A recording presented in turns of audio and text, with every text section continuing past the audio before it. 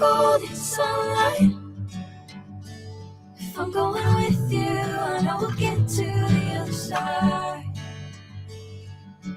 Sinking in, I know this feels right. Catching a crazy love moving through me like a wildfire, like a wildfire.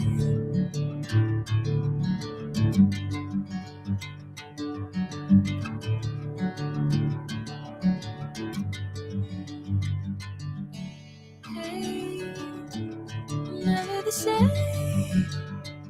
Whenever you calling my name, I'm taking my sweet time. Hey, whatever the plan, I know I'm holding the best of me out of my hand. I know you always understand. Bring me into golden sunlight. If I'm going with you, I know we'll get to the other side. Sinking in, I know this feels right. Catching a crazy love moving through me like a wildfire, like a wildfire.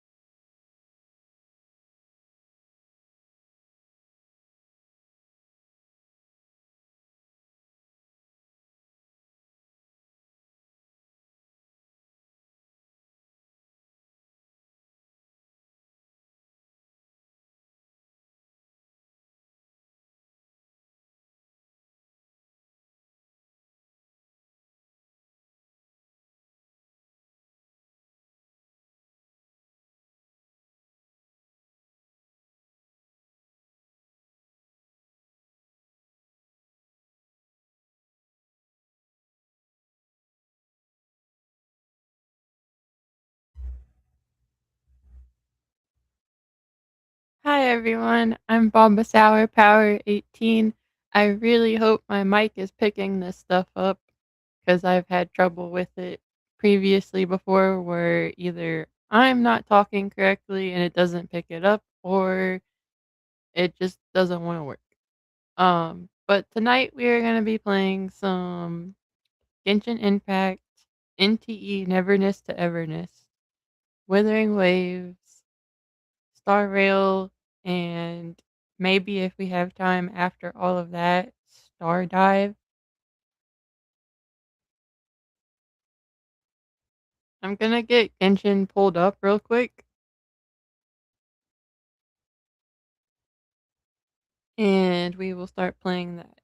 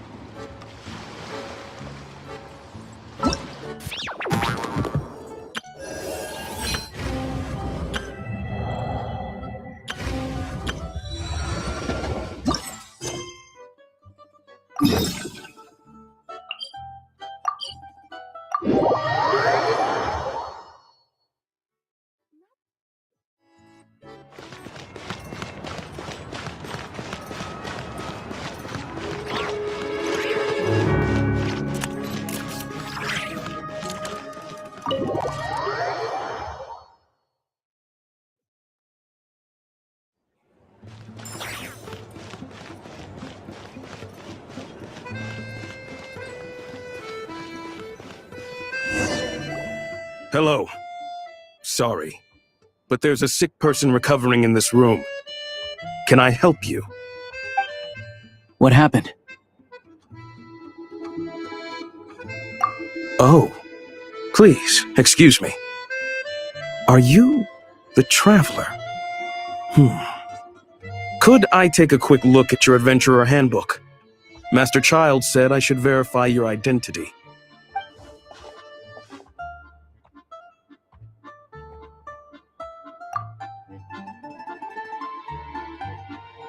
Ah, it's really you. Sorry for the inconvenience. We're under strict orders from Master Child to keep this room well guarded.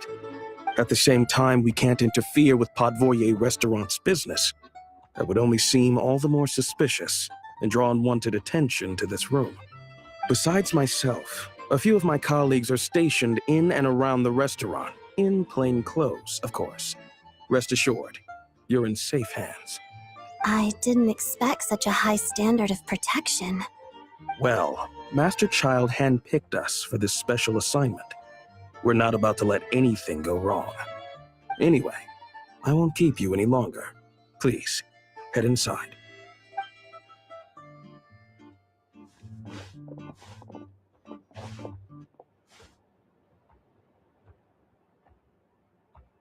Traveler! Alusha, you're back! Oh, hey! Who's our new friend? Hi, I'm Odette. The Traveler and I crossed paths a few times. Another friend from the Fatui, huh? You're practically a member yourself by this point.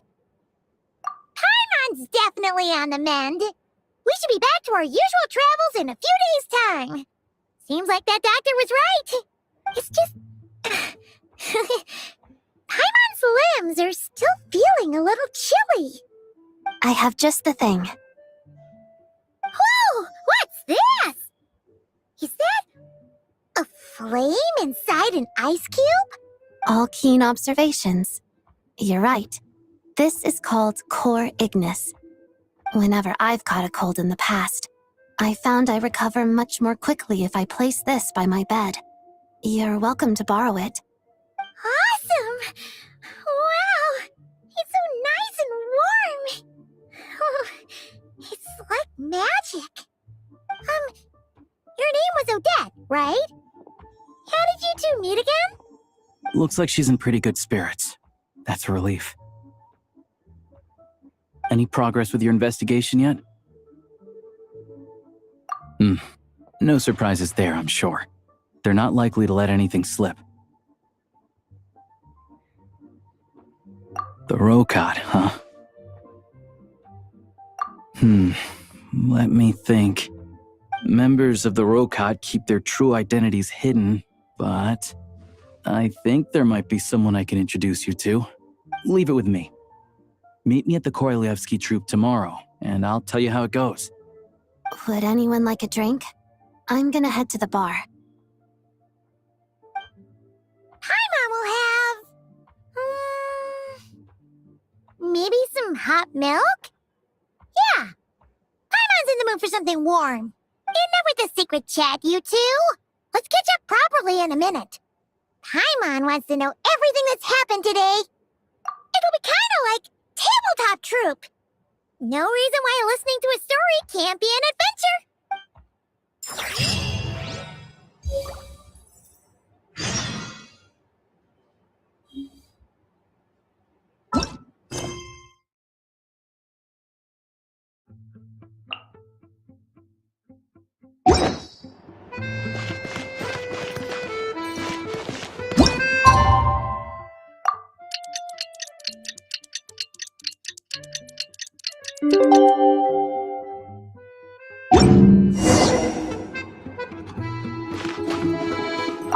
The boss is gonna give Paimon a copy of the latest newspaper to read. That should keep Paimon entertained.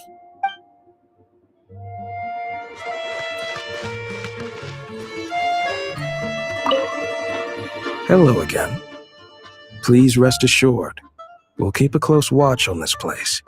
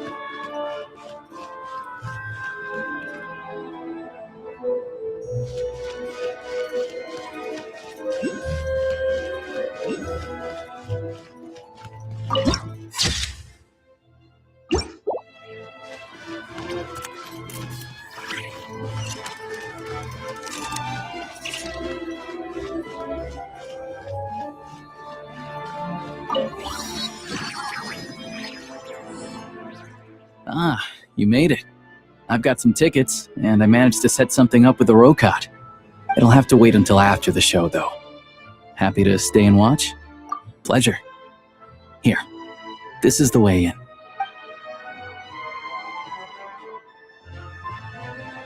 Please present yourself for a routine inspection in accordance with theater regulations. Thank you.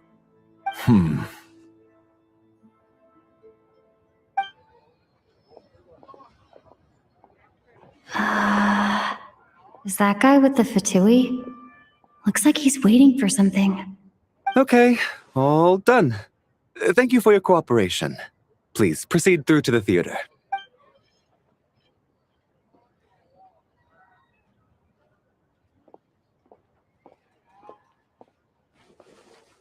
What's up? Everything okay? Snezhnaya's business and political leaders are always passing through here, so it makes sense that security's tight. Still, it's a little unusual to see the Fatui's Armory Palace guard here. You saw him, right? The guy right at the back. Strong, silent type. His name's Valeri.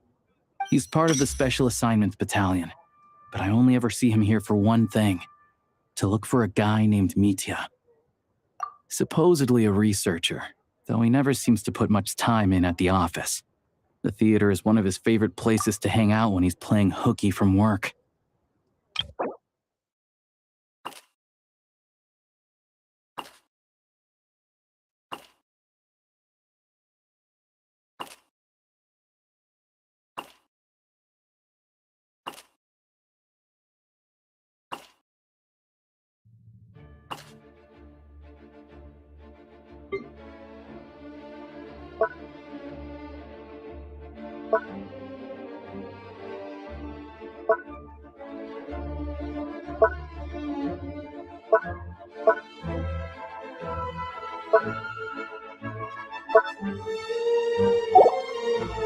But that's not for us to worry about. Let's go. The show's about to start.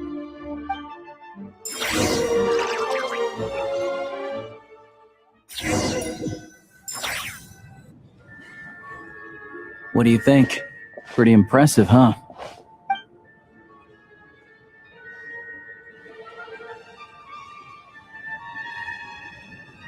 Oh, the one in Fontaine?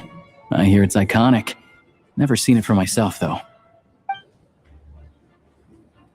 Here we are, just in time. Sorry, coming through.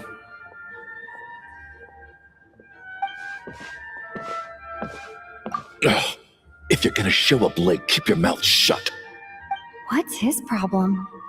Whatever. No point arguing with people like that. Look, there she is. That's who I'm introducing you to later. She's the lead singer of the troupe, Vodyanitsa.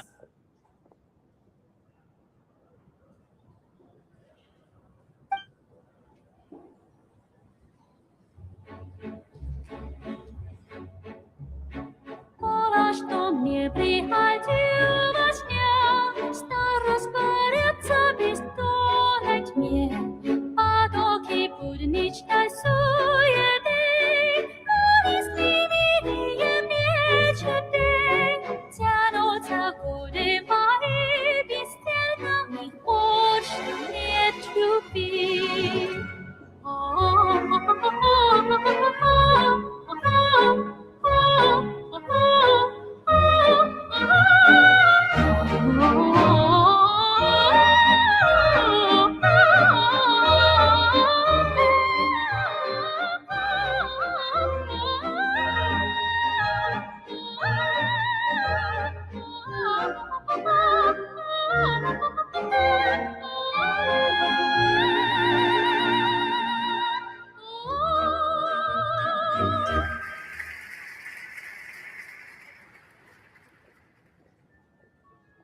This leads directly to the green room.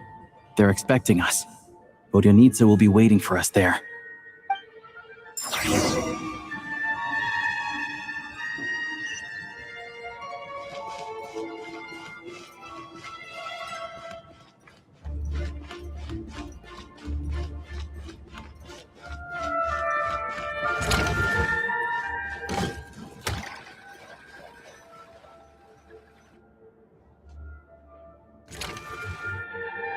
Hey there. Excuse me. Can you believe it?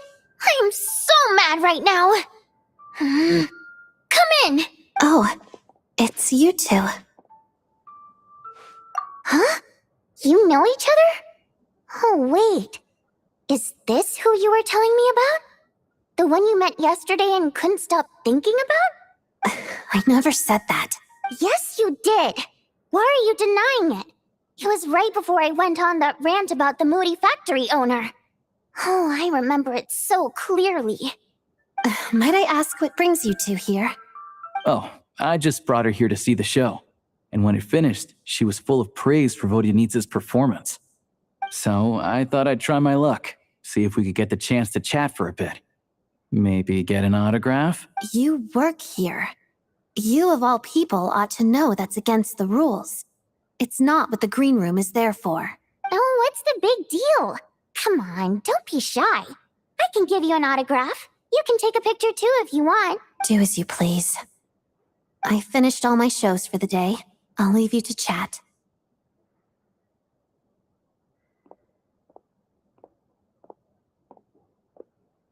I wasn't making that stuff up, you know. Odette's just too proud to admit it. She thinks very highly of you. And so do I. You did the right thing in Svietloladovka. We're good. Odette's out of earshot. I'll lock the door. Confidentiality, of course. The Rokot is very strict on that. Whoa, Alosha! Not out loud! Not with an outsider here. Relax, I've taken care of it. Look at this. The president's reply sent this morning. Wait, so she's been approved to join? You told me last night that you wanted to get intel from the Rokot. Unfortunately, Rokot intel is only available to members. But ever since you set foot in Snezhnaya, we've been working together. I've seen the way you work, your character, and your motives. Everything about you is perfectly in alignment with what we're trying to achieve in the Rokot. So I figured I might as well cut to the chase. I wrote a letter to the president explaining your situation, including just the right amount of detail. His approval came very quickly. Of course, it's still your decision whether you want to join or not. We'll respect your choice. Well, assuming Odette was telling the truth and she didn't misjudge you, I guess we don't need to worry about you blowing our cover. Still, you gave me a real fright. I didn't know that's why you came looking for me. So, that stuff you said about admiring my performance, was that just because Odette was here? Did you actually mean it? Now you're talking. That's what I like to hear. Anyway, let me give you a quick rundown of how things work. Like I said, the Rokot is a covert organization, and we hide our identities. Members typically don't meet in person or even know each other's identities. This helps us maintain a high level of independence and secrecy. Because of this, members are basically free to decide their methods without constraints, so long as the outcome of any activity doesn't violate the organization's principles. After all, we don't have any ostensible contact with each other. This way, if anything goes wrong, no one else will be implicated. Beyond the freedom to choose how you operate, it's also your choice whether to act at all. In short, joining the Rokot in and of itself won't place any restrictions on your activity in Snezhnaya. There's a code of conduct you can read if it interests you. But basically, as long as you don't plan on using your anonymity to go around doing evil, you'll be fine. I tried reading it 5 or 6 times. Never made it all the way through. Even the... Great. Then I'll go grab an official application form.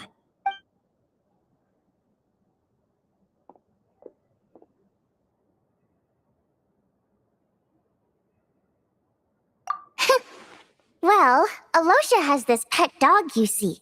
His name's Tagarin, and this one time, Alosha brought him backstage. Tagarin took quite a liking to me, so I played with him for a little bit and fed him some treats. Then, the Rokot was out on a mission one day, and even though we were all in disguise, Tagarin recognized me right away. Just a coincidence, really. We didn't report it to the higher-ups, though, to avoid dealing with the fallout. Like... my job at the theater, for instance. I really needed to make ends meet. By the way, what were you complaining about just before we came in? Did everything go okay with Chuganov? everything did not go okay. That's why I was so mad. I tried to make some small talk with him before I went on stage to fish for intel about the Iskra manufacturing plant. But he wouldn't take the bait. No matter what I said, he kept dodging the question. And then he started complaining. He said he didn't appreciate his second-rate seat in the stalls because he usually gets a private box. I mean, what did he expect? Everyone knows that if you want a box seat, you buy a ticket well in advance. But instead, he sends me a letter the day before the show when we're practically sold out. I had to juggle things around just to get him a half-decent seat, hoping he would appreciate the gesture enough to share some information. But nope, he didn't give me anything. Yeah, meeting Chuganov in person has definitely been a disappointing experience. Oh, you probably don't know who we're talking about, do you? Chuganov was that older guy you were sitting next to today. I'm sure he didn't make a great first impression on you either. To the citizenry, he's a family man and a kind boss.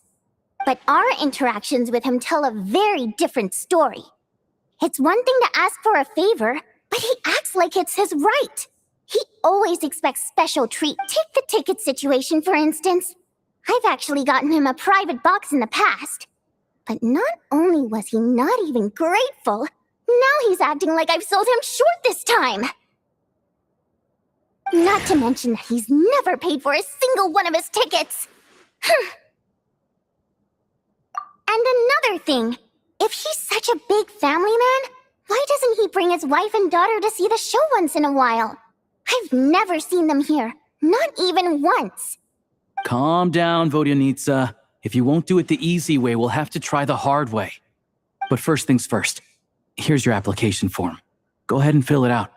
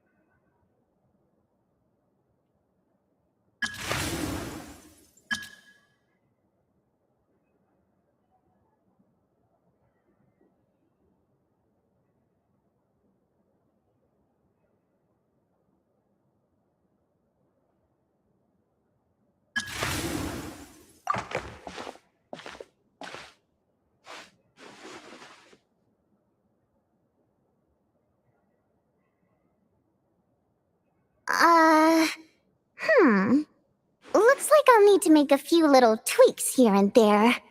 But other than that, you're good to go. We'll hold on to this for you. All right. Now that we're officially Rokat comrades, I can tell you. Chuganov is the target of our current operation. Recently, we've done some recon work at the Iskra manufacturing plant, which pretty much confirmed that their energy consumption is way beyond the legal limit. All we need now is some direct evidence to present to the Vetcha, so we can demand that they shut the plant down. That way, the Kresny Crystal can be allocated to where it's needed most. I was hoping he might let slip during one of our chats, but he's too tight-lipped. We'll have to find another way. I'm meeting another regular theater goer tonight, Mitya. But Valeri's here too, and he's probably looking for Mitya, so he may end up being a no-show. Don't you worry. He must know how to dodge Valeri, or he wouldn't be showing up on time for every performance. Mitya is a renowned energy expert. Although we can't get any direct evidence of the excessive energy consumption at the plant, we can accidentally let the information slip to him. The authorities should take someone like him seriously. So if he starts raising questions about energy use at the Iskra manufacturing plant, there will be a proper investigation. Also, we're not allowed on site, but he has clearance. So all we need is his cooperation. Yeah, so that's the other thing we're trying to figure out. Though I think we're far less likely to make any progress on that front. Still, I hear that Mitya is a bit of a chatterbox. So, who knows? Maybe if we catch him in the right mood, he'll let something slip. What do you think? Sound like something worth your time? Okay, in that case, you guys find a seat somewhere nearby. Pretend you're a couple of buddies there to eat, and keep your ears peeled for useful information. He's a huge fan, so I doubt he'll have his guard up around me. But you two need to be convincing. If he suspects anything at all, he might stop talking. Sure. Don't worry. We'll make a believable pair of buddies. Perfect! You've sold me already. Now, help me tidy this room up a bit before we head out. Okay. What needs tidying? Everything!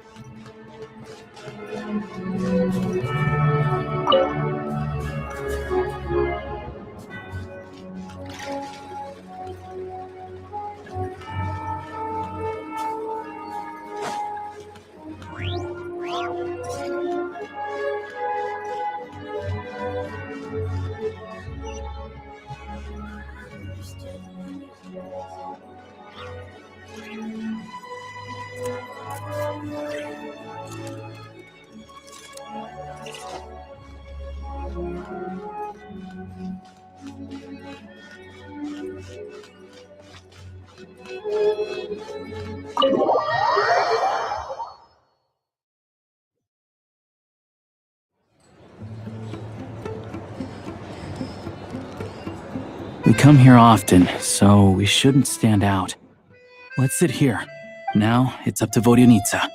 Let's see how the conversation goes.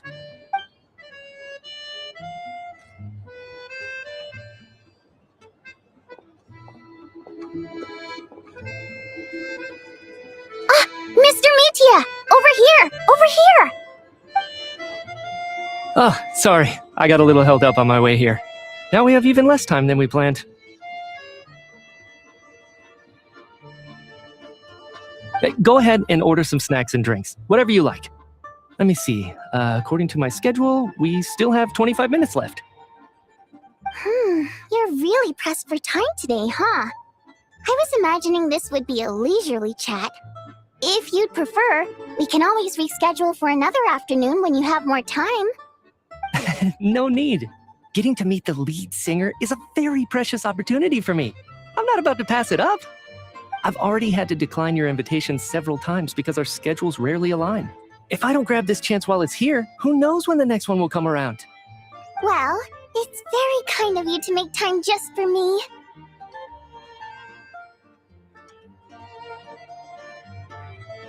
I'm not too sure, to be honest. But Snezhnaya is full of weird and wonderful things like that, so people tend not to bat an eye. The reason I invited you out for tea and a chat today was to get some feedback from a true fan of the theater. Well, I genuinely have nothing bad to say. No matter how many times I hear you sing, it never gets old. It always seems fresh and new somehow. Maybe it's because the more times I listen, the more details I notice. Or maybe you simply improve with every performance, delivering it better each time. Thank you! I'm delighted to hear that! Could you give me any specific examples? Oh, yeah. The piece you sang today, for example. Beneath the Frozen River? Hey, what's with you? I'm just praising a good performance. I always used to find that such a bleak and lonely song. But the more you listen, the more you realize that it's not as cold and nihilistic as it appears. When you really dig down into it, there's a certain level where you're surprised by the emergence of hope. Wow, I'm impressed. I didn't expect you to pick up on that. Actually, I only tried out that angle after talking with a composer. Still, Beneath the Frozen River wasn't on today's program. Oh, really? But it's a classic. You sing it every time. Almost every time. Oh,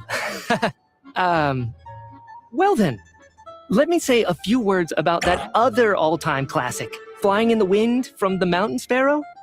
I didn't sing that one today either. My voice wasn't quite up to it, so I switched it out at the last minute. Oh, but,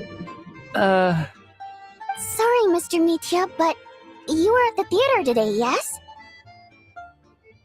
Of course I was. Remember? I said hello to all the troupe members before the show started. You, Odette, and the others.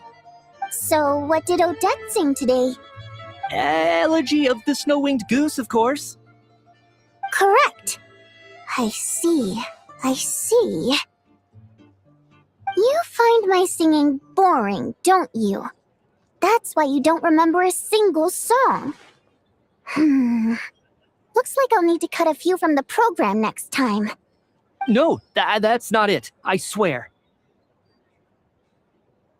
All right. I'll be straight with you. I'm sorry. My mind was wandering as you took the stage today. I enjoy watching your shows because the exquisite performances stimulate the mind. It always sparks some inspiration for my research. So whenever I get stuck at work, I come to the theater for a change of pace.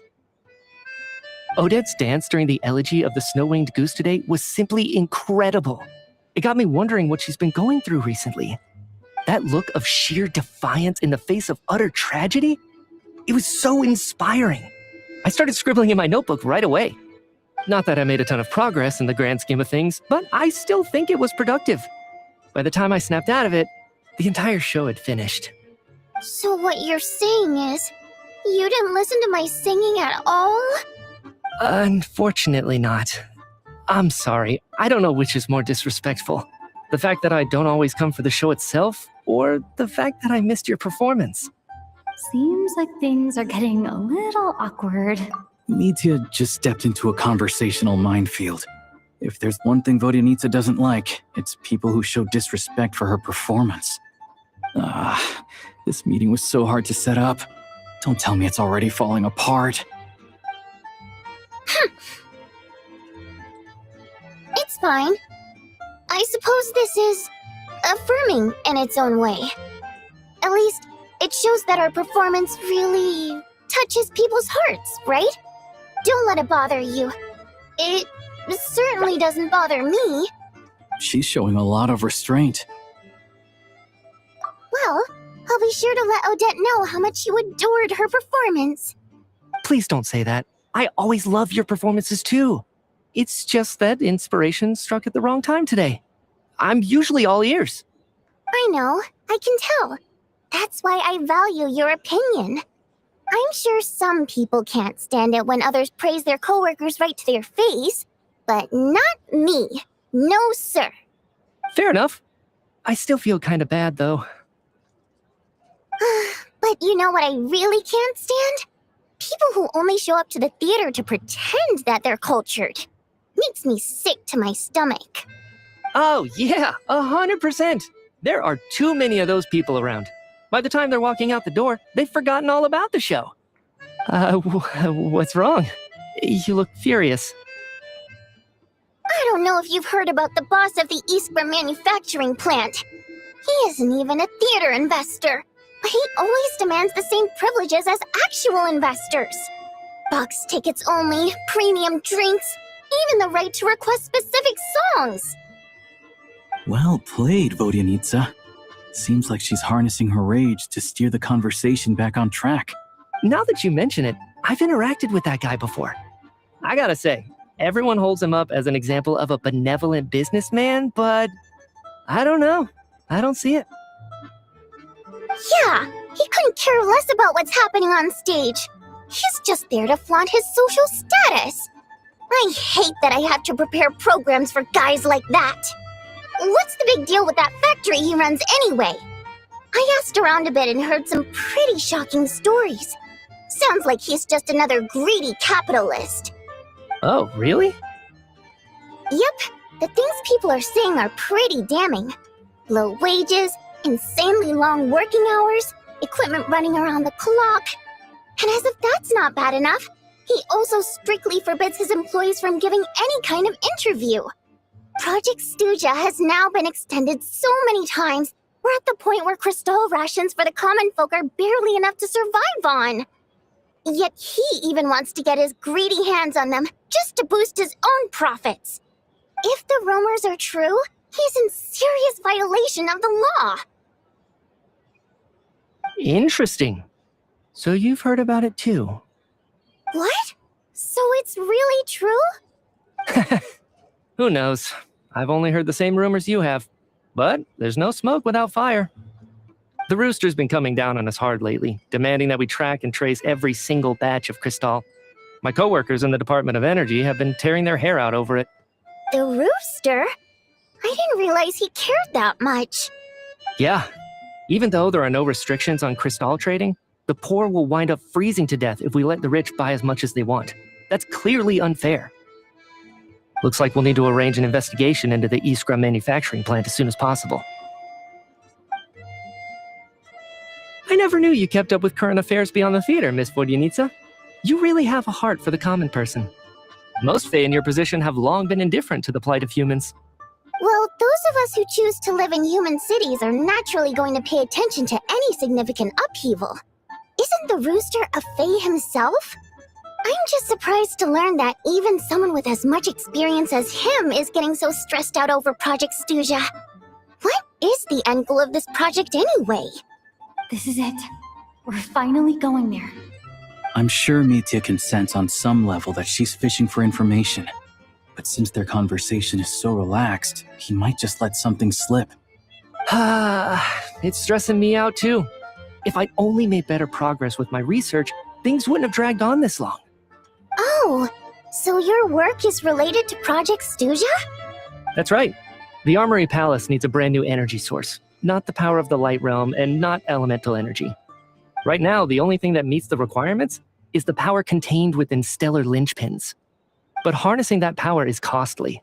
Each step of the process requires enormous amounts of Kresnik crystal, from extraction to quantification to attempts at conversion. Progress has been painfully slow, and the team is getting burned out as time goes by. Sometimes, I see people staring into space as if in a trance. Could it be that this new energy source has side effects? No, it doesn't affect us, because the energy is used for... Okay, I got it. Stop choking me. Sorry, I can't talk about that. I think we're all just exhausted. We've been working ourselves to the bone for so long with so little progress to show for it. It's no wonder people are struggling to stay motivated. Seems like I owe you an apology. I shouldn't have gotten so mad at you for not paying attention during the show. Don't worry about it. I count myself lucky, to be honest. I don't envy the people who work closely with the Tsaritsa herself. I'd much rather be in my current position. At least I don't have to shoulder any major responsibilities. So they're trying to develop a completely new kind of energy. Yeah, censored by a scarf. Who would have thought? Oh, dear. It looks like my time is up. I'm afraid I have to leave. I'm so sorry. We ended up barely talking about the theater. That's okay. It was a pleasure chatting with you, really. Let's make up for it next time. Yeah, hopefully once the work pressure eases up a little, I'll be able to focus more on the performance, and then we'll have more to discuss.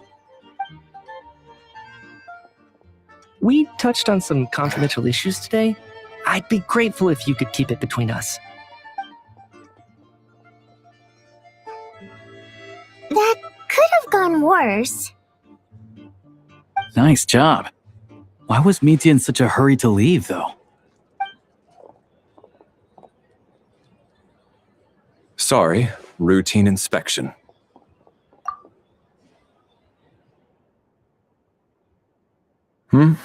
Okay, let's go.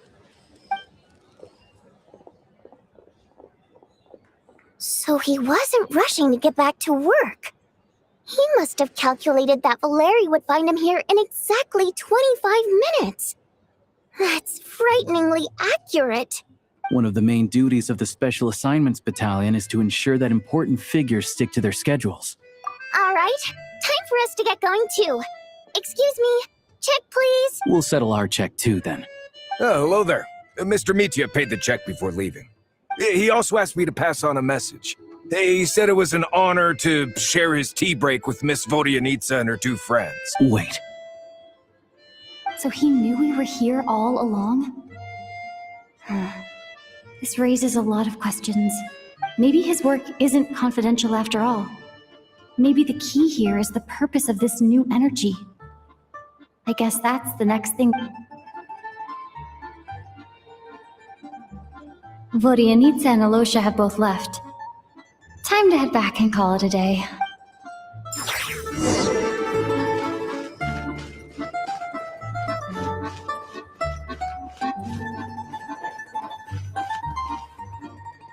You're back! You're pretty early today. Paimon was just gonna mention that. After she woke up today, Paimon felt like her temperature was completely back to normal. But her strength still hasn't. Still, there's some good news. Paimon thinks she might have figured out the source of the problem. It's like there's some kind of mysterious power affecting Paimon. Paimon's never felt this way before during any of her travels. She only started feeling this way since we arrived in Snezhnaya. That's right. The Armory Palace needs a brand new energy source. Could that have something to do with this? What is it? You're making that face again.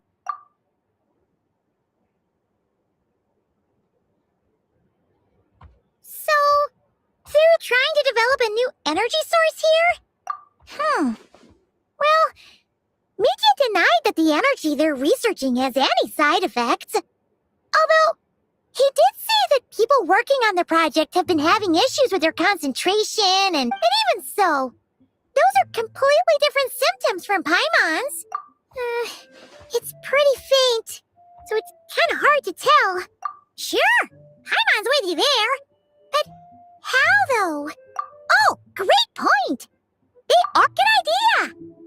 Oh yeah, while you were out, Paimon tried all the yummiest looking desserts in the Potvoria restaurant. This one seemed right up your alley. So, Paimon saved some for you. Come try it once you finish writing your letter.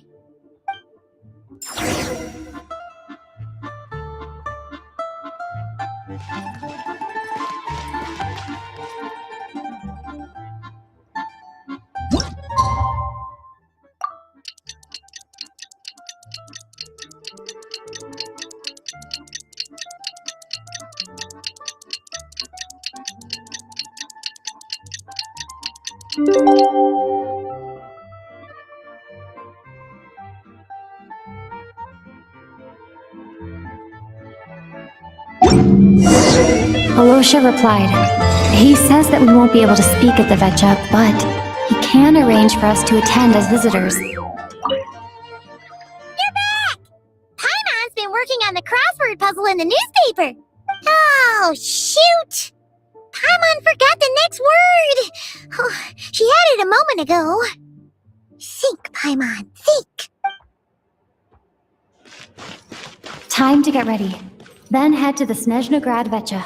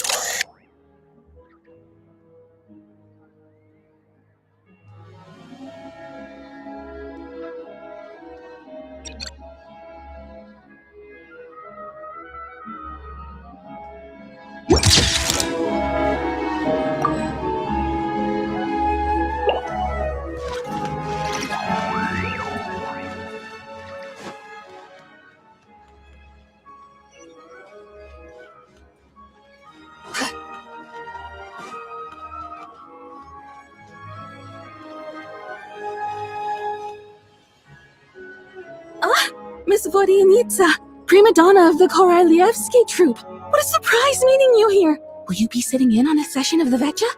Sorry, I'm not taking interviews today. Oh good, you're here. The session's about to begin. Let's get inside. Please wait, Miss Vodyanitsa. Could you introduce me to your new friend?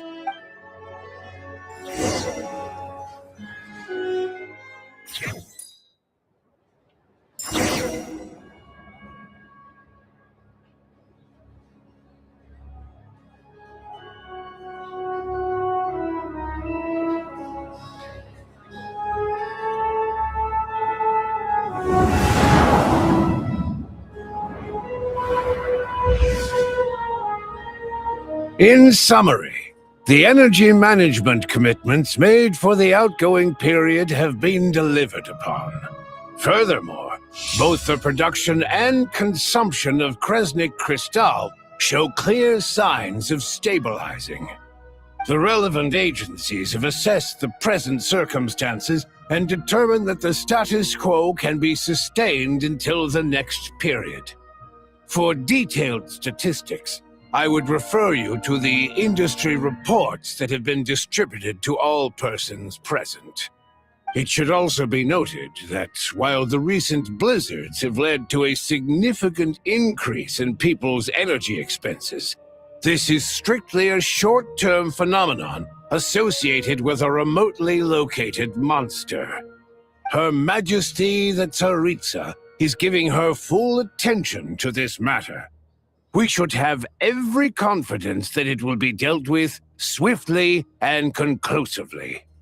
A financial report on disaster relief is also present in this report, courtesy of Pantalone. They cover the same old ground every single time. The rooster never seems to mind, but everyone else is getting tired of it. There's a general lack of trust. People aren't seeing any tangible benefits that affect them directly. Of course, none of that will be reflected in any of the reports on the table. Yeah, if it weren't for these hard copy documents, I could have at least made something up.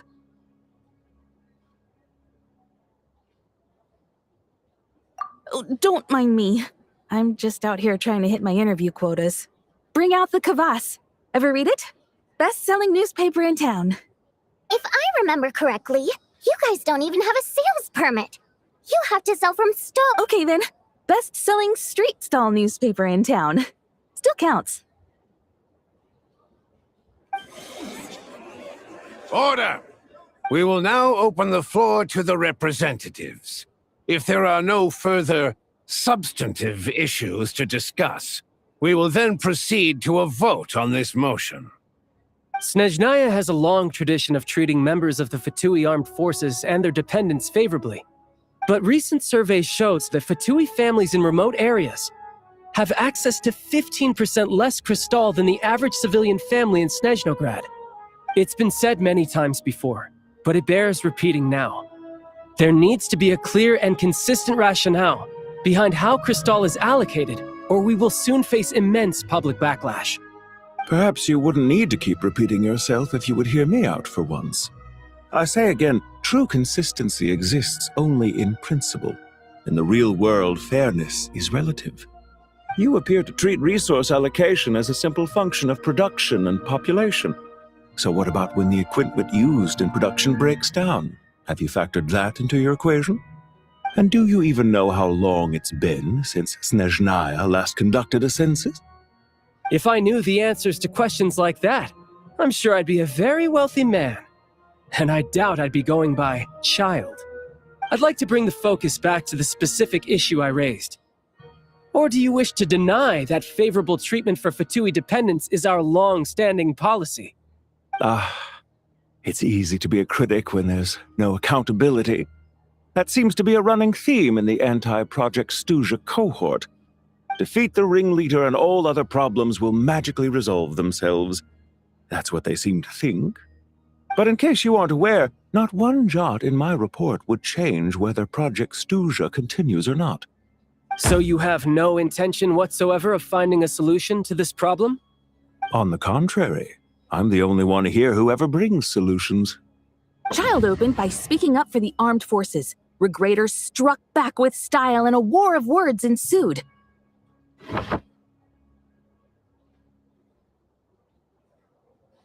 Our reporter was live on the scene to get the audience's reaction as it all unfolded.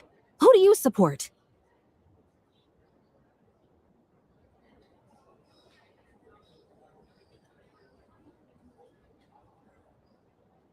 The people have spoken! Child received raucous applause from the crowd as he pushed Regrator onto his back foot with a relentless barrage of questions. It had to be seen to be believed. Now you see why they don't have a sales permit. However this reporter wants to spin things, I haven't forgotten that Tartaglia was representing the Northland Bank when we first met in Liyue. So, surely their relationship can't always have been this strained. You two are getting off topic. Let's focus on what the data is saying. Mr. Pantalone, may I speak on your behalf? Oh, please do. I'm more than happy to save my breath. Crystal distribution policy undergoes modifications with each new period. The ultimate goal being to find the most reasonable method of allocation, which I believe is what Mr. Tartaglia also seeks. But I fear many may have been misled on this topic by extremist activists. To clarify, Project Stuja is not the root cause of the problem. It is merely a framework for resource distribution. The most recent reports all point to Snezhnaya's resilience and adaptability during this period of fine-tuning, and give clear indications that a distribution framework is improving with each iteration. To make drastic adjustments without first considering the risks would likely do more harm than good. It would be a waste of the hard-won experience we've gained to date. Renowned scholar of finance, Arapov spoke up to clarify the fiscal logic, clearly alluding to social organizations like the Rokot in his words. With the notorious Lelek still active to this day, should the Rokot be held responsible? No, there is someone else to blame. She's just rephrasing what Mr. Pantalone said. The Rokot are the critics he accuses of taking no responsibility for their. As for Lilik, you won't have heard of him yet. He's currently the most famous member of the Rokot. Well, more like infamous. Ending Project Stuja has become an obsession for him. Unlike the more decent ones among us, he believes that votes in the Vetcha are all that matter. So whether it's threats, coercion, or bribery, he'll use whatever means necessary to get people to change their vote. And since we're already on the subject, what do you think of Lelek's methods? Are you for or against?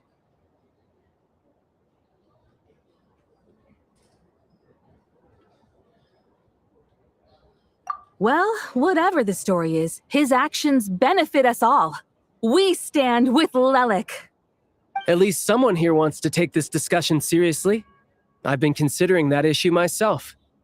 What you really need is more precise regional data, right? I think it would be easiest to let the Fatui handle it, since they're already in charge of Crystal shipments anyway. We may as well get them to collect some data while they're at it. Whatever you need, you can ask the Fatui to look into it for you. In terms of supervision, I think the Druzhna would be a good fit. I had hoped to discuss this with Miss Vesna, but sadly, she's not present. I will be happy to take a note of your suggestions and present them to Commander Vesna for a decision upon her return.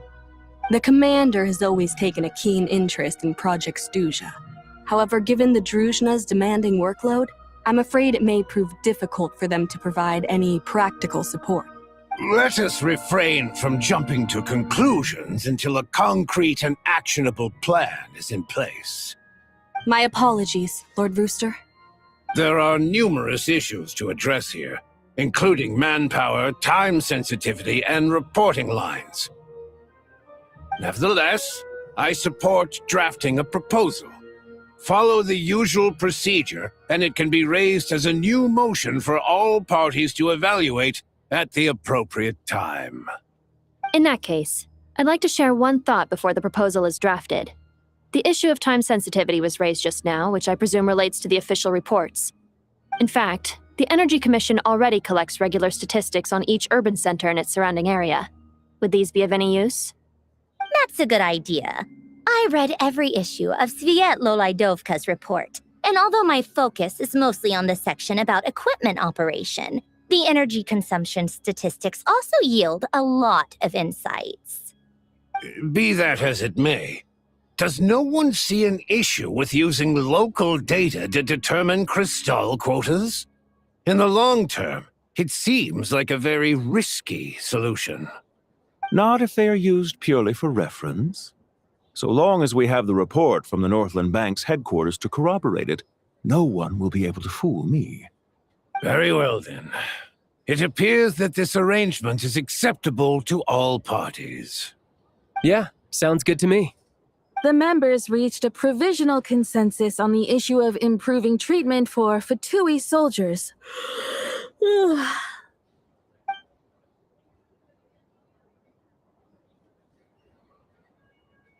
Today, the prima donna of the Korailievsky troupe attended a session of the Snezhnograd Vecha in the company of a most charming young lady. The question on all our minds is, what is the true nature of their relationship? Write anything like that again, and I'm revoking your permission to interview the troupe. Got it?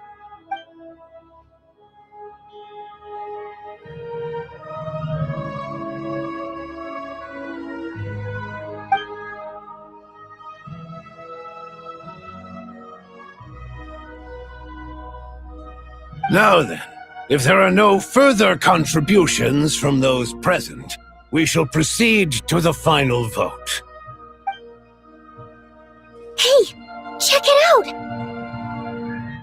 What made him vote against? Why now?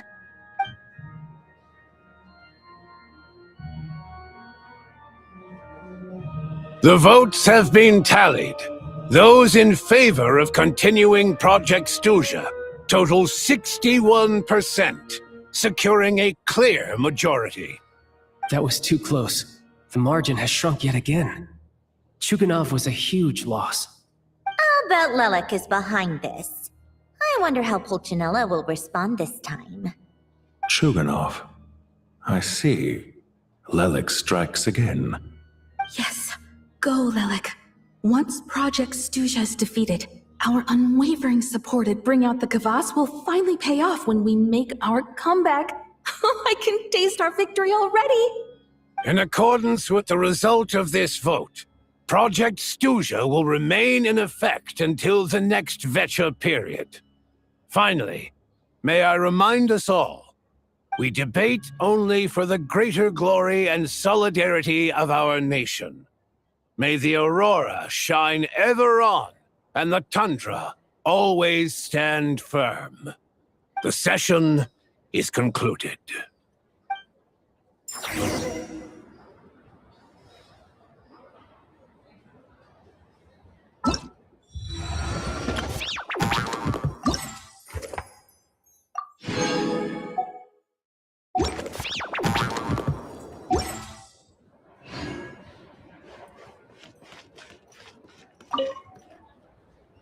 I have to say, I really wasn't expecting Chokunov to vote against Project Stusha.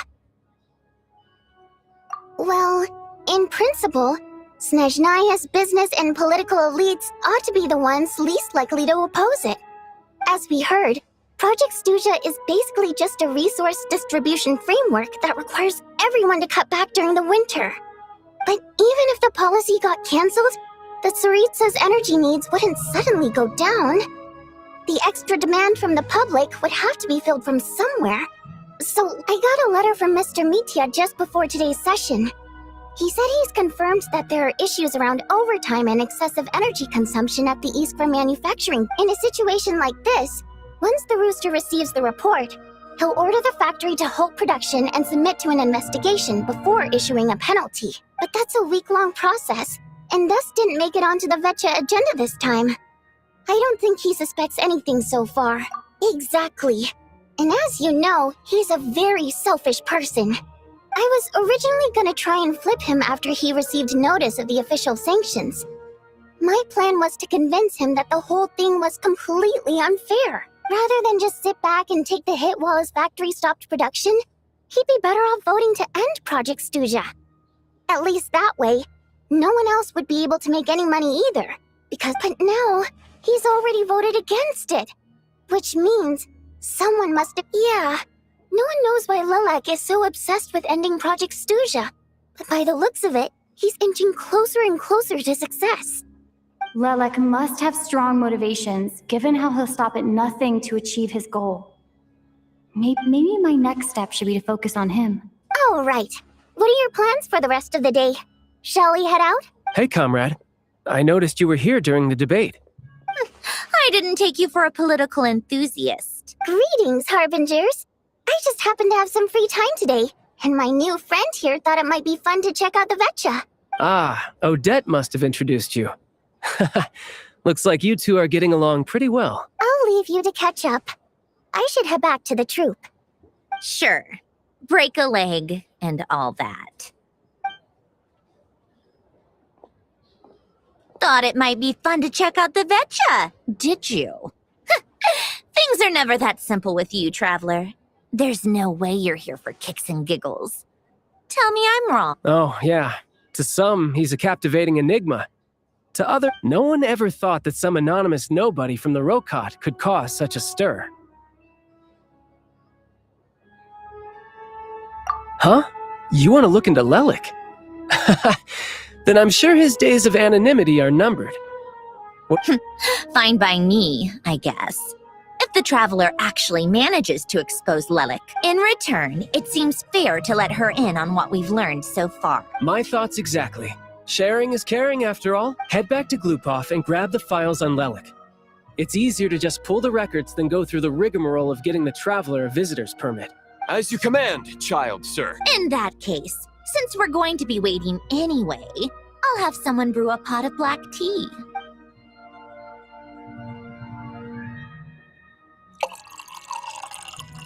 One common thread among the many incidents Lelik has been involved in is that the victims are all too scared to share any real information. His modus operandi is to silently infiltrate the scene and leave a threatening letter behind.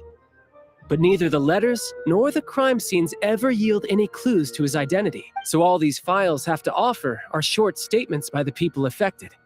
They don't give us a lot to go on. If nothing else, it shows we're dealing with a trained professional who's versed in counter-surveillance. Yes, and to that point, he often strikes in highly secure locations. The victims are high-ranking and influential people who take their personal security very seriously. Somehow, Lelik slips right into their rooms without making a sound. There's never any eyewitnesses, nor the slightest trace of a break-in. If he can get in and out undetected, it means he can strike without warning.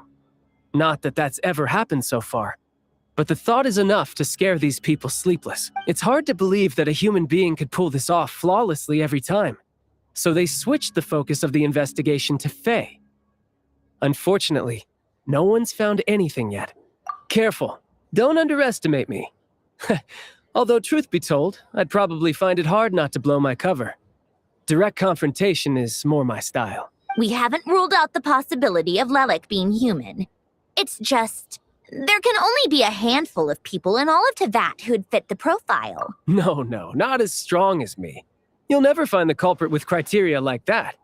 Let's go with a little weaker than me. There's no denying that Master is strong, but meticulous. We can only hope. She's just trying to find a reference point. Stop getting fixated on who's stronger than who. But that's the most important thing. In my opinion, anyway.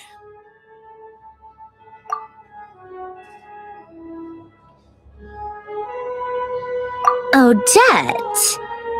Yeah, that seems about right. Her skills are solid, and she's always calm under pressure. Except she's Fatui, so the likelihood of her working against us is pretty low.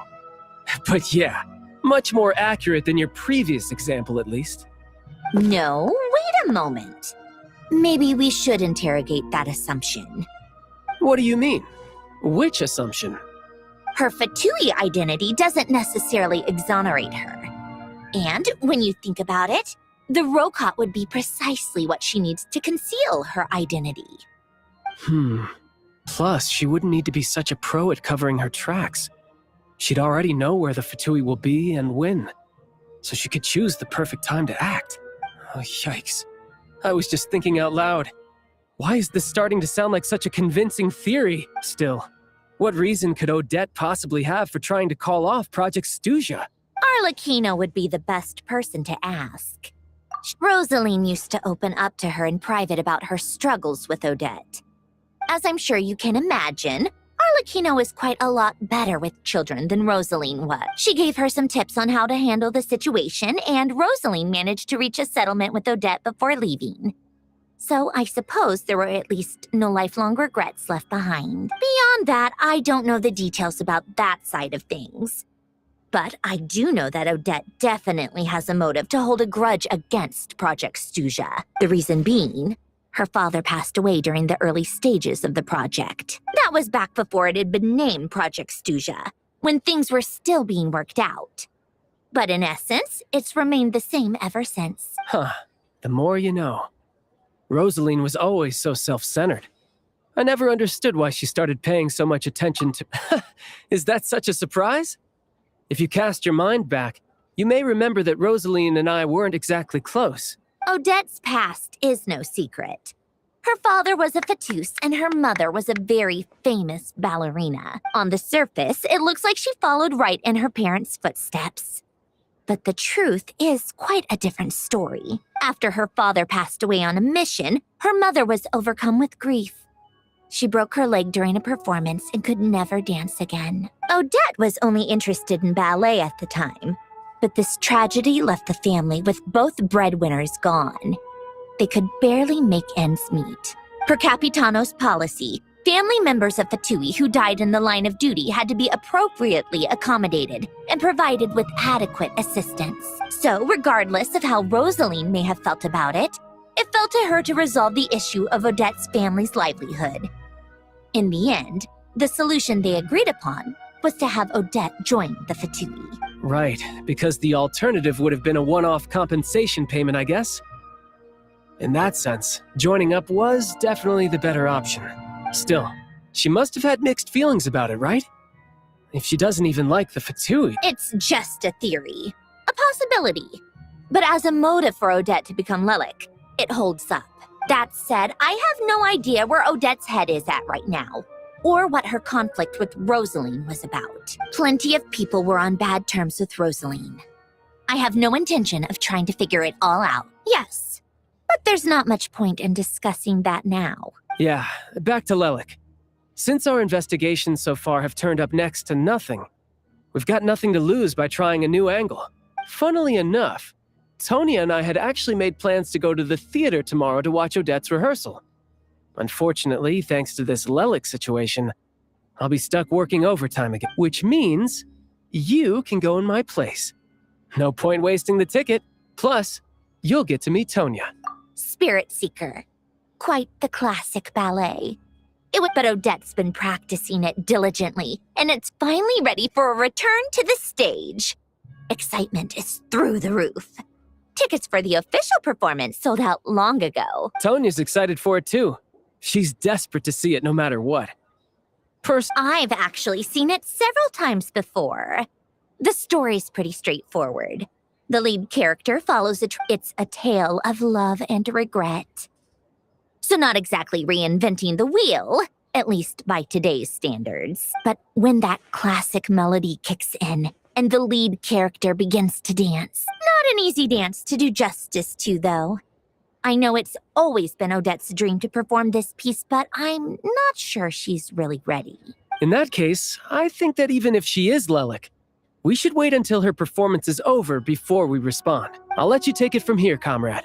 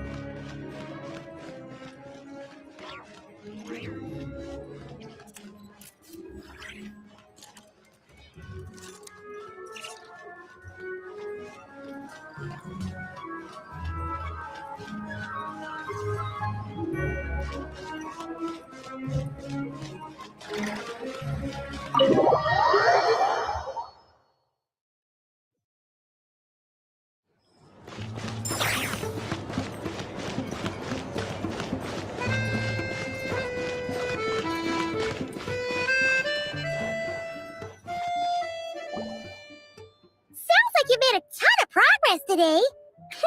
It's good that everything's going so smoothly. Next step is to head back to the theater and get a clear answer from Odette.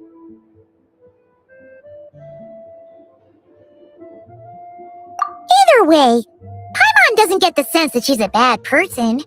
Sure, maybe this is going too far, but with everything she's managed to do so far, why leave a letter when she could,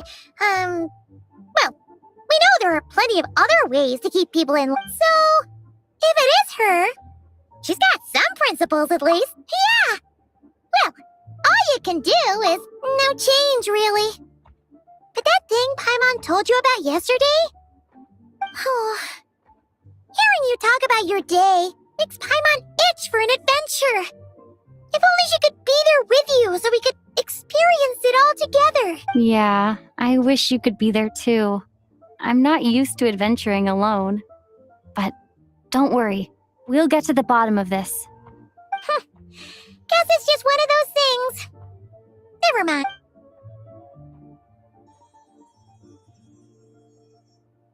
If Odette is Lelek, she may well have inside information on Project Stuja.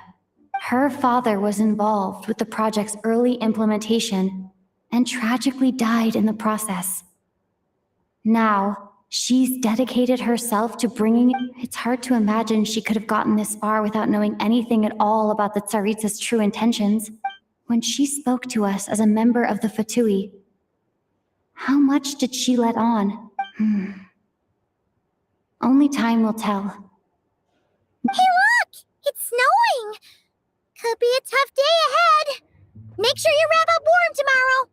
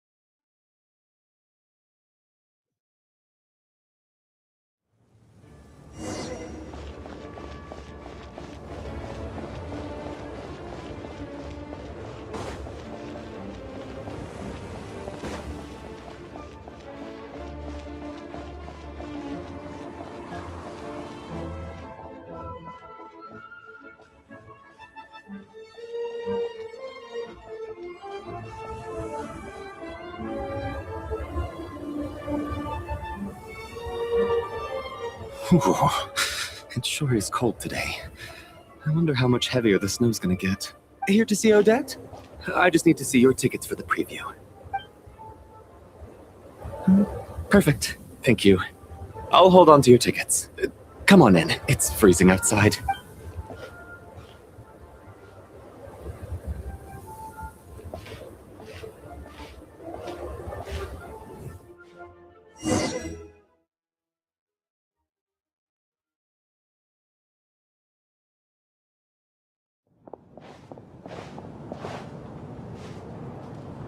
I think I'll leave the Lelet question until after the show's over.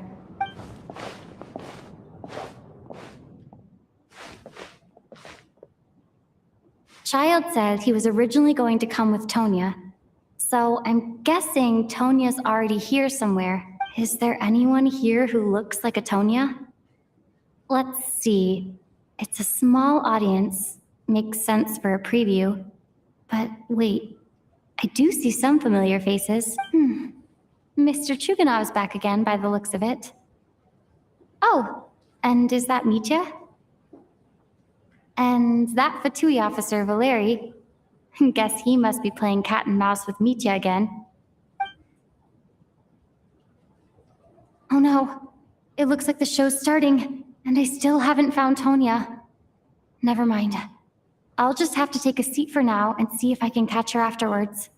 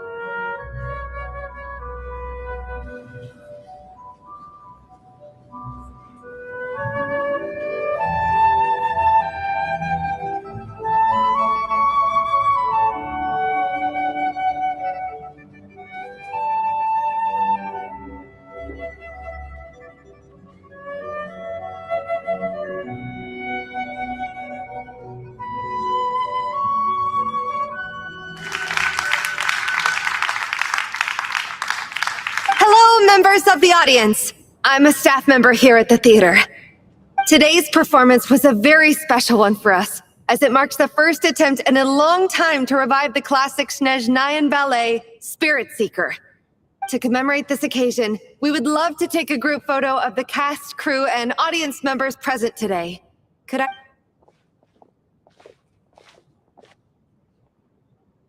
All right, everyone, huddle in a little more. Now, look at the camera. 1, 2, 3.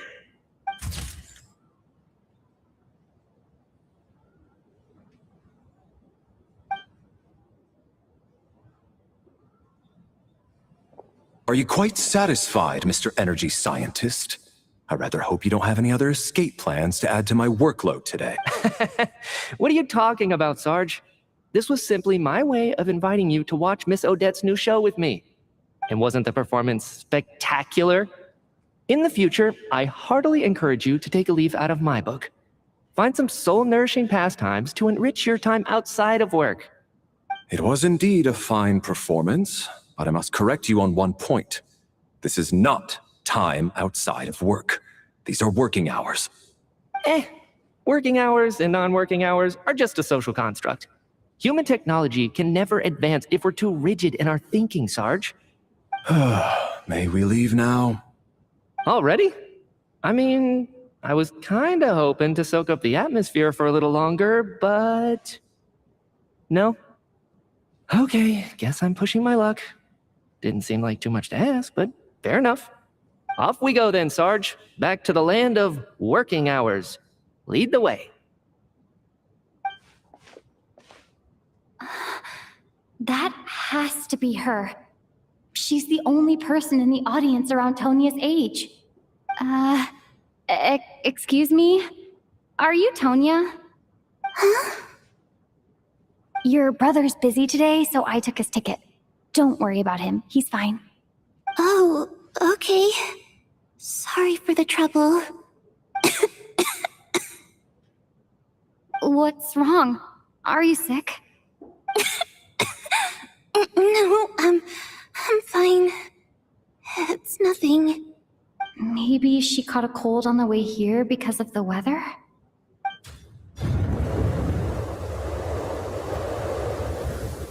I haven't seen snow like this in a long, long time. It's most unusual. I know. It's completely white out there. You can barely see a thing. I've never seen such heavy snow in my life. Let's wait it out for now. You'd be lucky not to freeze to death in this weather, let alone find your way. Well, look at that. Maybe we shouldn't be in such a rush to get back after all. What do you think? Let's wait and see. Why do you need to take it so seriously? Fate has given us this wonderful chance to take a break. We owe it to ourselves to make the most of it. Come to think of it, there's a small inn not far from here that always keeps plenty of extra blankets on hand for guests. I know the route well. Shall I head over and borrow a few blankets? That way, anyone in a hurry can wrap up warm for the journey back. Just remember to return them next time you're over this way. Sir, there's really no need to go to all that trouble. Hey, it's no trouble at all. Wait here, I'll be right back. What a kind gentleman. Very good. My wife and daughter are waiting for me at home, so I shall be heading back as soon as I get my blanket. So... are you expecting us to go back to the Armory Palace wrapped in blankets too? Don't worry about that. I made arrangements in advance. Should I not return to the Armory Palace within 3.5 hours after Operation Showtime begins, an armed squad will be sent to collect us. They will escort us back. You are one of our key military personnel, so any weather-related risks must be eliminated. Operation Showtime? So, wait. Every single time you drag me back to work when I sneak out, it's a whole official operation? I gotta say, you've really turned this into quite a moral dilemma for me. It's snowing pretty hard out there. I think you should stay here for now. You seem a little under the weather. Sure. My brother might come pick me up in a bit anyway. Time to get to work. I should head backstage and find Odette. I need to look her in the eye and ask her about Lelek. Excuse me, are you looking for someone? A fan, I'm guessing? Today is just a dress rehearsal, so Miss Odette won't be meeting with fans. She's taking a well-earned rest right now. Sorry, but that area is currently off limits to everyone except the cast and crew. Huh. Bad timing, I guess. Well, I might as well stick around. I doubt Odette will be leaving before the snow lets up in any case.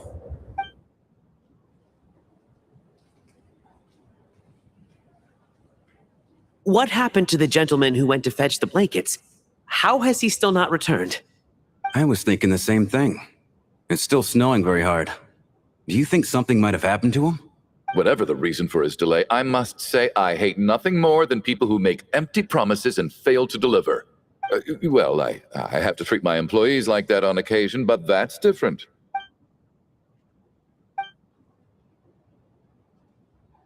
You seem anxious, Mr. Valeri. It's been nearly 4 hours since I left the armory. The army should have arrived to extract us by now.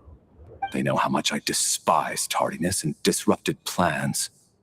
There's simply no reason that they shouldn't have shown up by now, barring exceptional circumstances. Surely a snowstorm like this one counts as such. Few things in this world can stop the Snezhnayan army, Mr. Mitya.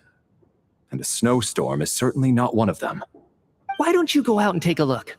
They might be right outside, waiting for your orders before they dare come in. An absurd hypothesis. I have no intention of leaving your side for even a moment until I have escorted you back to the Armory Palace. This doesn't look like an ordinary snowstorm to me.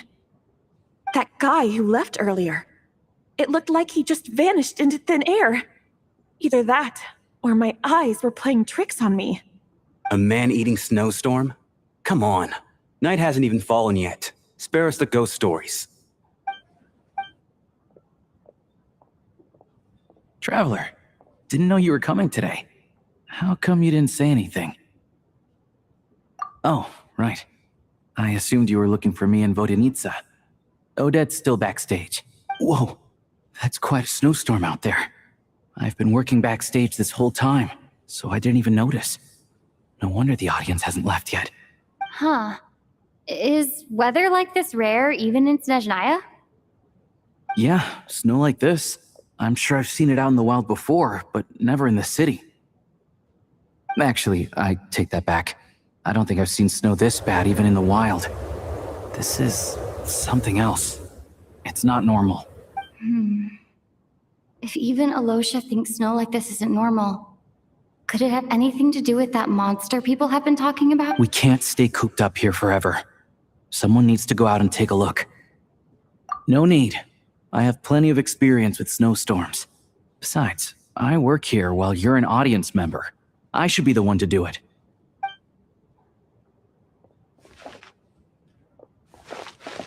Everyone by the door. Careful not to let the snow soak into your shoes. In a snowstorm, you gotta look after your toes above all else. Heading out, my man? Be careful. I've been told the snowstorm eats people alive. Thanks for the advice. I am planning to be careful. I just want to take a quick look at the situation out there.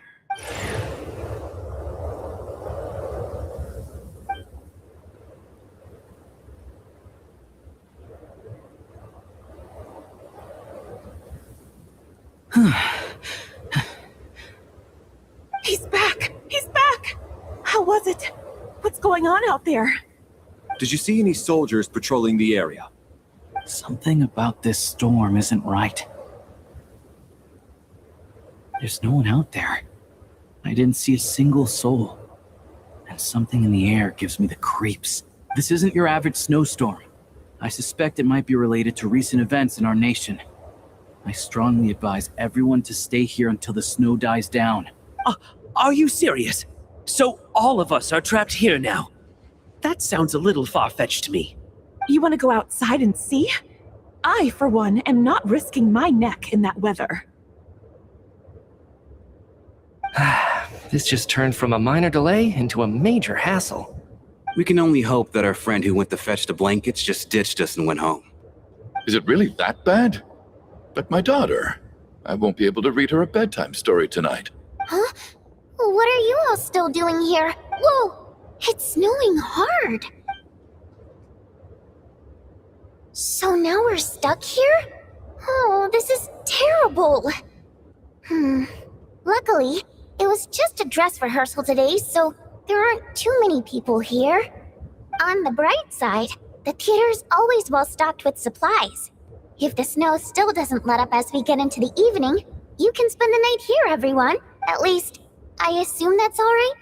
Odette? Fine by me. This Seems like a sensible backup plan under the circumstances. What are you staring outside and praying for, my man? You anxious to get home too? Oh, your majesty the Tsaritsa, I beg you, please do not let tonight's snowstorm stop. This is a golden opportunity to spend the night under the same roof as the 2 top stars in all of Snezhnaya.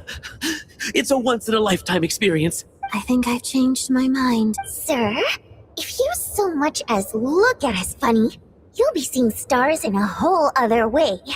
It's getting colder. We need to keep the indoor temperature up. Close the door and lock it tight. Let's head somewhere warmer.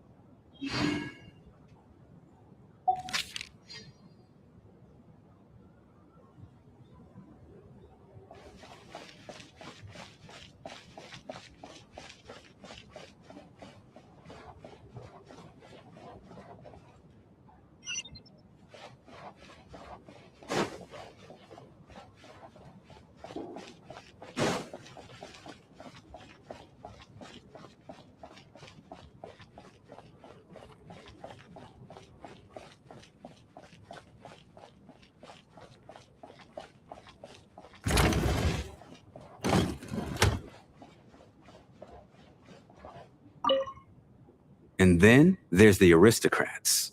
Easiest of all to deal with. You don't need to use any force whatsoever. All you have to do is show them the rope you plan to tie them up with. Do you know why? I don't. Do tell. Because nothing horrifies them more than the thought of a cheap, coarse rope leaving creases on their precious million Mora coat. They'll do whatever you ask to avoid that fate. Unexpected, but funny nonetheless. Tell me another one. Well, look at that. I got myself a new listener. Hey there. Let me introduce myself. The name's Shram, and I'm a mercenary. The kind that gets paid to do odd jobs for rich folks. And I am Chuganov, an entrepreneur. If my name is unfamiliar to you, you will no doubt have heard of my factory, the renowned Iskra manufacturing plant. Are you really that famous, Mr. Chuganov? How come I've never heard your name before? Excuse me? Is that a joke? Or are you being serious? Oh, I'll have to ask my rope later. He's probably tied up more entrepreneurs than I've ever heard of.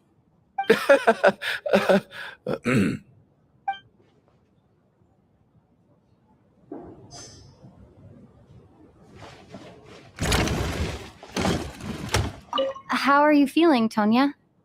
I'm fine. Sorry to worry you. I'm used to it by this point. I take medicine for it. My brother usually helps to get it ready for me. Child must take great care of his sister. He's never mentioned Tonya's illness, though. You know, I actually find this whole thing kind of exciting. Stuck in a strange place thanks to a snowstorm. Having to spend the night with a bunch of interesting characters. Kids, huh?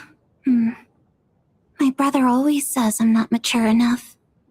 Maybe he's right. I'm fine, really. Just got a little overexcited. Look after yourself. Otherwise, your brother will come after me.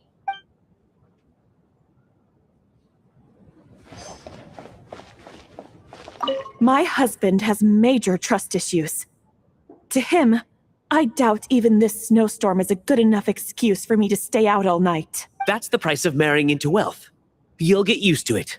I'm not about to stop you if you want to leave, but don't drag me along. Hello? Can I help you?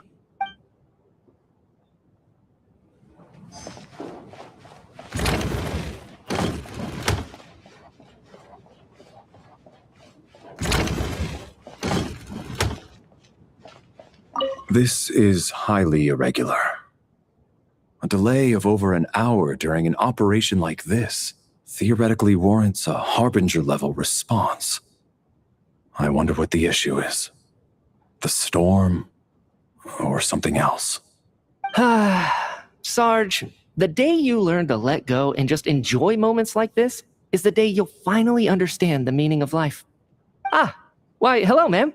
I believe you were the one sitting at a nearby table back at Podvorye Restaurant. Any friend of the theater's star performers is a friend of mine.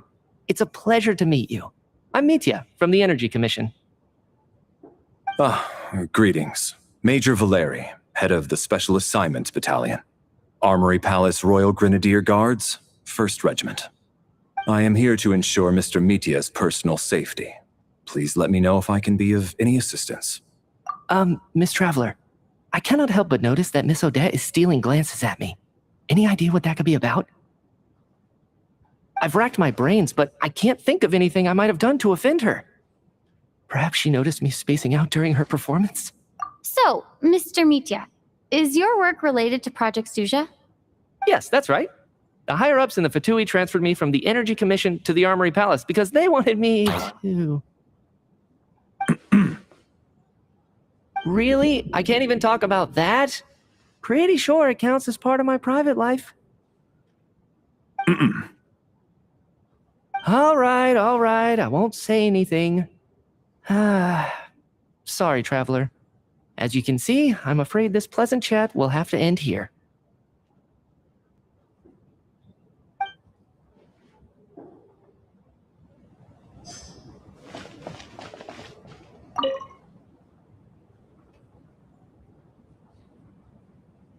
I don't think it's ever been this lively backstage before. I didn't know you were coming today.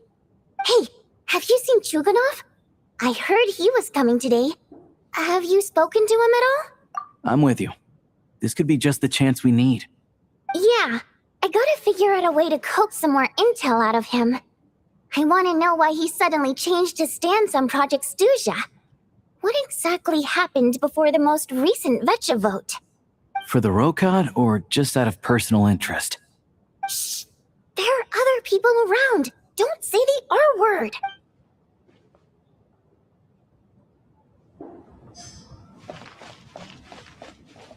I have to say, even though today was a rehearsal and there were some hiccups along the way, Miss Odette's performance was one of the best I've ever seen, even compared to an actual show. Oh, I couldn't agree more. Especially... Do you think we were coming on too strong? Odette's ignoring... What about you? What did you think of today's performance?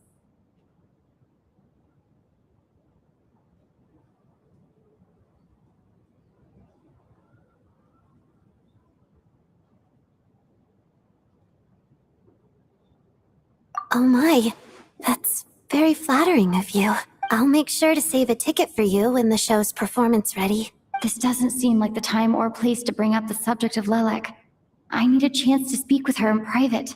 So unfair. Talk about double standards. And now it looks like I've been spotted. You know Mitya too? No, I don't. I just have a feeling that he might be dangerous.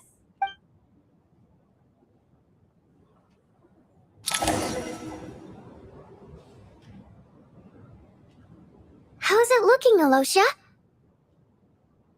No change from this afternoon.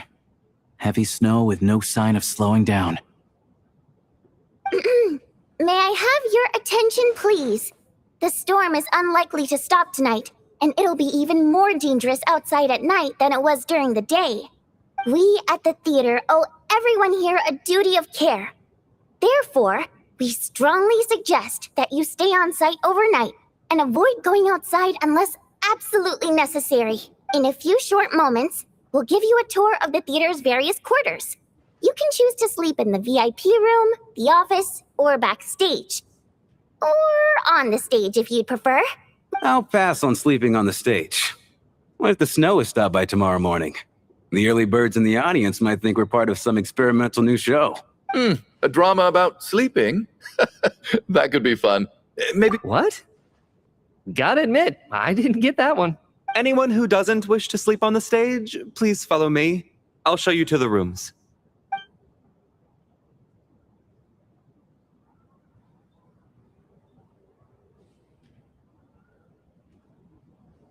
I guess I'll call it a night.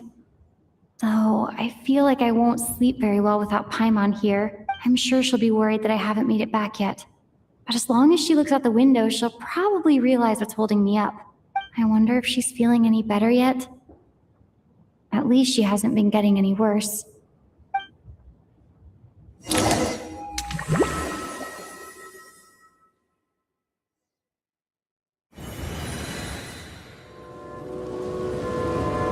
Ah, finally! Welcome back to the world of the living, lazy bones. I was about to wake you. The black mist is almost on us. Still waking up, huh? You know, the black mist. It's been chasing us from below ever since we were born. You're just dozy. There's no way you've forgotten. Come on, let's keep heading up. Onwards and upwards is the only way to survive. Don't listen to a word those black mist cultists say.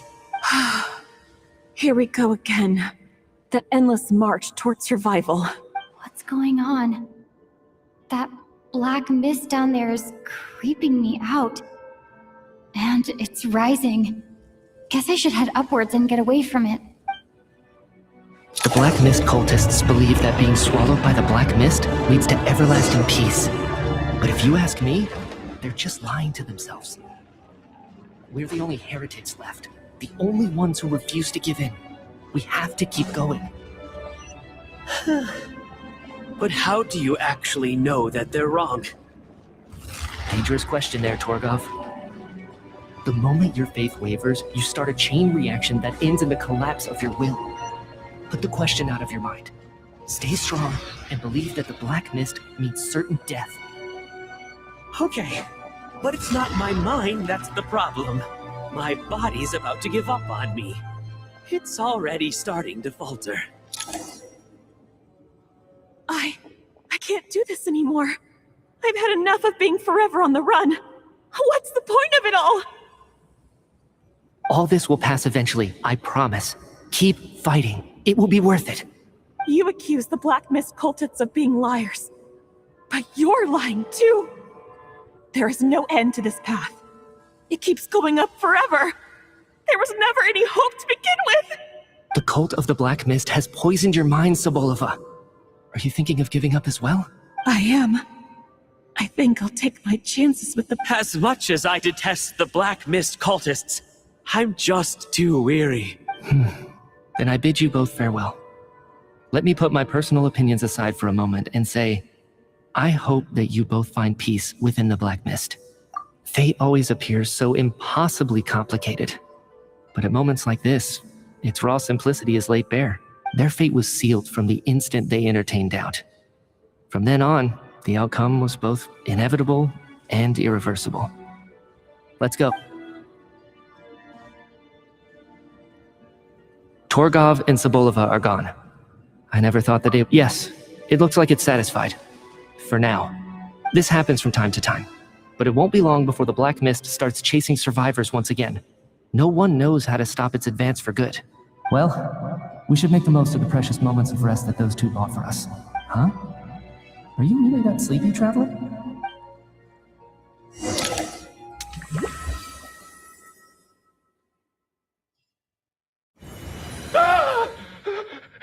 What is it, Chuganov? What's wrong? Is it morning already? Sounds like it's coming from next door. I should...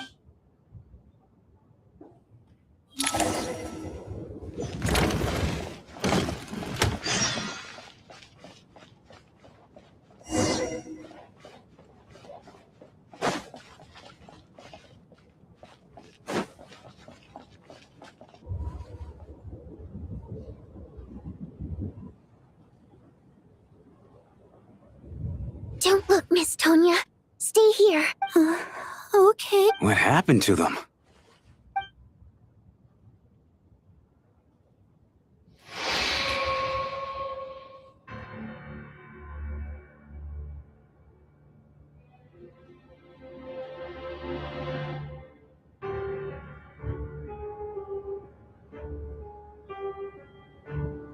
These two people have passed away. And the strange thing is that somehow I knew this was going to happen. Have I seen this moment before? Or did I have some kind of premonition? Let me take a look.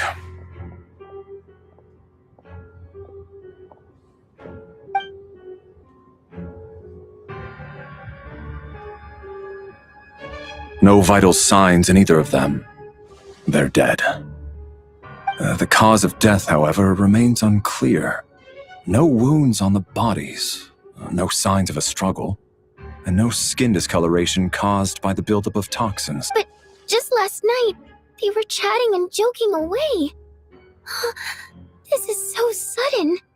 Could they have had pre-existing medical conditions? Even then, the odds of them both dying of sudden complications on the same night are extremely low. It's hard to believe that they died of natural causes, nor does this appear to be a suicide. Who was the first to discover the bodies? It was me. But these deaths have nothing to do with me, officer. I got up early because I wanted to see if the snow had stopped. Then I noticed that the door to this room was open, and it looked like there was a man and woman inside. I just went over to see what was going on. I had no idea they were... I can corroborate this. I was doing my morning exercises near the stage. When I saw Mr. Chukanov heading this way, I followed him. I can also confirm that I didn't see a single person approach that room before him. The snowstorm was raging all night, and it's still going now. There's no way someone could have come in from outside, correct? You mean an intruder? No, not possible. I slept by the door last night as a precaution. There's no way I wouldn't have noticed if anyone had tried to open it. Everyone, split into pairs and search the theater for anyone in hiding.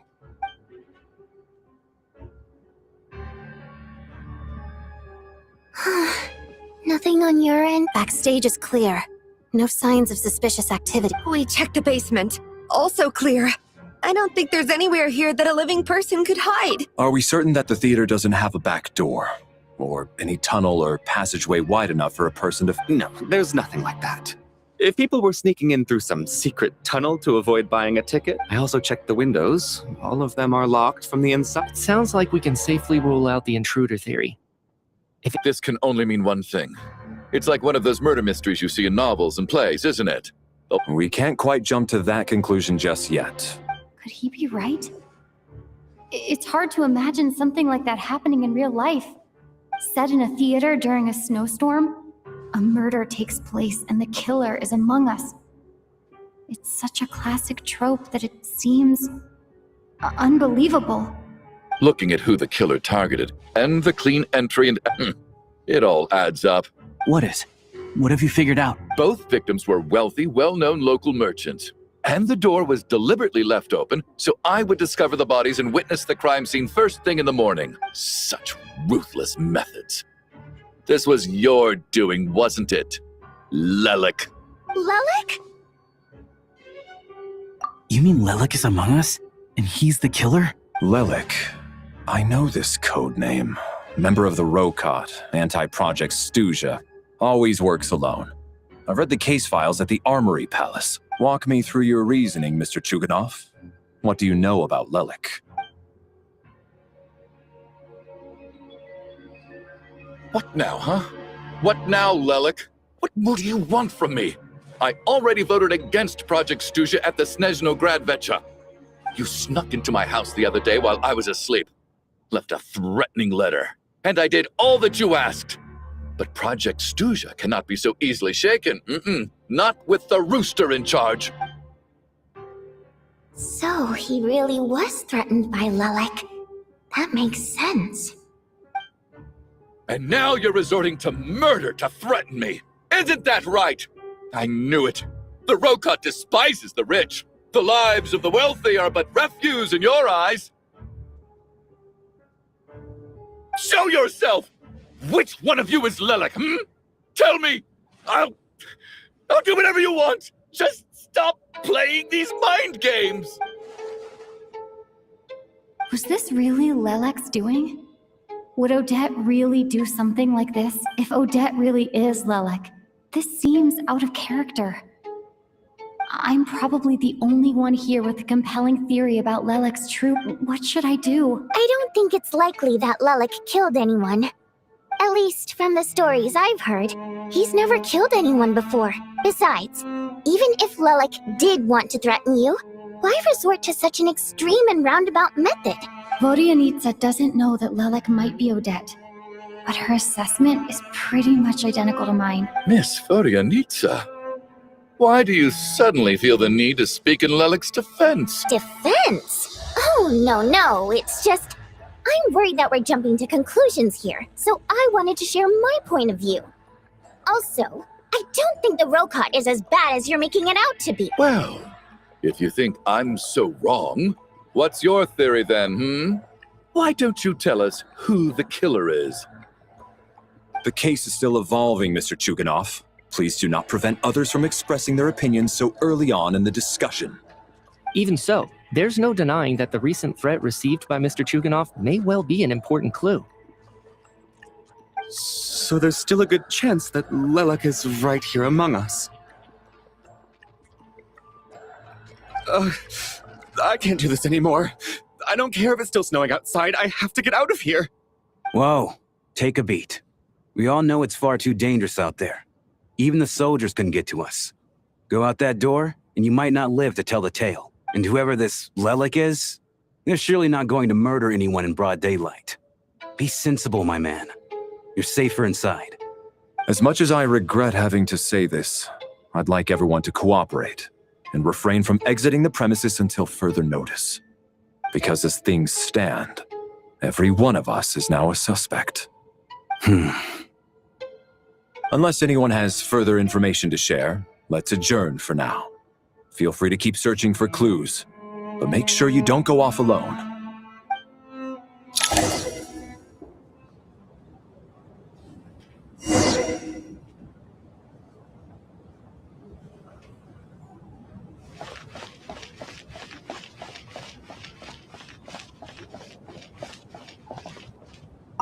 I still find it hard to believe there's a murderer among us. There's no guarantee that you can trust your classmates, especially not when you're locked up together.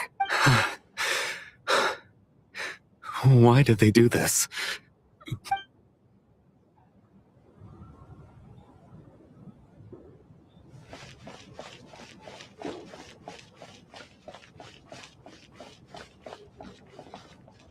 You seem to be very comfortable taking charge, Major.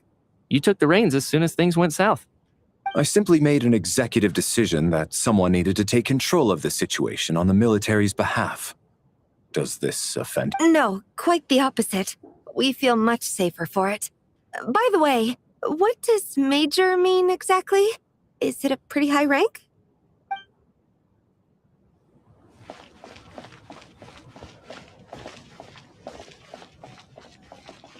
We don't move in the same circles, so I'm not clued up on Project Stuja and all this political intrigue.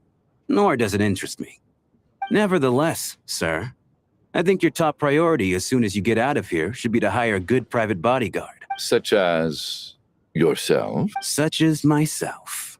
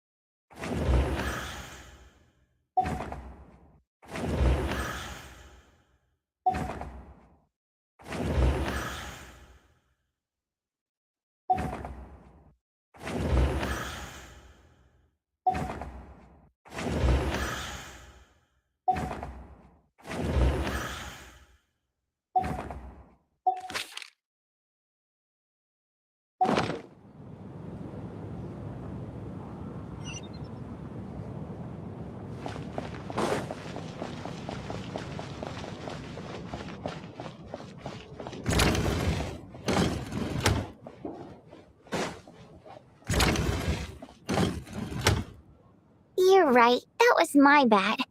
It was a knee-jerk reaction. I didn't think it through. Luckily, no one suspected my identity. Oh, phew. It's just you. I thought someone was eavesdropping. Since Vodyanitsa and I were on the same page earlier, I think I should share my thoughts with the Rokot members first.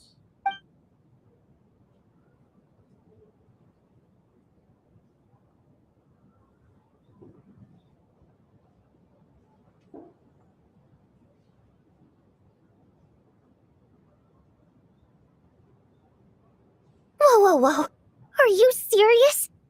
I don't know if this counts as gossip, but it's definitely on track to be the juiciest this whole year. Odette? Really? Odette? Oh god, how dumb does this make me look? Lelek has been right under my nose this whole time, and I didn't notice a thing.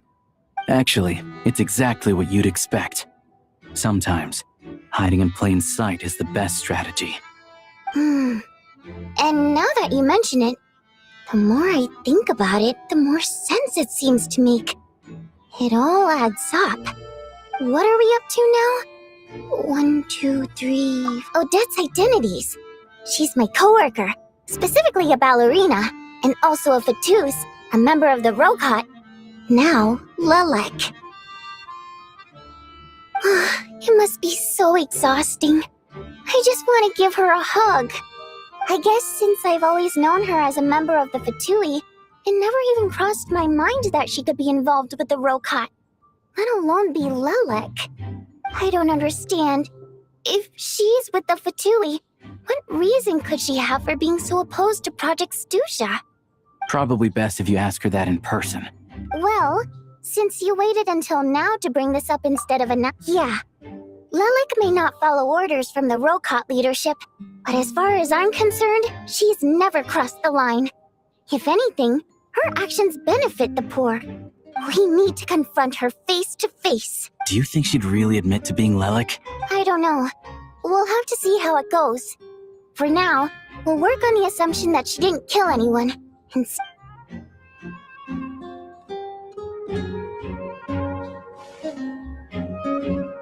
now's her chance.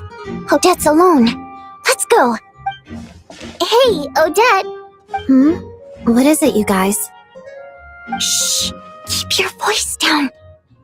We need to talk.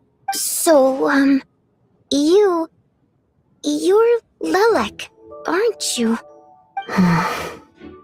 Alright, fine. You don't have to say anything or explain yourself. Just hear me out first. None of us believes you kill innocent people. Whoever murdered those 2 people last night, it wasn't you. The Traveler was the first to figure out your identity, but she kept quiet during the discussion just now. Still, it's clear where the group consensus is heading. Everyone believes Lelek is the culprit. If your identity is exposed, you'll be in a really bad spot. We're your colleagues, and we know what kind of person you are. I don't want anything bad to happen to you. So, can you clue us in? Tell us everything.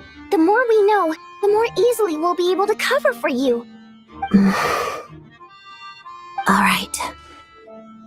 Yes, I'm Lelek. And no, I'm not the murderer. And thanks, but I don't need you to cover for me. Actually, I'm planning to reveal my identity. Huh? You're gonna reveal that you're Lelek? Here? That's right. I'll admit I was surprised at first when Shuganov guessed that I was here. It was just a lucky guess, but it caught me off guard. But after taking some time to assess the situation and confirm where everyone stands, I don't believe I have anything to worry about. Are you sure you don't need a second opinion? Given the circumstances... Mr. Valeri! What?!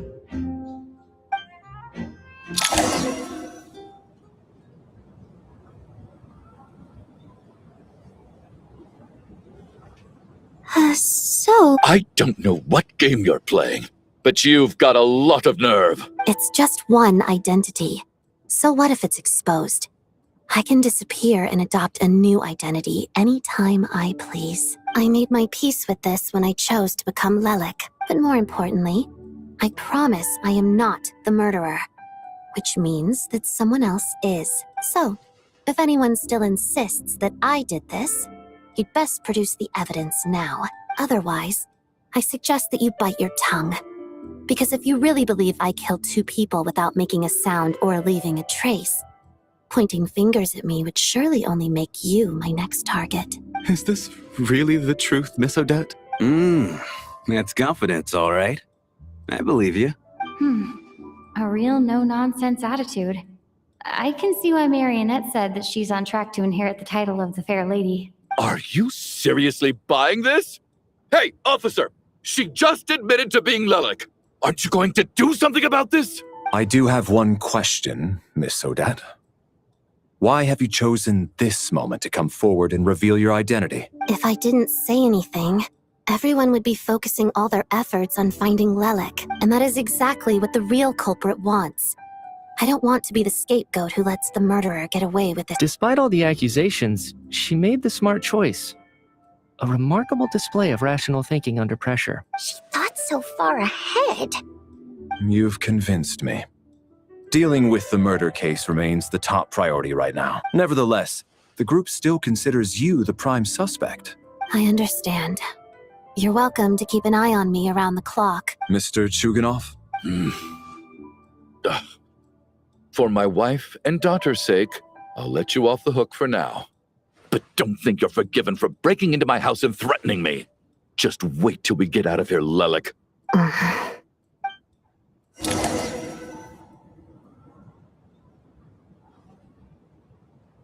Good work, Lelik guard team. And Lelik, too. Here, have some hot water.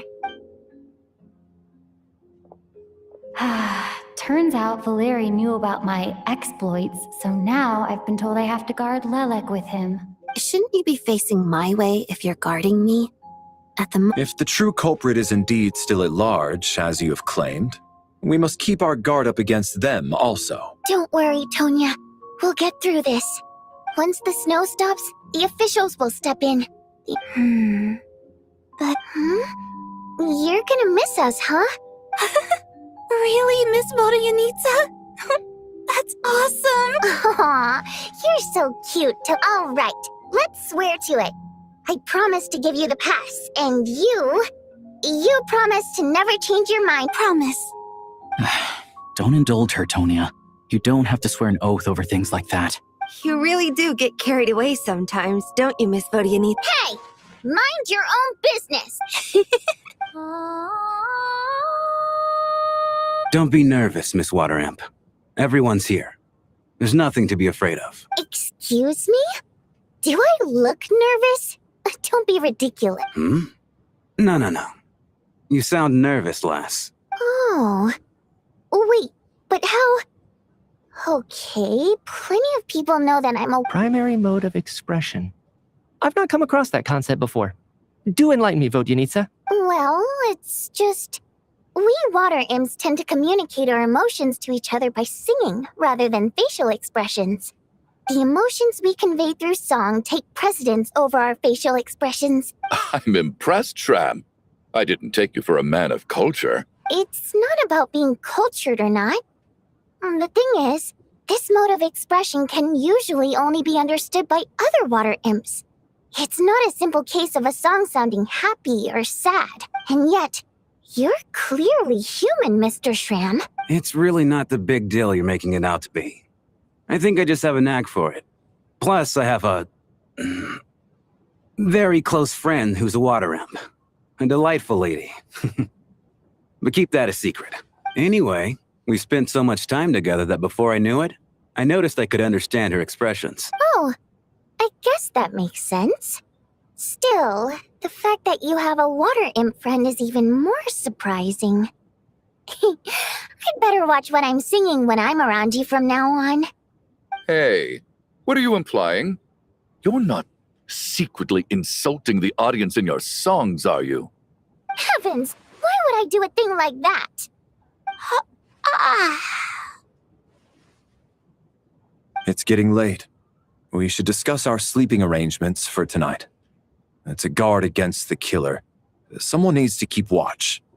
I suggest that we don't sleep in separate quarters tonight. It will be safer if we all stay together. As long as someone keeps an eye on Lelik, I'm quite sure we won't have any trouble. Are you saying that you wish to bet your life on Miss Odette being the killer? Nonsense. Of course not. Then I propose the following arrangement for tonight. The Traveler, Odette, and I will form the Night Watch. We'll sleep in shifts, but 2 of us must be awake at any given time. An excellent idea. This allows us to handle the Night Watch while also keeping an eye on Lelik. Meanwhile, the rule of taking shifts in pairs resolves the other issue. Namely that we can't necessarily trust the Traveler or Valerii. I expect that plan took you quite some time to come up with, didn't it? Actually, our field combat manual outlines a similar approach. That being said, I must clarify that I harbor no disrespect towards you personally, Miss Odette. In fact, Lelik's numerous covert operations make fine textbook examples for military agents. I care less about respect and more about the fact that you just robbed me of 2/3 of my sleep tonight. I'm calling dibs on being the first to rest. Good night.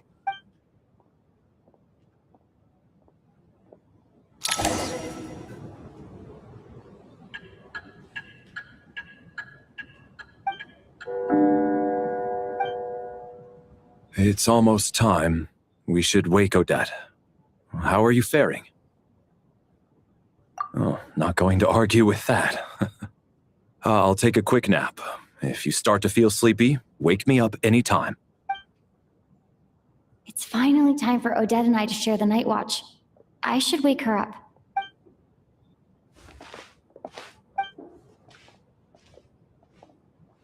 I came here to get information from her in the first place. Maybe I should think about what questions I want to ask before she wakes up. How long are you gonna keep staring at me? Couldn't sleep. My mind's been running haywire. Plus, there's something I've been meaning to talk to you about. I had a hunch that you wanted a conversation too. Let's take this chance to clear the air, shall we?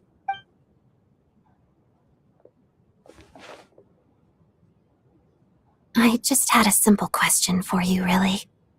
It's, Rosaline. In her final moments, did she have any last words or anything?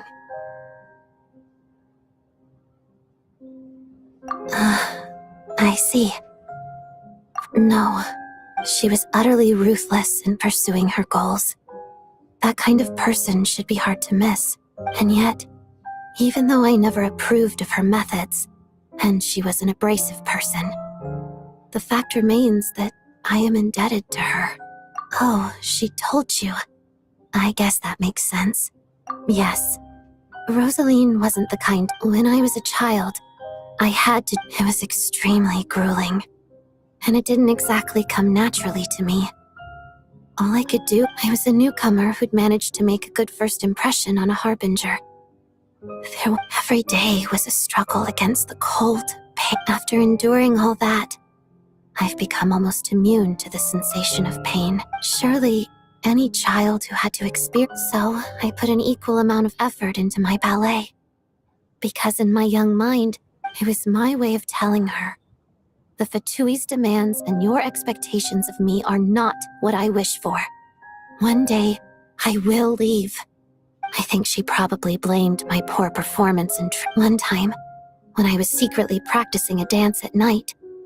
She suddenly showed up. I told her, "You don't deserve to watch the dance I learned from my mother." She looked stunned. I guess she was surprised that I lashed out first, but strangely enough, on that occasion, she wasn't fierce with me like she was during training. After that, she never interfered with my dancing or asked me how it was going. She never came to watch me dance again either. She was. But even now, whenever I take out this core Ignis, I can't help but think of that night. Of the sort of. Although gift might be too kind a term. She knew the location of every piece of Core Ignis. So, when news of Rosaline's death reached Snezhnaya, many people, but I kept mine. With my I still wonder. I guess she didn't leave anything behind. Not that I expected her to. It's fine. It's just a bit of a shame that we couldn't settle our differences. She did. Are you sure she was talking about this event? No, she didn't. I didn't even find out that she'd gone to Mondstadt. Wait. In that case, okay. There's something I'm trying to figure out. I'm beginning to suspect that Paimon's mystery illness is being caused by the energy research behind Project Stuja. Paimon's very important to me, so I have to get to the bottom of this. I figured that since you're Lelek, you might know something about all this.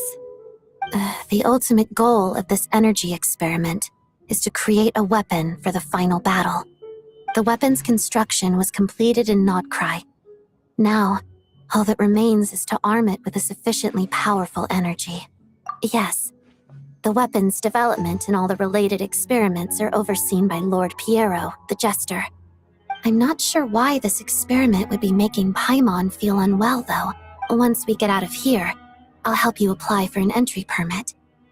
And I'm hardly the organization's proudest member, as you know.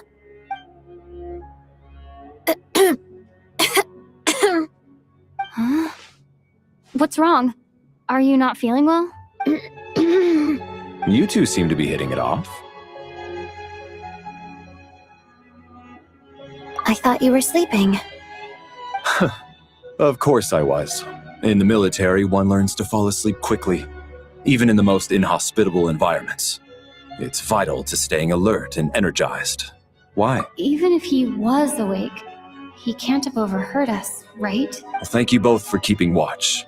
Traveler, I'll take over for now. It's your turn to get some sleep. Sure.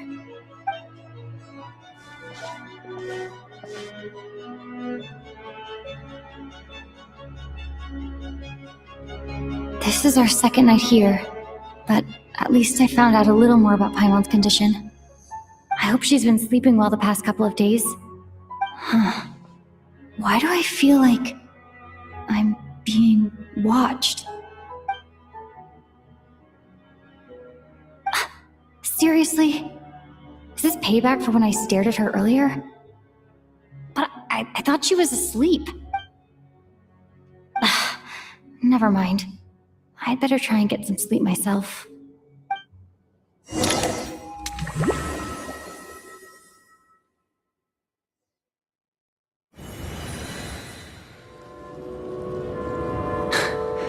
Hey, what are you spacing out for? Are you reaching your limit too? How long have we been walking for? Time's lost all meaning. A star key? Or Whatever it's called. But it seems like no matter how far we walk, we never get any closer. well, we've come this far. You never know. Maybe we're almost there?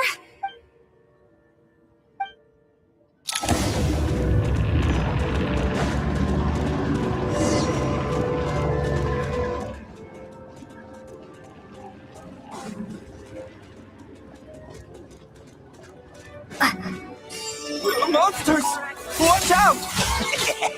Not again! We lost count of how many times we run into them! Hey, careful! Backup is here.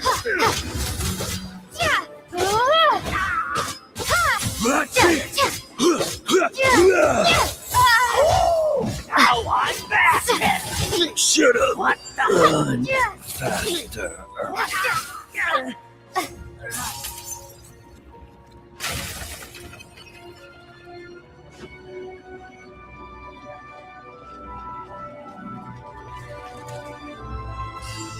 Here they come again! Get ready!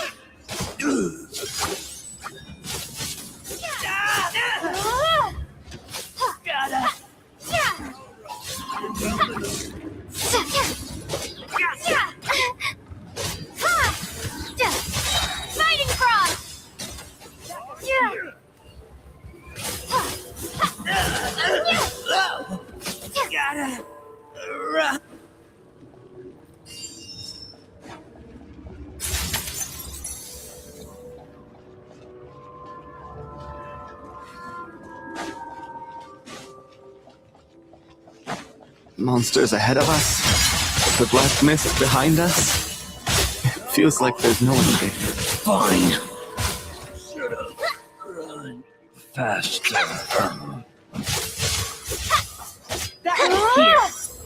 What? Snowstorm! Learned. Are you hurt, Coolish? No, I'm fine. It's just... suddenly I don't want to walk any further. I get you. In fact, I reached my limit a long time ago. Sometimes it feels like there's hope where there shouldn't be. Yeah.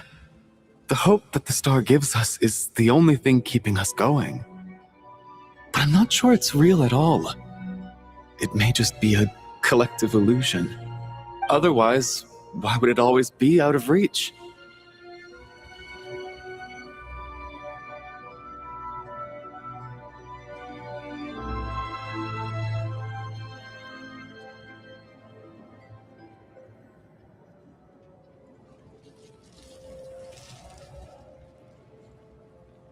We know you mean well, but you're only saying that to try and encourage us to keep going, aren't you? Thank you, friend. But enough is enough. Please don't give me any more false hope. Hope is poison in this place. You're going to continue, aren't you? I admire that. I've given up, but I wish you the best.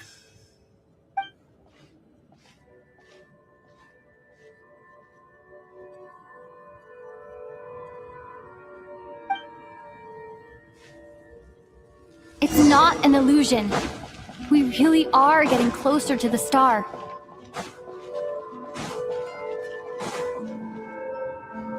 Congratulations. You are the first person to make it here.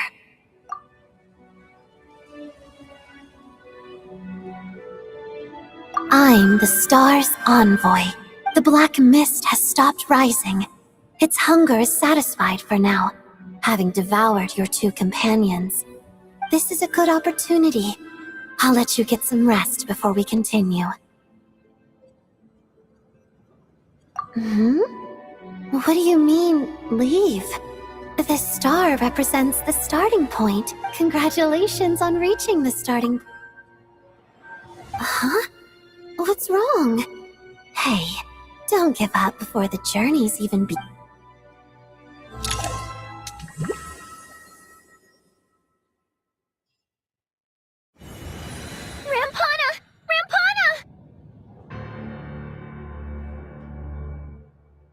Is that Vodyanitsa's voice? What? Coolish, wake up! Please wake up!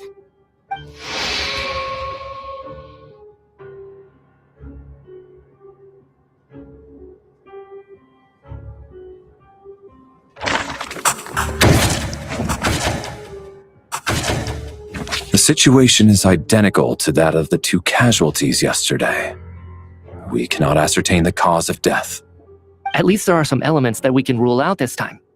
They slept on the stage with everyone else, so I suppose the surrounding environment can't be a relevant variable. Rampana. Coolish. Weren't some of us keeping watch last night? 3 of us, in fact. How could you not notice something was wrong? I'm as confused as you are. Certainly nothing unusual happened on my watch. Likewise, and from what I've observed so far, both Miss Odette and the Traveler can be trusted.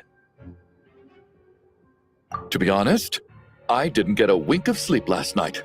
I couldn't help but think I was the target, so I just laid there with my eyes closed.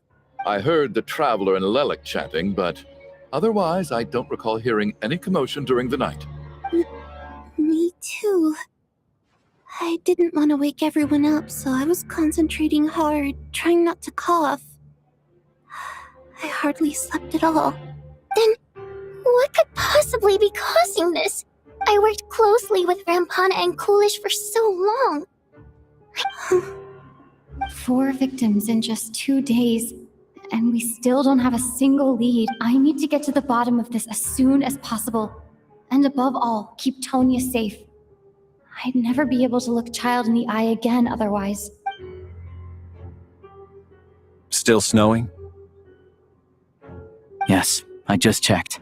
Still no sign of anyone outside either. So we only have ourselves to rely on. If you ask me, this killer can clearly strike whenever they please. Lelik must be an expert in poisoning. Here we go again. Listen, I was already thinking to myself last night, was Lelik's reason for revealing her identity? She's been playing us for fools. You get off. That's a hideous thought. One that only a hideous mind like yours could dream up. How dare you? That's enough. Yesterday, you named Lelik as a suspect because the victims were both wealthy merchants. Lelik might have had a motive then, but today's victims were just ordinary people. Not to mention that they were colleagues of Odette and mine. What reason would she have to murder them? Let me guess, just to scare you? Who knows? Maybe you don't know her as well as you think.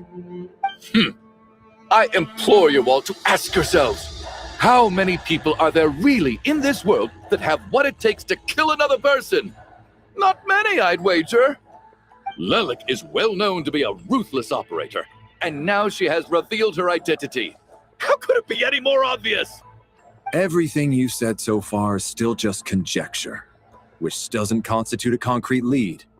You need to back up your claims with some evidence. How can you defend her, officer? What did she say to you while you were on night? Maybe I shouldn't be so surprised. You military types are always colluding with criminals to target the rich. All so you can get your grubby paws on our hard-earned fortunes. Don't you dare! Sir, but you were the one who told us not to stop other people from expressing that 4 people have already died. Only yesterday I was chatting with Mr. Coolish. Turning against one another is the last thing we should be doing right now. Little girl. Even if Mr. Chuganov is a puffed-up, pig-headed windbag who doesn't have a clue what he's talking about, he's still one of the victims here, isn't he? I had no intention of resorting to violence. But you're right, Miss Tonya. I ought not prevent him from speaking his mind. In any case, I believe Mr. Chuganov has calmed down a little now. We may resume our discussion. I don't think there's any need for that. What is there to discuss? Nothing about this situation is normal. Did you have an idea, Mitya? You're the brainiac here, right? I've been mulling something over. All the leads we have so far concern things from outside the theater. Miss Odette's alter ego, but then there's the 2 double murder crime scenes themselves, which have given us absolutely nothing to go on whatsoever. So what are you suggesting? I think this could be a supernatural event. It isn't characteristic of human-on-human homicide at all. Correct me if I'm wrong, but aren't you supposed to be a scientist? I got into scientific research because of my insatiable curiosity. But if the present situation defies all known scientific explanations, I don't mind shifting my curiosity toward the paranormal and... Now that you mention it, I remember when I first came to the theater. I heard rumors about this place being haunted. Haunted? Yeah, I think I heard the same thing. But I mean, they're only rumors, right? Well, this has taken an unexpected turn. A haunted theater? Why don't we take this opportunity to look for clues again with a more open mind? Very well. Whether it's criminals or ghosts we're looking for, the same rules apply. Everyone needs to tread carefully. I'll move the bodies into the same room for now.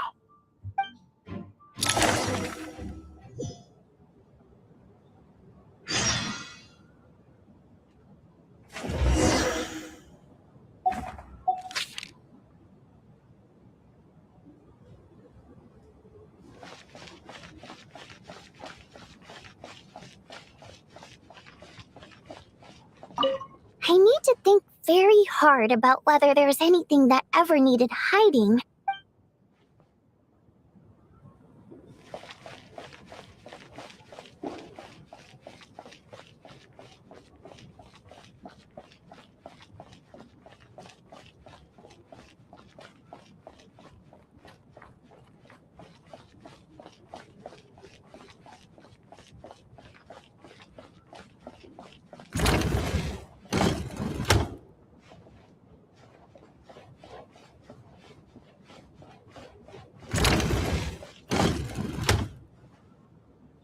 Valeri, come take a look at this.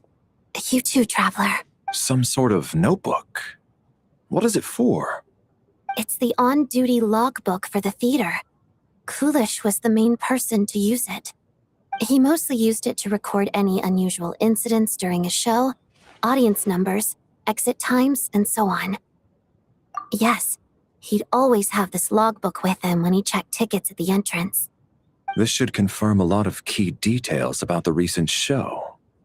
So, you find anything unusual? Yes. The number of people. I've checked and double-checked, but the numbers just don't match what's recorded in the logbook. Apparently, we have an extra person among us. Are we certain that logbook is accurate? Could someone have sneaked in without buying a ticket or something? Unlikely. Kulish took his duties very seriously. I've rarely seen any errors in his work. Not to mention that this was a dress rehearsal, meaning smaller audience numbers and tighter ticket restrictions. We no longer have our tickets with us, do we? They got collected on entry. Unfortunately not. The theater recycles tickets. Once people are in the door, they don't tend to leave until the show ends. Still, I'm inclined to believe that this discrepancy in the head count is significant somehow. Did an extra person just materialize out of thin air?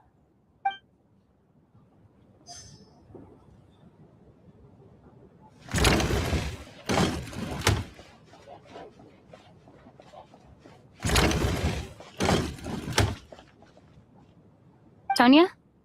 Did you find anything? Not yet. Still looking. So... This looks like somebody's notebook. Shall we read it together?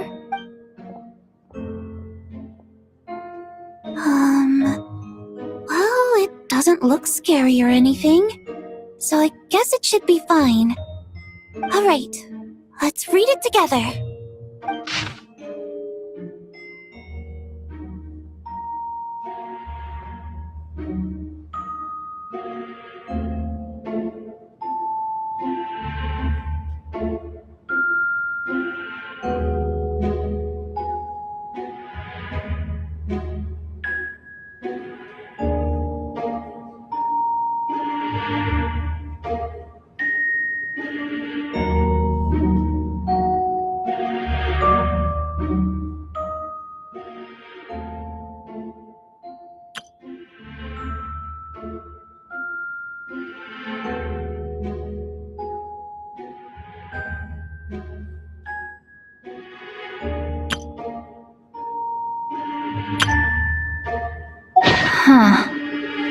This has to be Vodyanitsa's writing, surely.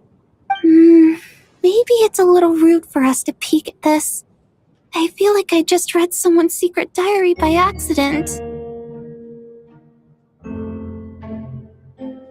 It sounds like she's writing this for her parents, right? I don't understand. Why put this stuff in a notebook instead of mailing it in a letter? Because her water imp parents belonged to the aristocracy, who were driven out of Snezhnaya by the Tsaritsa long ago. We're sorry. It's fine. My fault for not storing it properly. I can't leave things lying around and expect them to get ignored when everyone's scouring the place for clues. Alright, give me my notebook back. I'll take over the investigation in this room.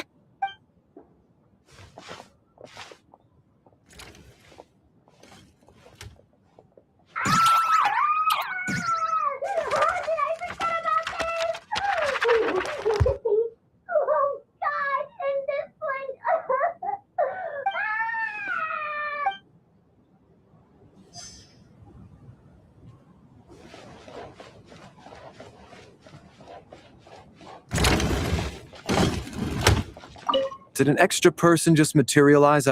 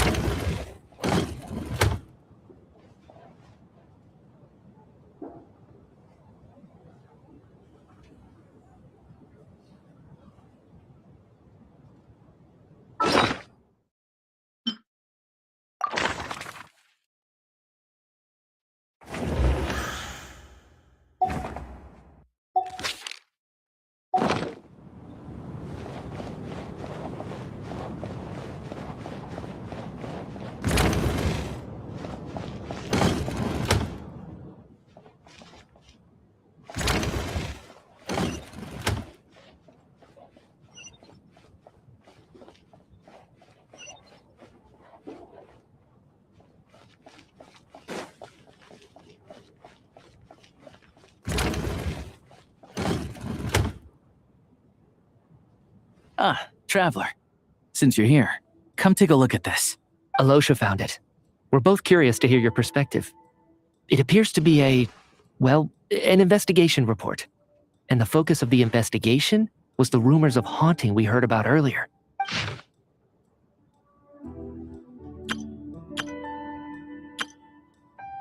An investigation report, huh? Looks quite old. Huh. The theater manager must have hired an investigator once specifically to look into this issue.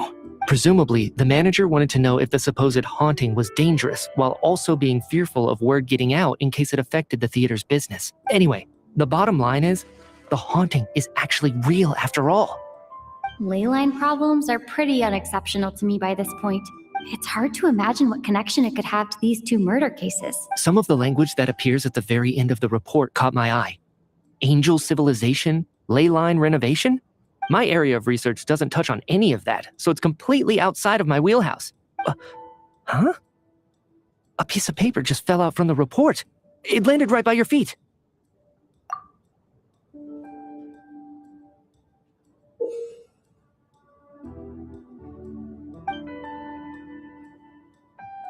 How unnerving.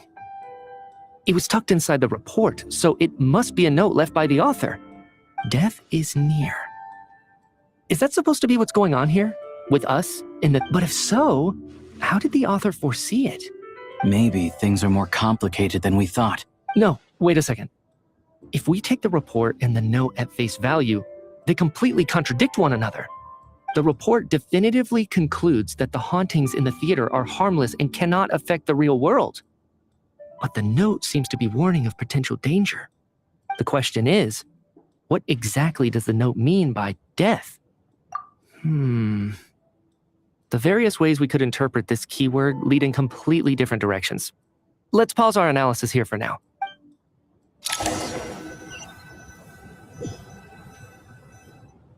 If we take all this together, it's not impossible, is it? Well, I beg to differ. This sounds to me like a product of a researcher's vivid imagination. And perhaps it's because I'm still viewing this through the lens of a typical murder investigation. Does it really sound that far-fetched? All right, well, let's treat that as speculation for now. I do agree with what you've said, so let's go with your idea for now. Good. Okay, now that we finally have some meaningful leads, I think it's time to reconvene.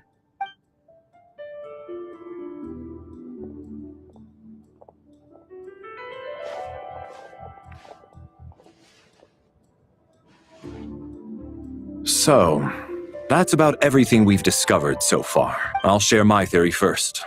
Based on what we've learned from the logbook, I believe the extra person among us is most likely the killer. If the killer had simply bought a ticket, it would have greatly increased the risk of their identity being exposed. I expect he or she either hid in the theater ahead of time, or found a way to slip past the ticket inspection. They then blended in with the group and waited for an opportunity to strike. What about the note found in the investigation report? Any thoughts on how that fits in? The killer may have simply planted it there as some sort of sick joke. I've seen my fair share of psychopathic killers. So, it has nothing to do with the haunting of the theater after all. This theory makes sense to me. If we have an audience member unaccounted for, chances are they didn't come here to watch the show. Could it really be that simple? So, in other words, all we have to do is find out who got in here without a ticket, and all our problems will be solved? Then let me make one thing clear. All the theater staff should be well aware that I came here for the rehearsal legitimately, yes? It's true. I hear you used every trick in the book to get a hold of that ticket, too. I most certainly did not degrade myself in such a way. Probably a stupid question, but I might as well ask. Did anyone here get in without having their ticket checked? Guess it was naive of me to expect them to just admit to it. Especially after the unprompted Lelik reveal.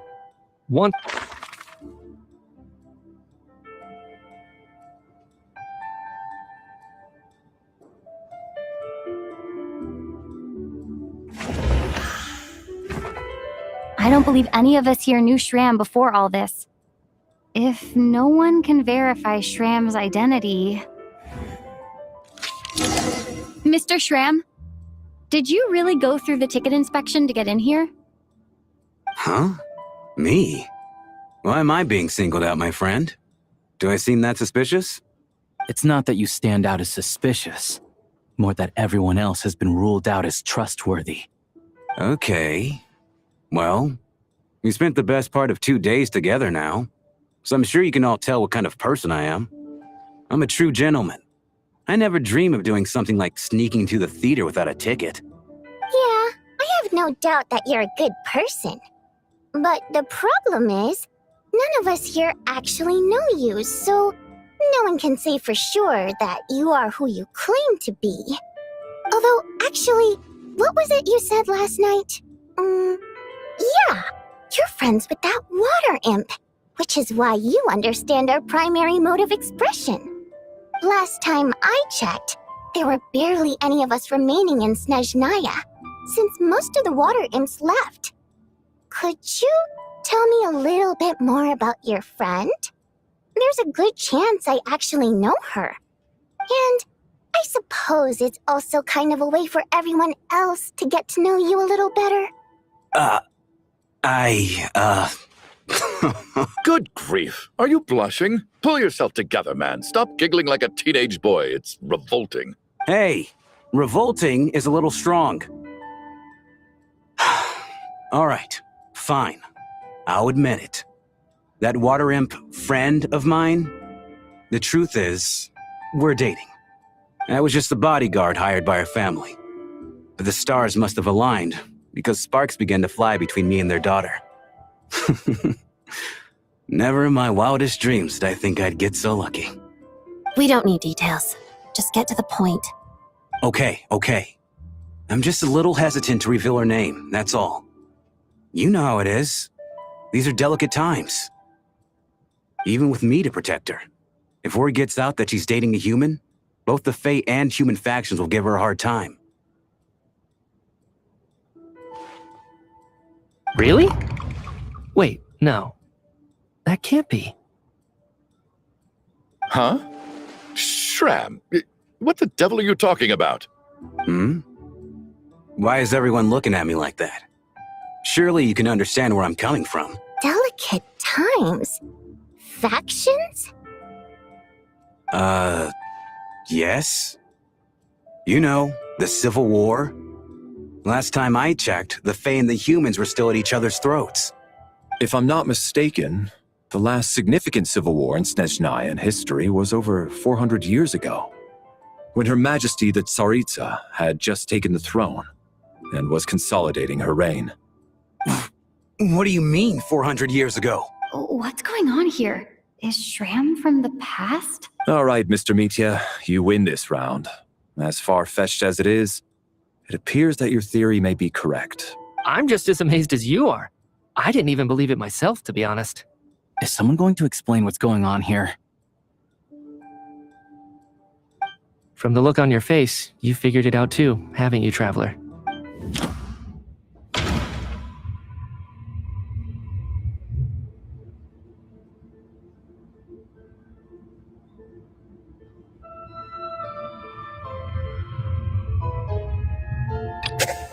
That seems to be the case. Shram's the extra person, but there's no way of learning his identity from this clue.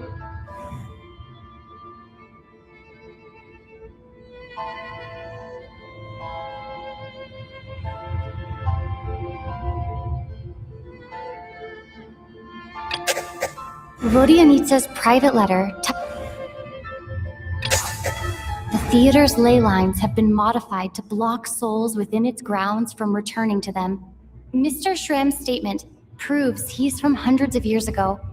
And according to the investigation report on the theater hauntings, Mr. Shram is very likely a lost soul wandering the theater.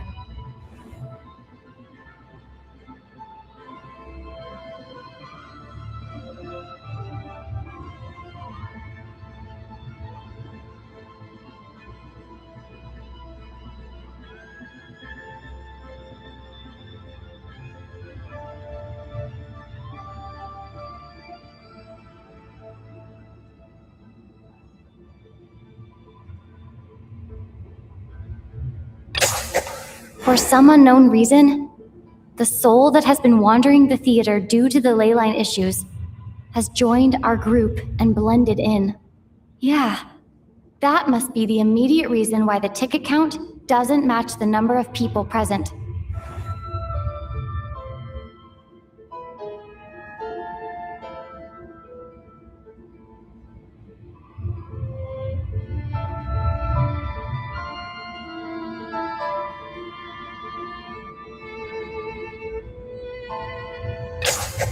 The contents of the investigation report have been verified.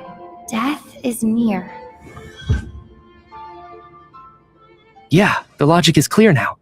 The investigation report said that there would be souls stuck wandering around the theater because the ley lines were cut off. Mr. Shrem must be one such soul who died in the theater a long time ago. In which case, that also makes him our extra person. So when the note said death is near, it must have been referring to death as in the deceased, people who died a long time ago. Someone who died a long time ago. In short, there's a dead person among us. The extra person we've been searching for is a ghost from the past. You mean I'm a ghost? No. Don't make jokes like that, my man. There must be some mistake. But even if I was dead, I know for a fact I didn't kill anyone these past 2 nights. Yeah, even if all that's true, the report also said the souls inside the theater can't affect reality, right? They're harmless. Then what if the problem isn't the souls at all, but the ley lines themselves? The ley lines have a powerful ability to attract and devour souls. Let's say that the ley lines are like a black hole, constantly seeking to engulf souls. But the souls that don't want to return are trying to avoid being sucked in. Huh. Why does this analogy sound so familiar? What happens when the black hole can't achieve its goal? I'm only speculating here, but what if it ended up swallowing innocent souls by mistake, or intentionally taking other souls to compensate?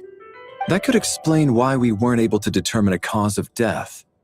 If you're right, and their souls were devoured by the ley lines, it does make some sense. It does seem to explain a lot of the things we couldn't make sense of. Does that mean it's true? Except there's no concrete evidence. Mitya is relying on a lot of logical leaps. Still, it seems like the best explanation we have under the circumstances. All right, so how could Shram not know that he's dead? On the contrary, it's perfectly normal for a soul to wander the theater for centuries without questioning their existence or... You know what, Mr. Brainiac? I think you might actually be right after all. I'm trying to remember and... even though my head feels like it's going to explode, I think... it's all coming back to me. I was the one who didn't want to remember my own death, so I forced myself to forget. Well, I'm sure those are painful memories. My lady and I snuck out to go on a date one day. We bought tickets for the theater. It wasn't really my thing, but I was just happy to be together. All of a sudden, a group of people burst into the theater, shouting for all the water imps to get out, performers and audience members included. It was clear the conflict between humans and Fae had reached a boiling point. This time, the extremists were even coming after the water imps who had nothing to do with the war. I thought I could pull one over on them. So I took off my jacket, draped it over my lady, and tried to sneak out amid the chaos. But I got caught. They started shouting, calling me a traitor to humanity. But I was going to do whatever it took to buy our chance to escape. No matter how many people stood in my way. I had to. Both as their bodyguard and out of love. It's all right, friend. You can stop there if you want. It's just... If I'd known I was a dead man walking... But... No. Mr. Shram, I'm... My good sir. No. I'm speaking on a personal level this time. Let it go, man. Oh, wait. One last thing. Miss Water Imp. My lover. Her name was Litia. Ozarova. Oh, Auntie Ozarova. That's what we all called her. I remember her as a very kind elder.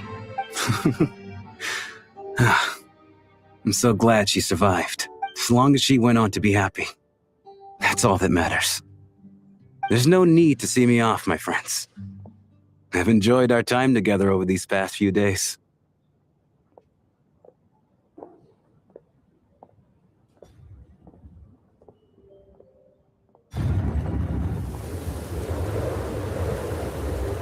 Take care, my man. I know Mr. Shram was already dead, but I still feel so sad.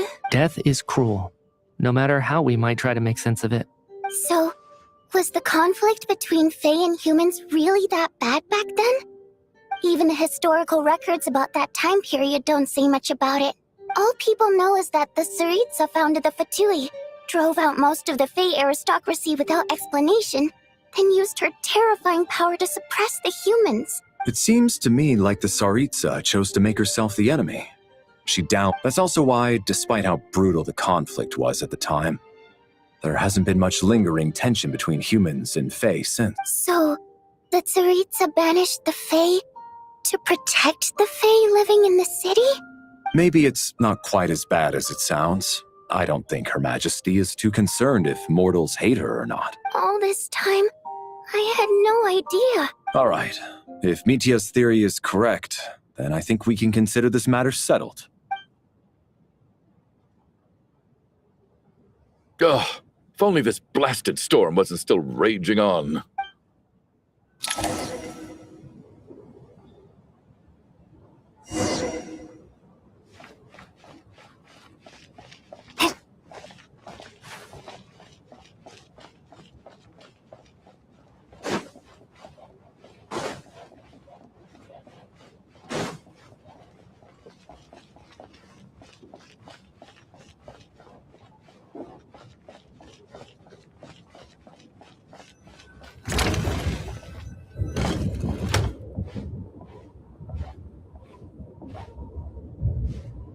Looks like now we can just rest until the snowstorm stops. I still can't believe Shram turned out to be a ghost who'd been in the theater for hundreds of years. Knock, knock. Knock, knock. You know the door isn't closed, right? You don't have to knock. Think of it as a signal then. When I'm entering someone else's room, thanks.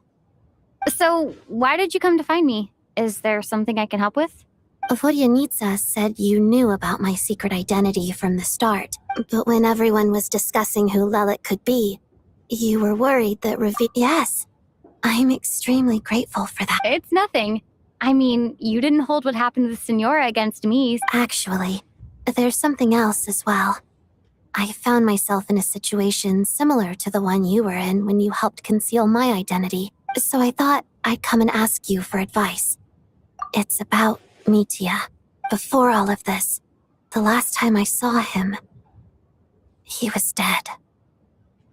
As I'm sure you know, my goal as Lelik was to stop Project Stuja.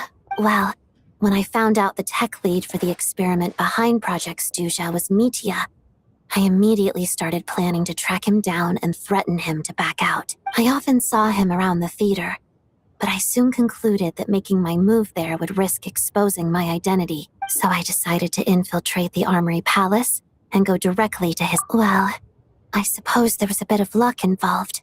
But when I finally made it to his lab, I checked his breathing and his pulse. He had no vital signs whatsoever. I'm certain of that. I thought maybe another anti-Project Stuja activist had beaten me to it. That's why you were so on guard around Mitya that first night here. Yes. When I saw him sitting in the audience during the performance, I could barely contain the shock. To me, it was a miracle. Somehow, he'd come back from the dead. But then, the murder started happening, and that is, until Mitya himself said there must be a dead person among us.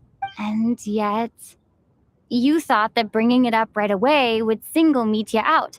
Exactly. I thought there could be something I was missing. Besides, we soon figured out that Mr. Shram was a ghost. But now it seems like there's another candidate. I understand why you kept it to yourself. There was so much information being thrown around during that discussion. So, what do you think we should do? Let me confirm one thing first. When was it that you found Mitya dead? Around a week ago. Sometime in the afternoon. A week ago? That's earlier than I thought. I saw him just a few days ago at a restaurant. That definitely would have been after you found him dead. He seemed completely normal to me. Chatting with Vodjanitsa, trying to avoid Valeri. So he was definitely alive on that day. Huh. Well, all I can say is I know what I saw.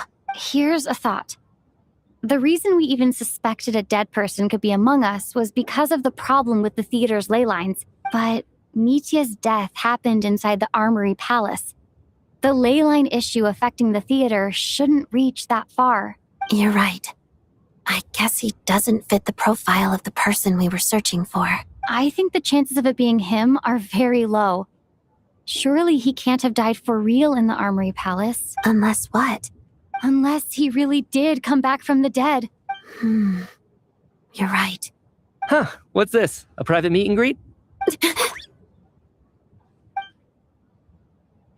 Where do I line up? That's not what's going on. Well, I was just making the rounds. Thought I'd try to lighten the mood a bit. Vodjanitsa's handing out food if you're hungry.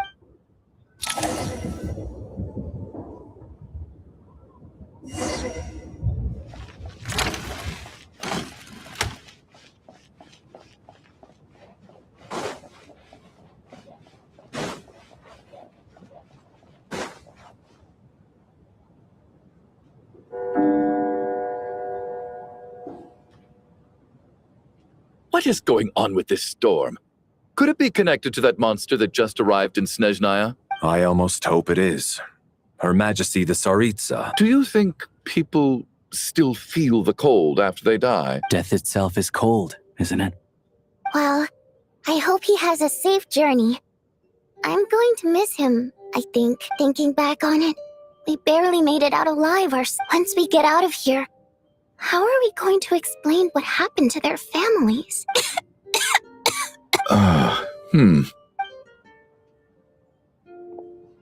Are you okay? Here, take this. I've never used it. Look who's Mr. Nice Guy all of a sudden. Is it because Tonya stood up? Yeah, without Tonya, who knows how badly he would have been hurt. I told you already, I never intended to resort to violence. Duh, bunch of rats. Little girl? I was rather surprised when you spoke. No need to thank me. I've been too embarrassed to so kind to everyone, but never lets her old man off the hook, especially when she was little. All right, easy now. How long have you had that cough, Tonya? I don't know. It's probably been a while. Are you taking anything for it? Yeah.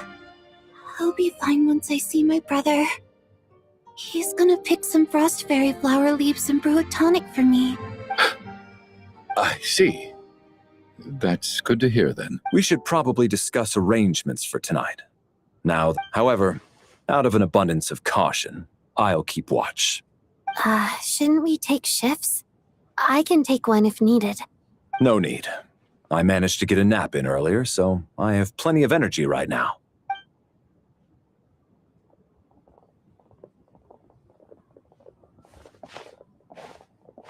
What a long day. This whole situation turned out to be way more complicated than I expected. But Valeri's right.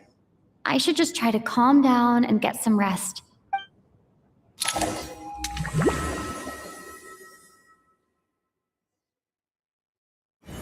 She's awake. She's awake! If you must call me something, call me Mr. Door. The Black Mist is coming. You need to go. Are you all right? Can you walk? We just got attacked by monsters on our way up. That Mr. Door fellow protected us. He just seemed to come out of nowhere. Not much of a talker, but when it comes to taking down monsters, that man doesn't hold back. Curses! The black mist is catching up to us. We need to keep going. Mr. Door, I don't believe I've ever seen you around here before. Why is that? There's no need to try to get to know me. I'm just Mr. Door, looking for trouble. Get rid of them! I can just push these ones off. Oh, well, anyway, we're lucky to have you here. Thanks for saving us earlier. No need to thank me. This is where my duty lies. What the? You asked for it!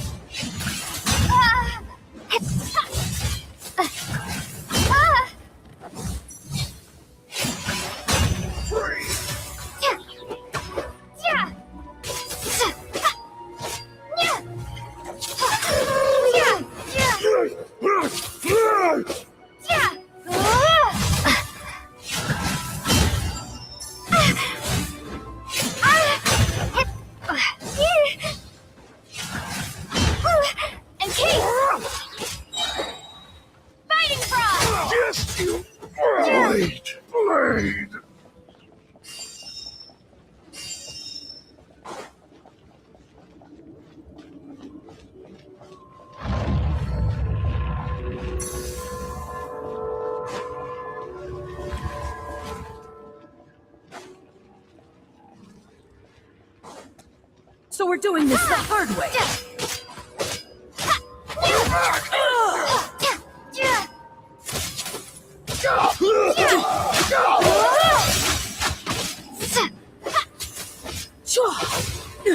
How? You asked for it!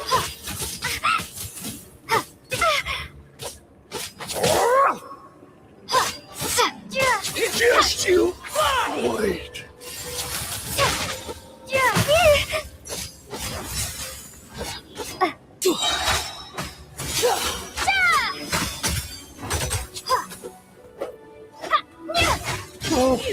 Remarkable work, Mr. Door. Oh, if I had your muscles, I'd do the same.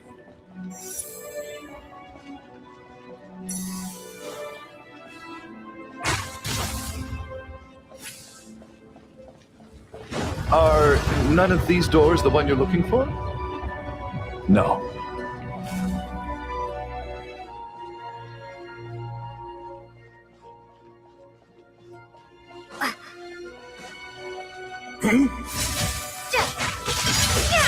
Come no closer.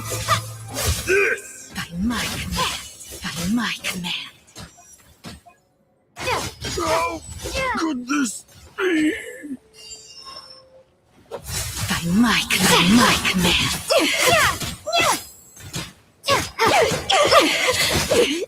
Impossible.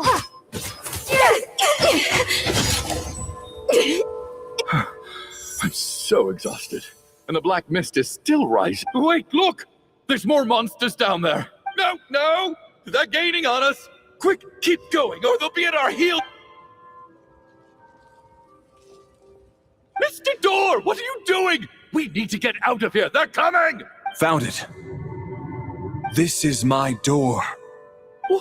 What? You mean you're going to stay here? I am a door. This is where my duty lies.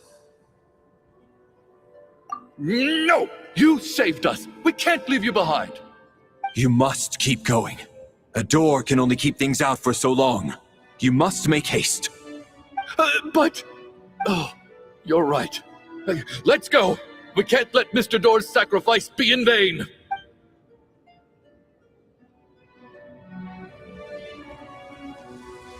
The black mist isn't moving anymore. Looks like both the monsters and Mr. Door are gone. I didn't just imagine all that, did I? Surely I wasn't so scared out of my mind that I hallucinated a door as a human being. Oh, okay, good.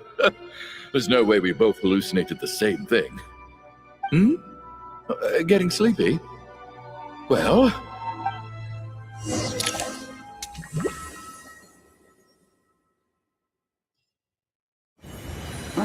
What time is it? Is it morning? I think I had a nightmare. Oh, I guess everyone's still asleep. These past 2 days have been exhausting. Valeri?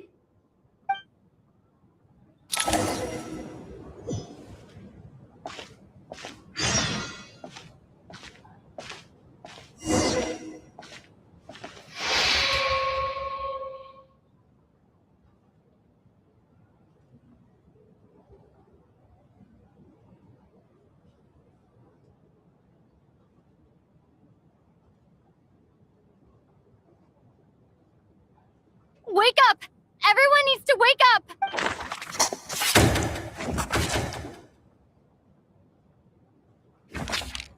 Just like the last 2 nights. No clear cause of death. I've been a real thorn in your side, haven't I, Mr. Valeri? But for me, life will be all the duller for not having to run away from you, my friend. How's Tonya? Is she okay? I just checked on her, and it doesn't seem like anything serious. She's just exhausted from the past couple of days, and she's still recovering from her illness. We should let her sleep a bit longer. That means Valeri was the only one who died last night. If Valeri was awake and keeping watch, it would have been impossible to kill him without waking everyone else up. That much is certain. This is so frustrating. Why has nothing changed since yesterday? I thought we already dealt with the dead person causing all this. Actually, one thing has changed. There's only one victim this time, not 2. Does that mean...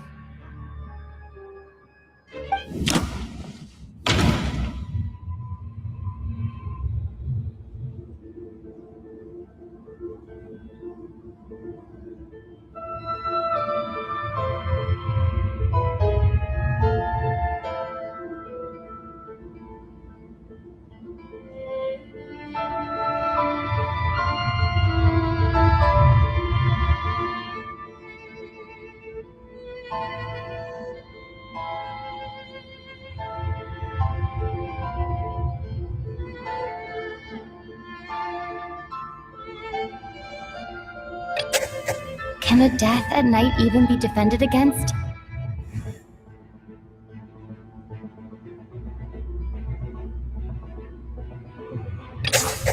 After the deceased Shram left, there was one less victim last night. It's a reasonable conclusion. Oh, the number of people who die each night is equivalent to the number of dead among us. That's your theory, right? Exactly. We identified Mr. Shram, and the night after he left, the death toll dropped from 2 to 1. By that logic, there must be one more dead person left among us. Another one? But there was only one person unaccounted for in the ticket checks, right? The head count should match up now. Having an extra person was definitely a cause for alarm, but being one person short isn't nearly as unusual. Someone could have left in the middle of the show, or made it out before the storm hit. One more dead person among us. If Mitya's theory is right, then what Odette told me seems a lot more relevant. It's just, at the time, we had no reason to think there was more than one dead person. If only we'd taken it more seriously as a possibility. I'm sorry. This is my fault. I had information that could have been helpful, but I held back. I'm partly to blame as well. I was too quick to dismiss Odette. What is this about? What have you two been getting up to behind my back? Sounds like there's some big news you've been keeping from the rest of us.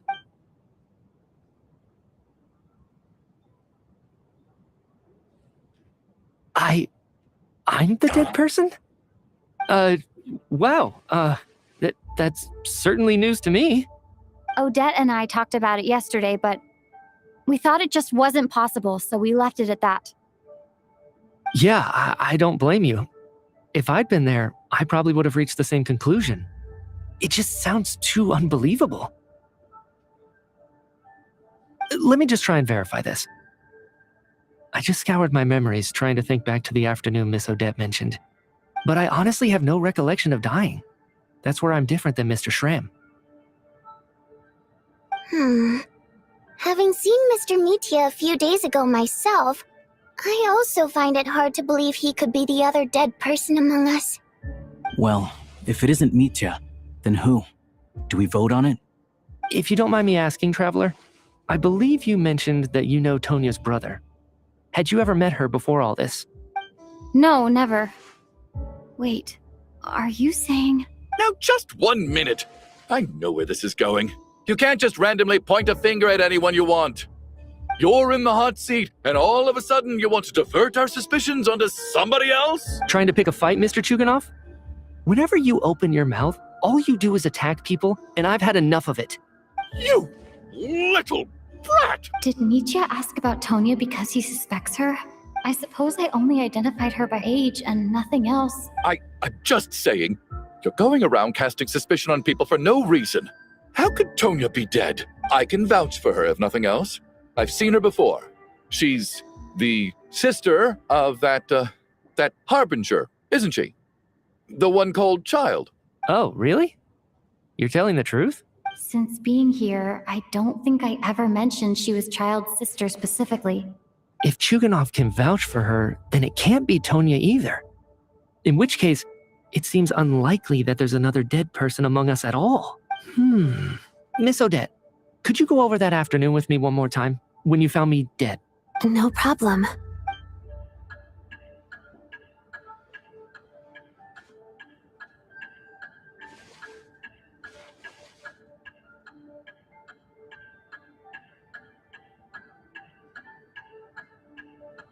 No matter how hard I try, I just can't remember anything about dying. But I do remember something else. Miss Vojanitsa, during our last meal together, I told you how some of the researchers were suffering from temporary memory loss. Oh, yeah. You said it was hindering the progress of your experiment. Right. And even though I don't remember dying that day, I'm pretty sure I experienced something like amnesia. Some of my memories from that afternoon are missing. Are you suggesting you're missing the memory of your... Of course. How am I only just realizing this? Humans aren't necessarily aware of their own death. You mean being silently assassinated, or dying in your sleep? Situations like that? The researcher's amnesia. Suddenly it all makes sense. I must thank you, Odette. I think your perspective just helped me reach a breakthrough on a series of issues that have been troubling me for quite some time. All right. It's decided then. I'll be the one to leave today. Oh, leave? Hey, wait a minute. Aren't you rushing into this? What if you're wrong? You'll pay with your life. Come on, kid. Aren't you gonna fight for your life? This seems like a rash decision. I have other reasons beyond what's been discussed. In fact, thinking back, I remember during Miss Odette's performance, while I was sitting in the audience stalls, a brilliant new idea for my research popped into my mind. But then, my train of thought suddenly cut off. I can't remember it now at all, and I didn't take any notes. No. Hold on. I see where you're going with this. There's a glaringly obvious flaw in that idea, no? I believe Miss Odette's account.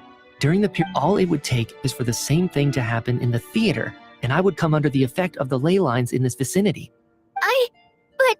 There's no evidence to suggest that anyone other than me is a candidate for the deceased. So please relax, everyone. I don't think things are as bad as they may seem. If, on the other hand, I'm still alive right now, well, apparently you've all witnessed my resurrection recently anyway. Who's to say I won't return from the dead again this time? Mitya's right. This is the only thing we can try right now. What is a scientist if not someone who gambles on experiment after experiment with this snowstorm, the ley line phenomenon, ghosts of the dead, and my amnesia? We've been paralyzed by not knowing and powerless to do anything about it. But if I do get resurrected, you can be sure that I'll come back with the truth of all this. Just...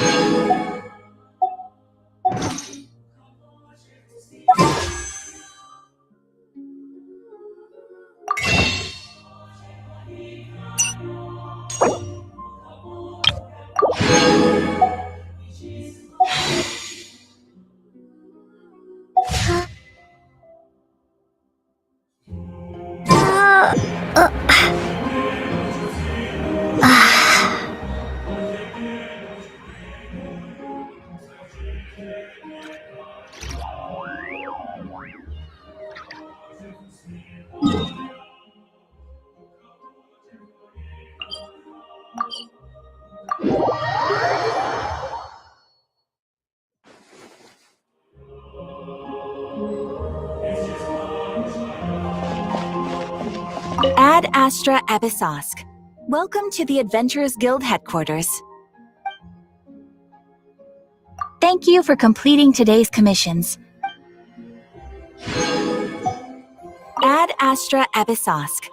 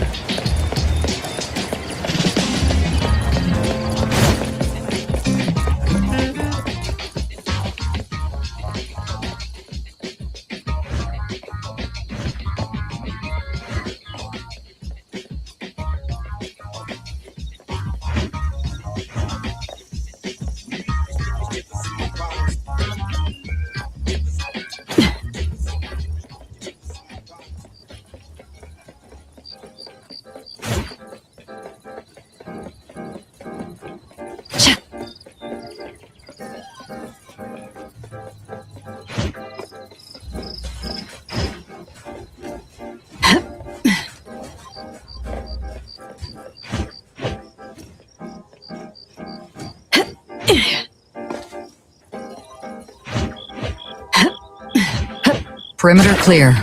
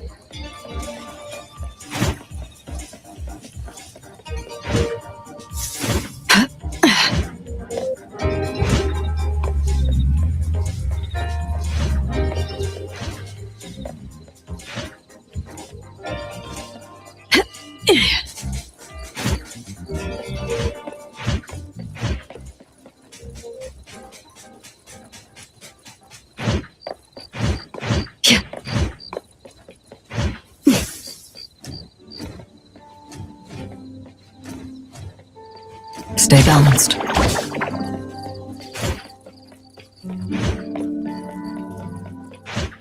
Perimeter clear.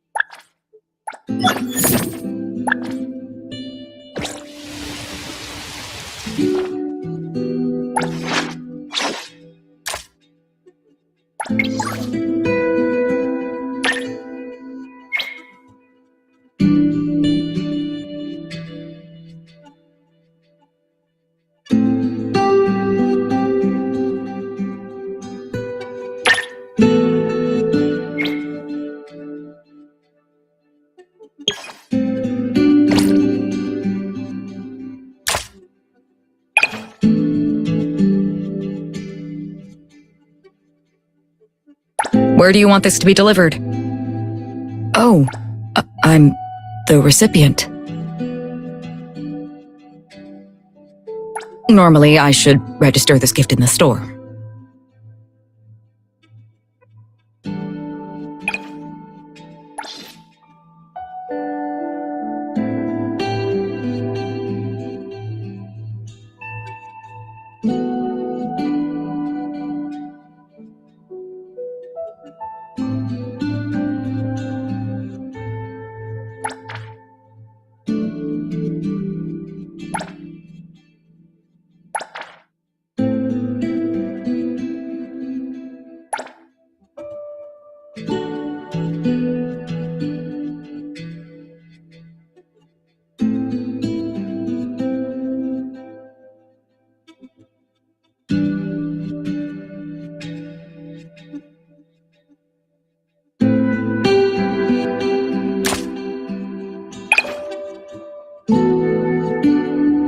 I don't care much about the gift itself, but I do appreciate your effort.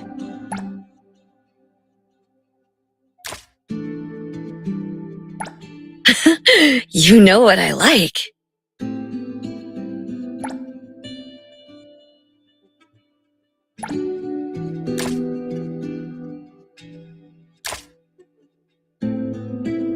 Oh, Coco knows mint best.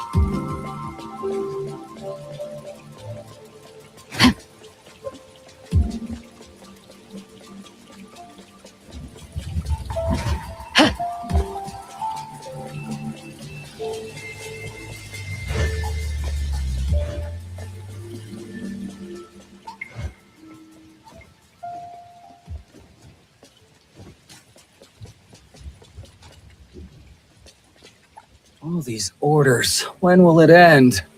The store's overloaded with orders and we're short-staffed. Can you help us out? Got it. This one is a fragile cargo. Can't handle bumps. Appreciate the help, but finish your current batch before picking up more.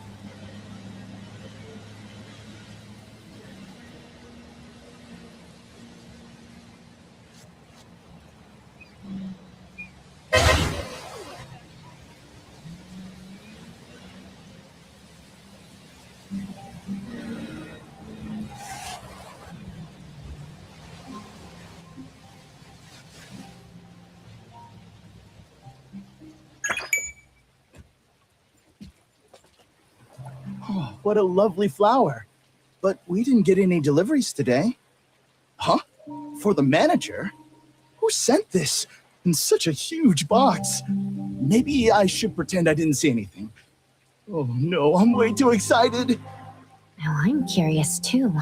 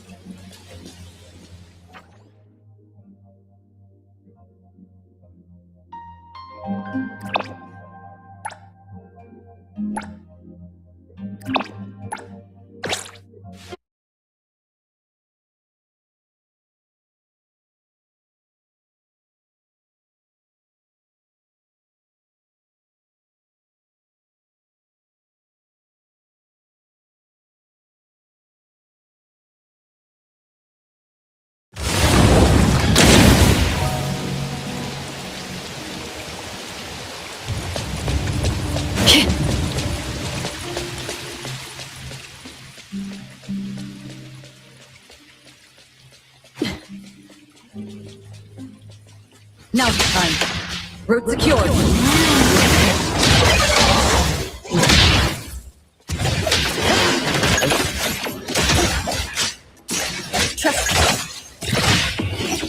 Pretty lively here.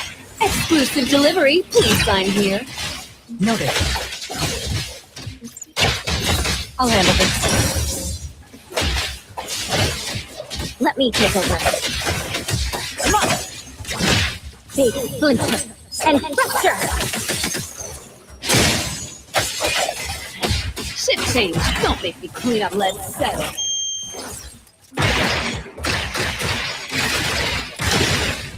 Clear on time. Now it's time.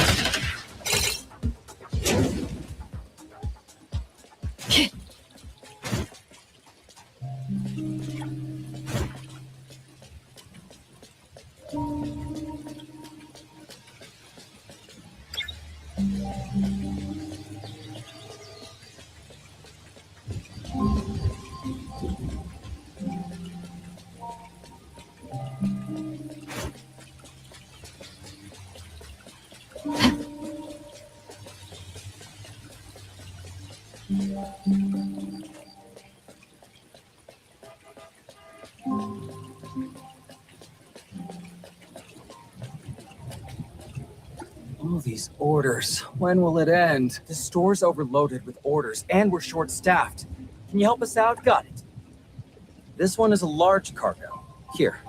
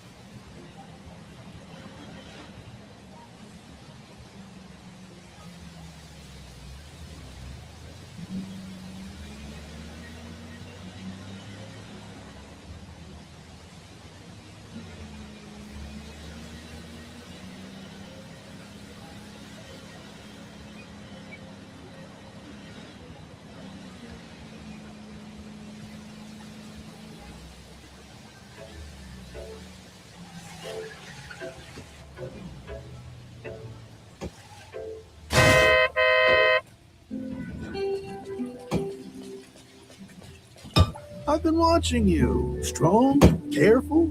You'd be great on a construction crew. If you're ever looking for a job change, come to me at Ori Halkos. Great insurance, good pay. I heard Ori Halkos treats their workers well.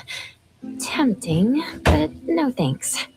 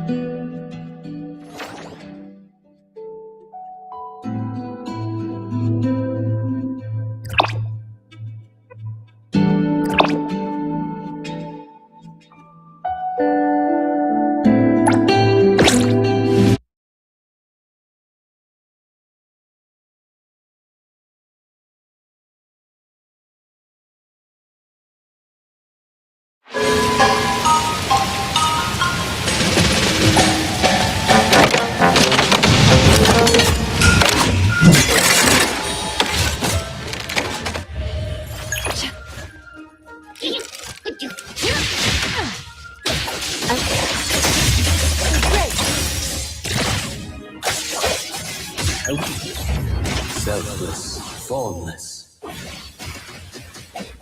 Here's your delivery.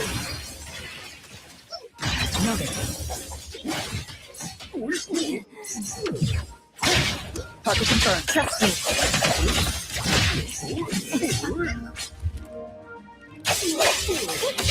Let's finish this. Good thing I'm prepared. I will see.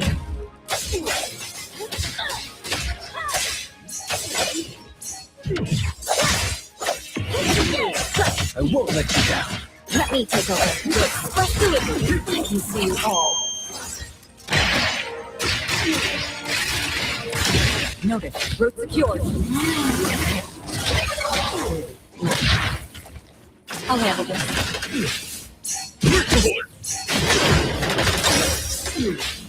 Now's the time.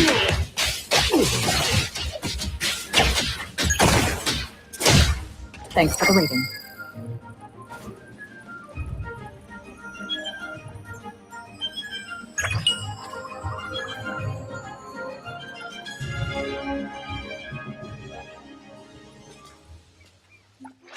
Recipient confirmed.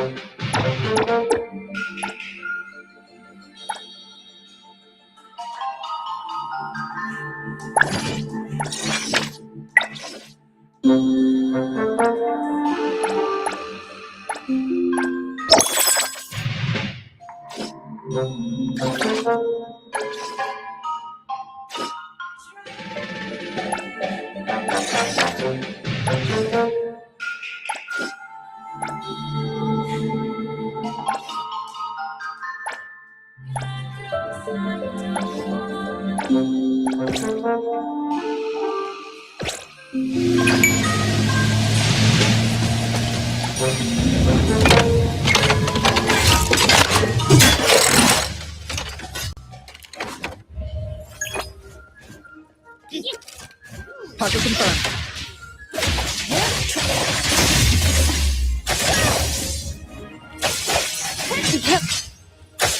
Take flint and fracture. Pretty lively here. Thank you for your patronage. Everything with form is unreal. Let me me take over. It's fine. Nice. Noted. Spin and clear.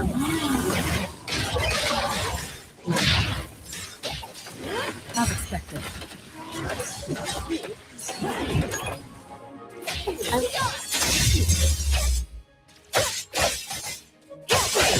I'll handle this part. Careful now. Now's the time. Thanks for the reading.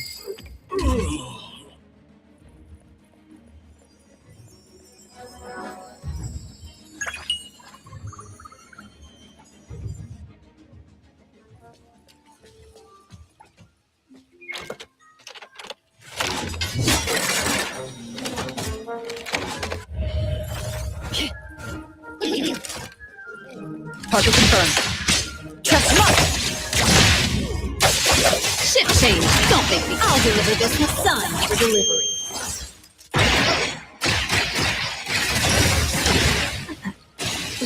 I will think that. Let's finish this.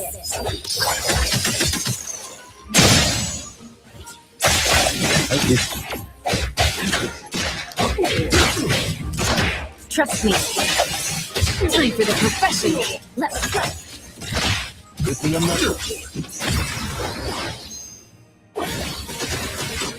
Trust me. Ship change. Don't think I can see you all. Exclusive delivery. Please sign here. Node secured.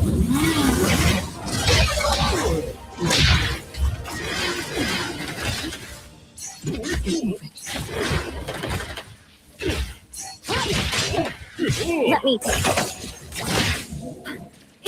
Here's your delivery. Go alongside. I'll provide backup. Appreciate the support.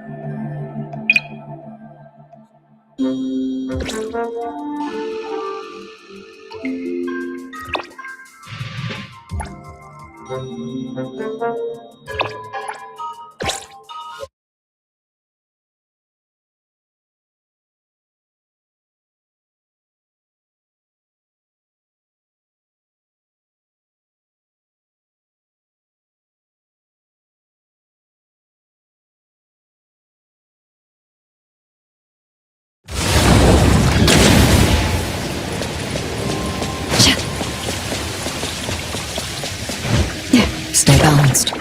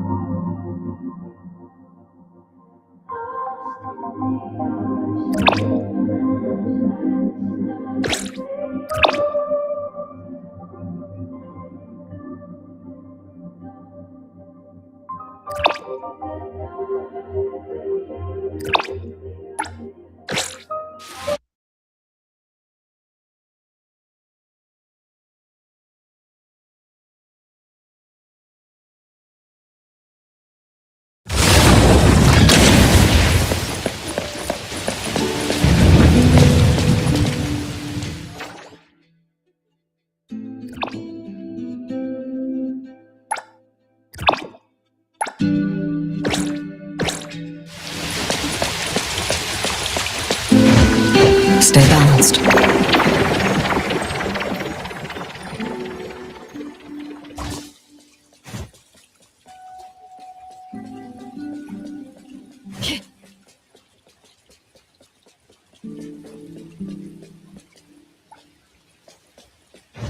Perimeter clear.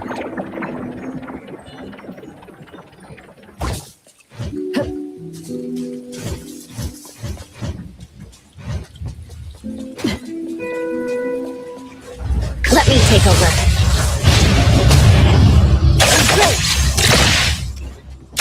Take splinter and fracture!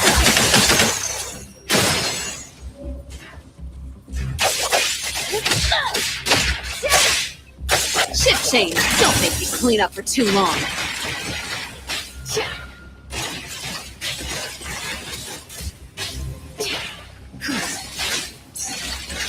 Trust.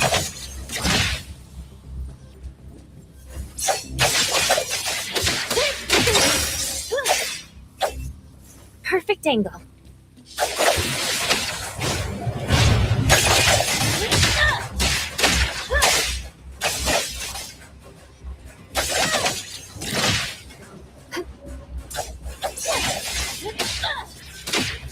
Time for the professionals to take. Sign for delivery.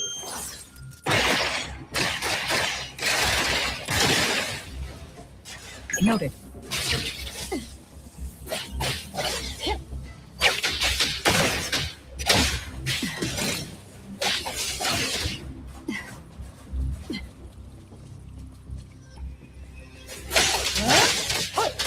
Clear on time. Target confirmed.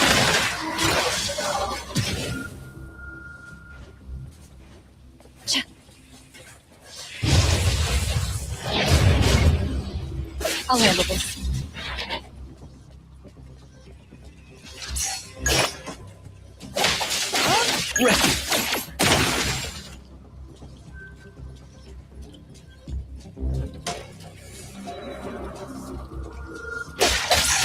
Selfless, formless. I will strike.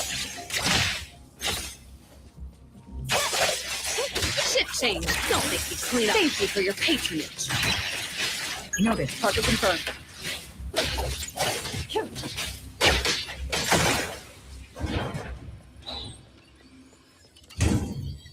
Making good progress.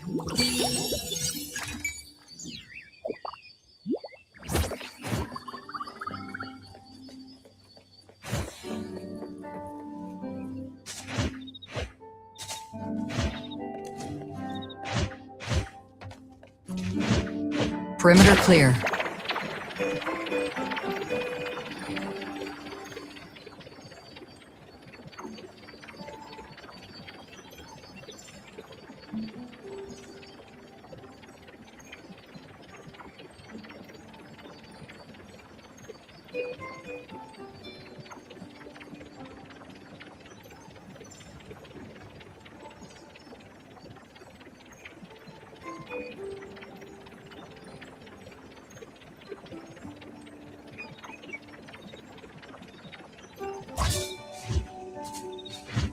Stay balanced.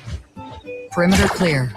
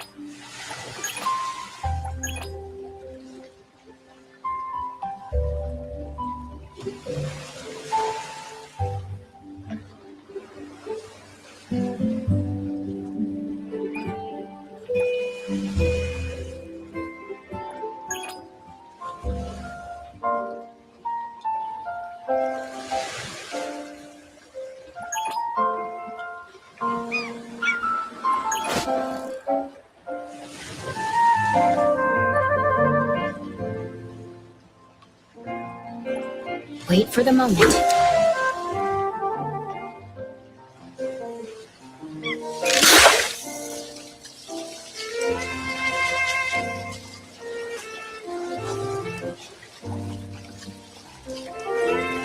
The line is getting tight. That's a good spot.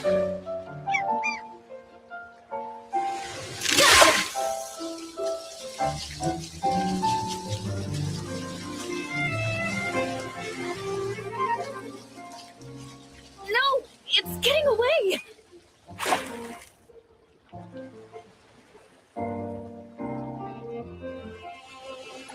That's a good spot.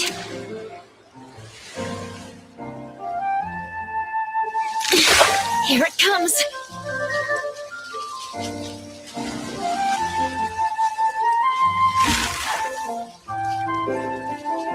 No, it's getting away.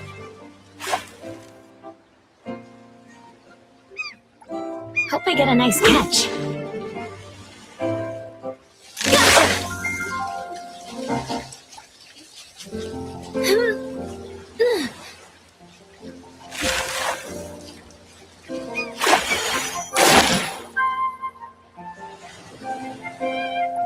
Hope I get a nice catch. Here it comes.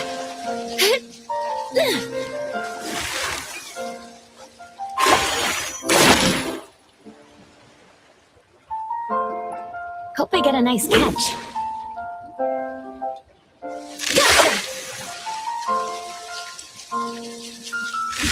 I won't let you get away. Oh no, the line's about to snap. Wait for the moment.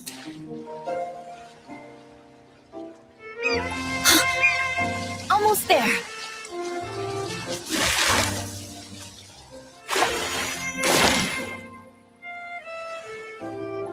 Hope I get a nice catch.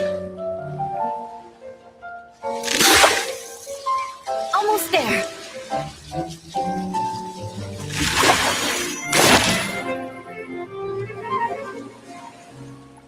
That's a good spot.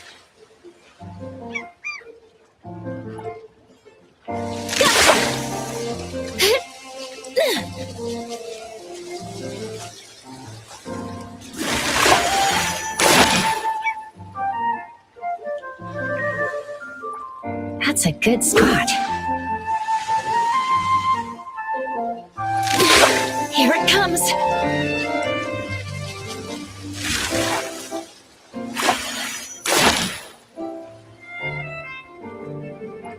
Wait for the moment. Here it comes.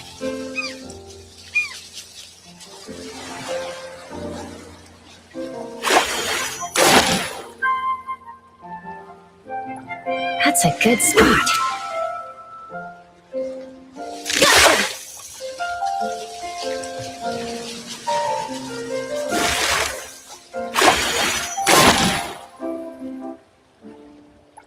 Hope I get a nice catch.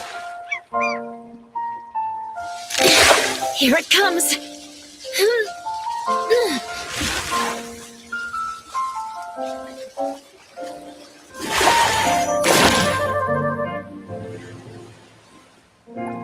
Hope I get a nice catch. Here it comes.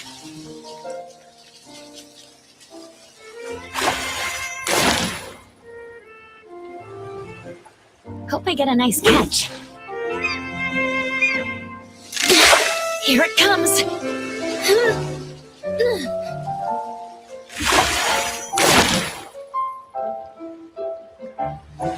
Hope I get a nice catch. Here it comes.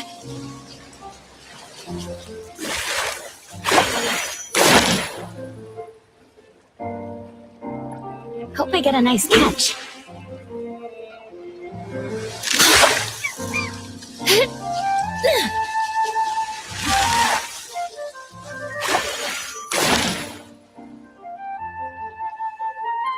That's a good spot.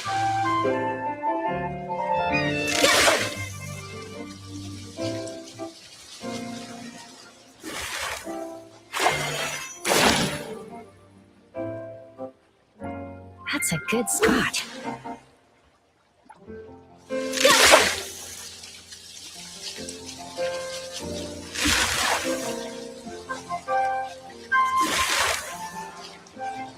Oh no! The line's about to snap! That's a good spot.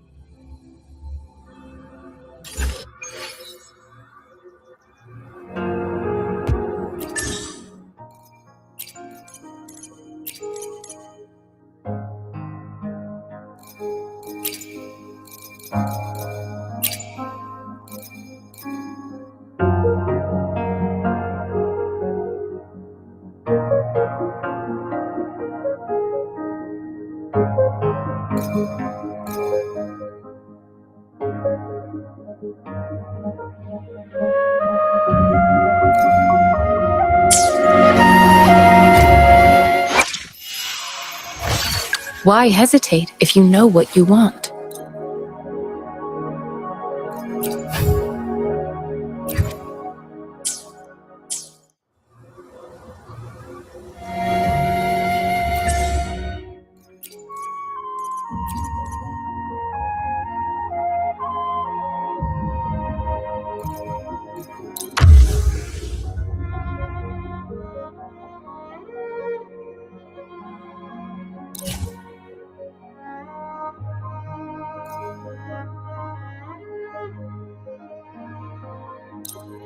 Why hesitate if you know what you want?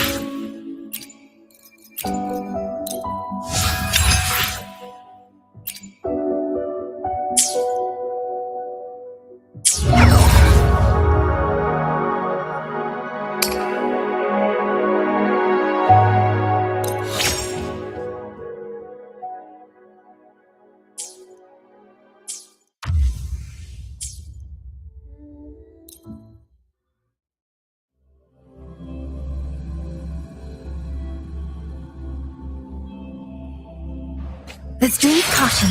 Watch out. Rejuvenating snow. Stay focused. Leaps and bounds. Silence your sound. Swift and resolute. The hour is upon us.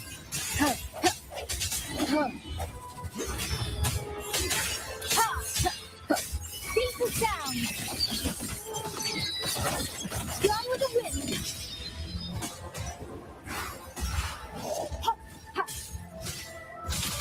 Appear before me. Voice unleashed. Feathers to flame. Strike the wicked. No hesitation. One with the sound. Sound flow. Channeled as my blade. All world fall to silence.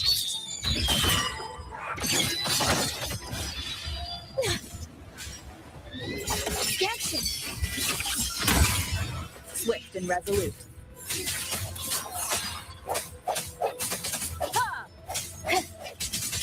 Striking from the shadows. Moment of resonance. My blade sings. Appear before me.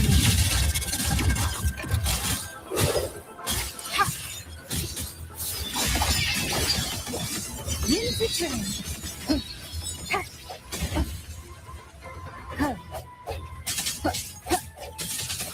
Feathers to flame. Verity shines.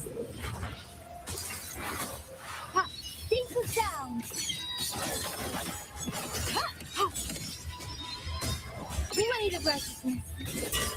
All down. Seed. Purge the dissonance.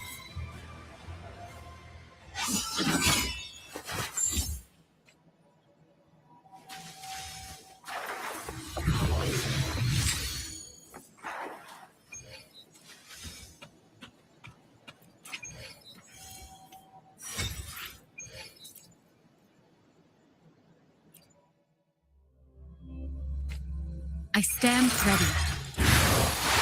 Ha! Appear before me. Leave it to me. Ha! Stay focused. I sense your weakness.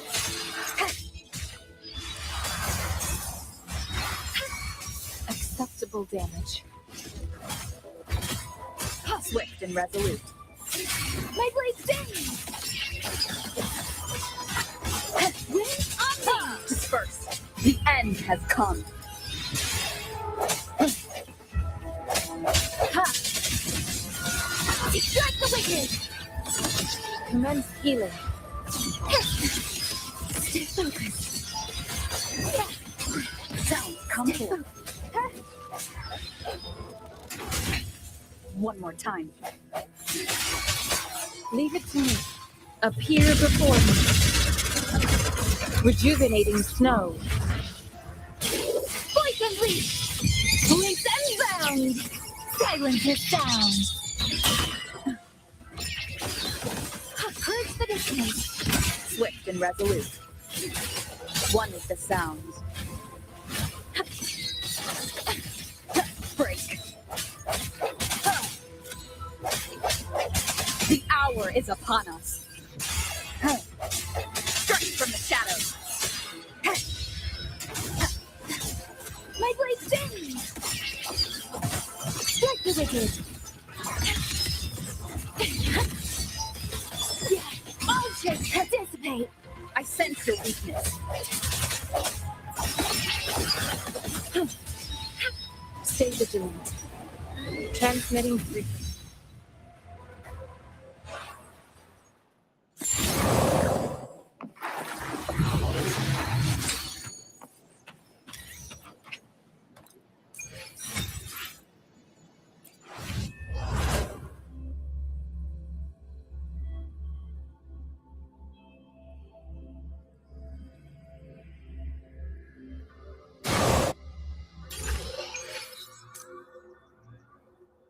Why hesitate if you know what you want?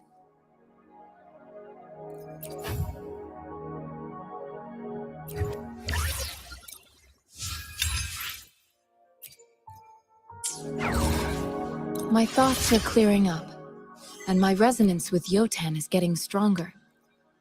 This is all because of your help, isn't it?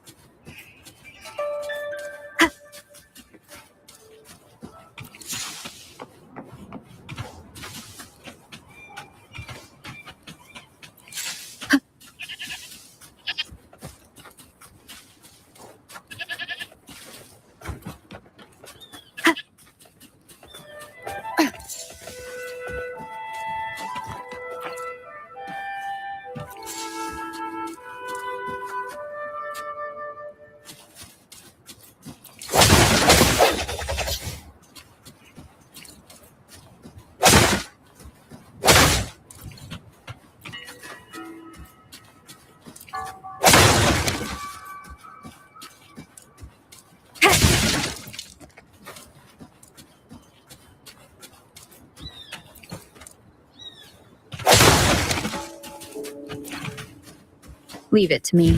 Strike from the shadows! Can you strike the wicked? Gotcha! Length and bound! Silence your sound! Strike the wicked! Purge the distance! Swift and resolute.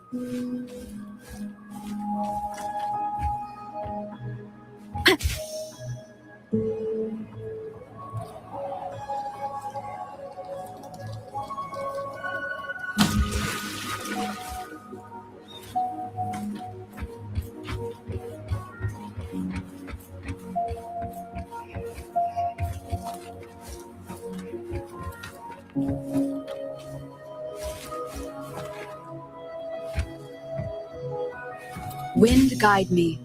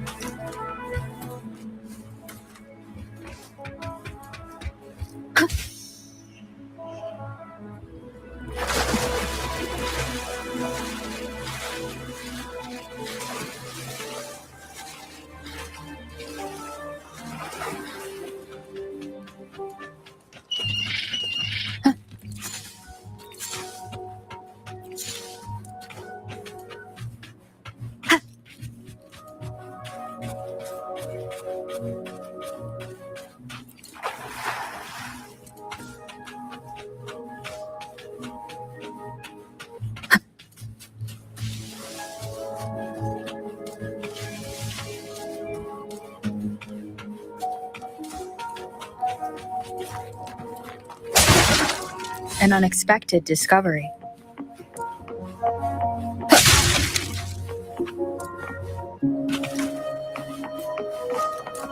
Wind guide me.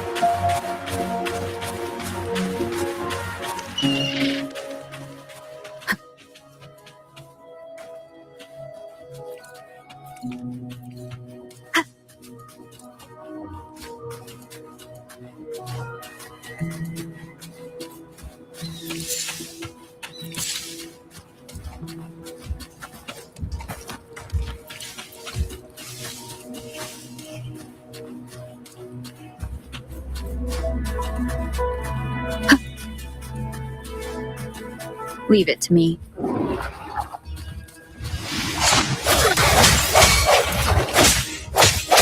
My blade sings! Feathers to blaze!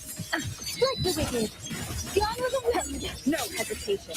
The hour is upon us.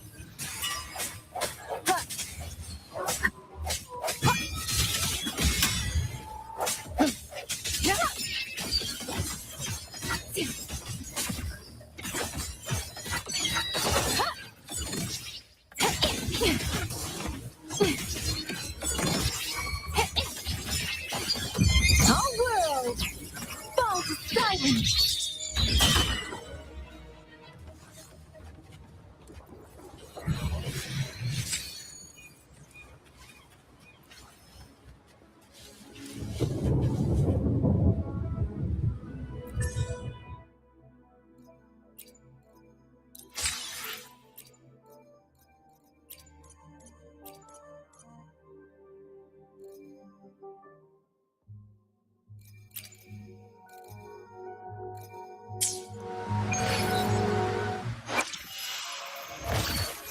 Sometimes I get a little carried away in battles. I didn't startle you, did I?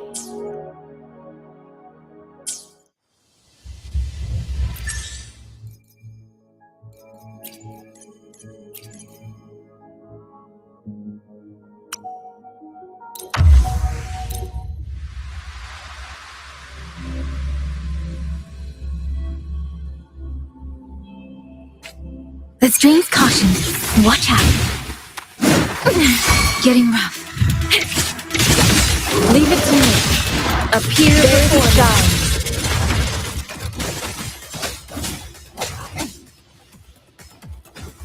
Strike the wicked! One with the sound. Beat the sound! Drain the foul! Sounds come forth. The end has come. Feathers to blaze. Getting rough.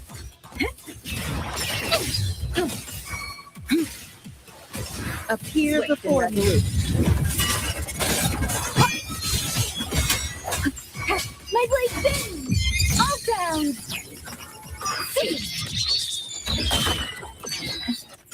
Leave it to me.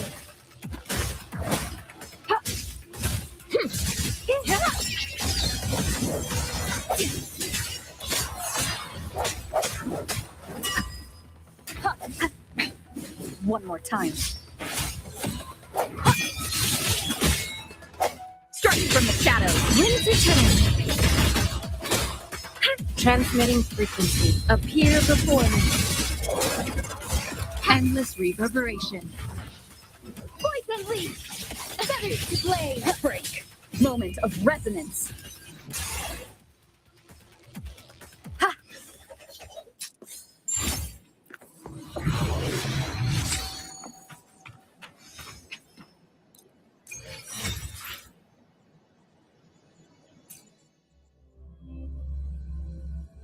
Leave it to me. Bad timing. Disperse. Deeper sound. Wicked wind. Stay vigilant.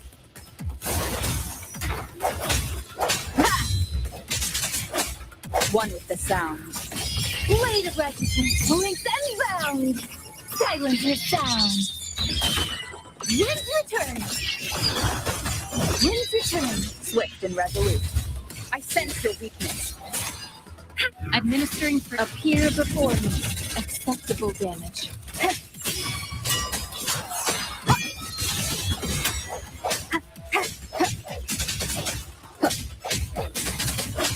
Poison leap! No hesitation. The hour is upon us.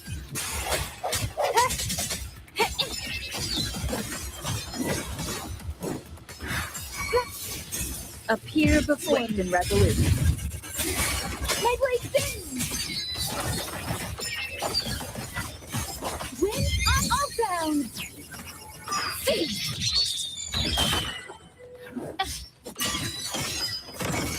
Curse the distance. Swift and resolute.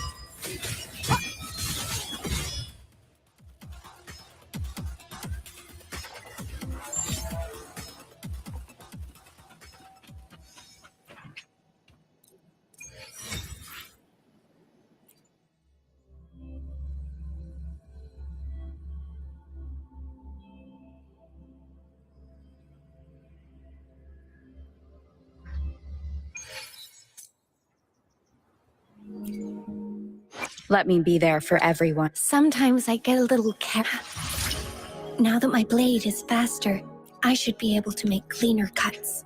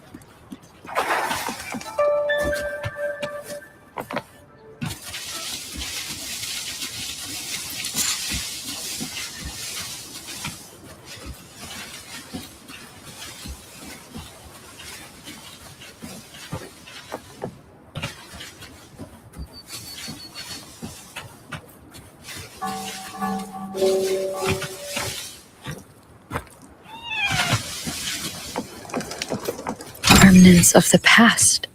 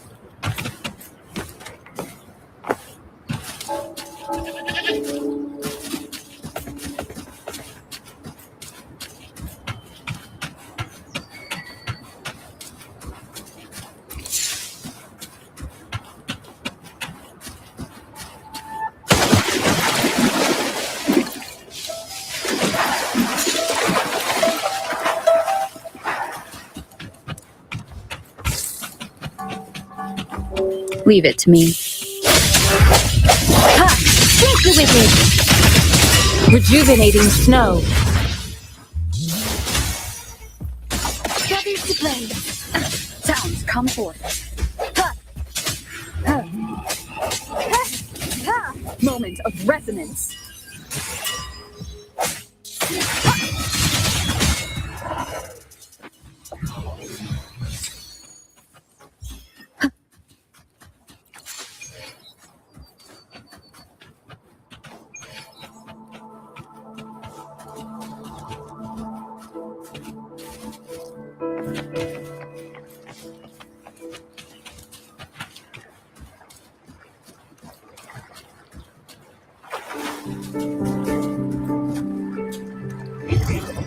Seems like a new discovery.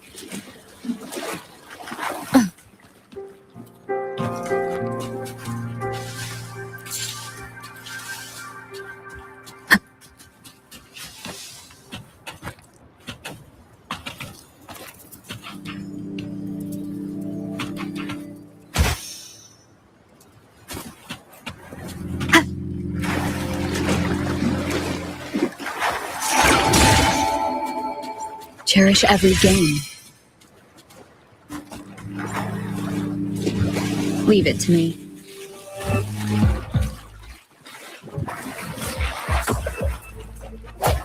Ha! Leave it to me. Ha! Ha!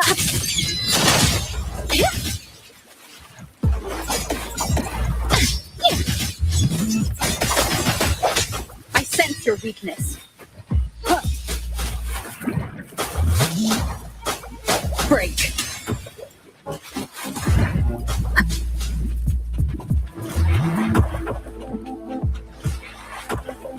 Disperse.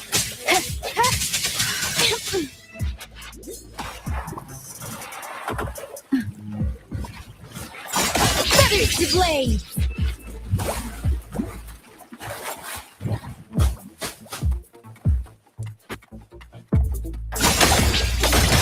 Blast the wind.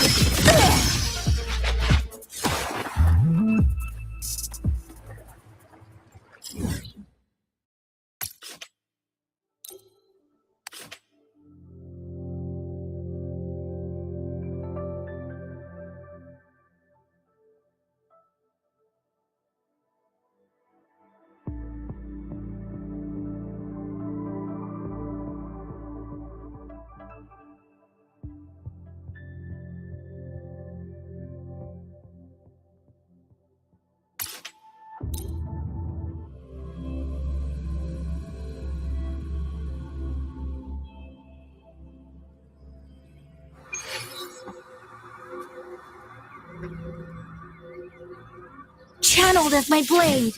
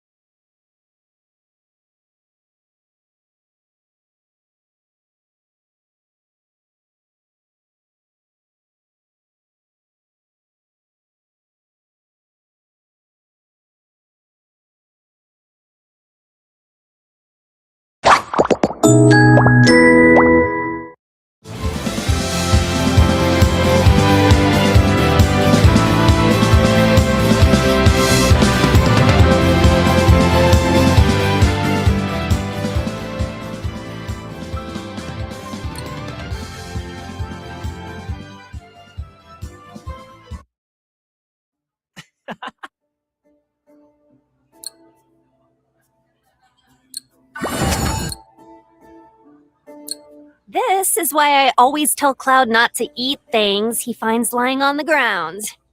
Yeah? But...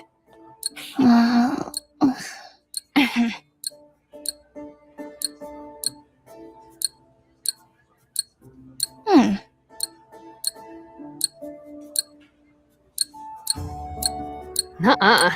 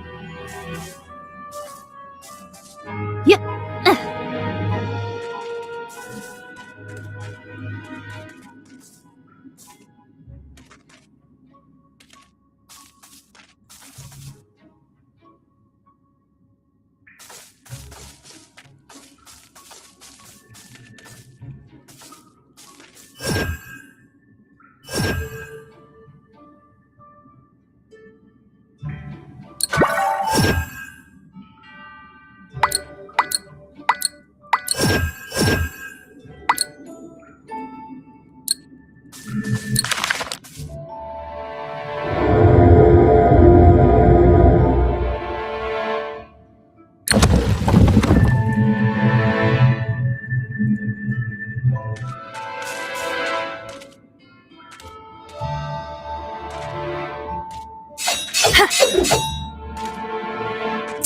that!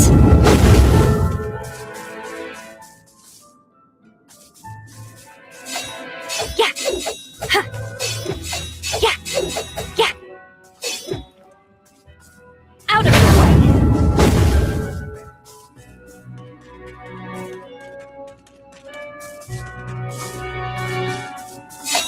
Huh. Huh.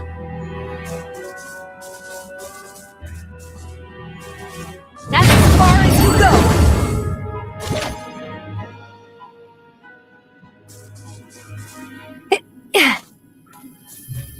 There's bound to be something good in here this time, right?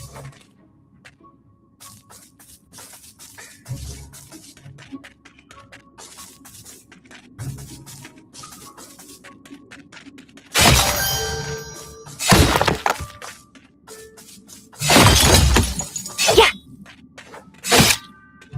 Huh. Out of the way! Let me handle this! You can trust me! Here, my way! Just for you! Coming through! Yeah!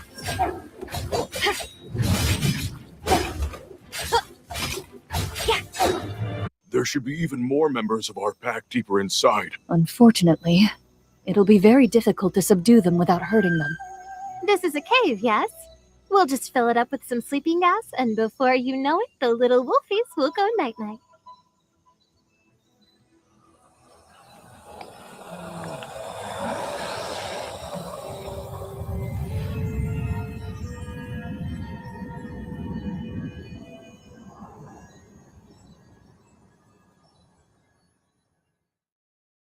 I'm back!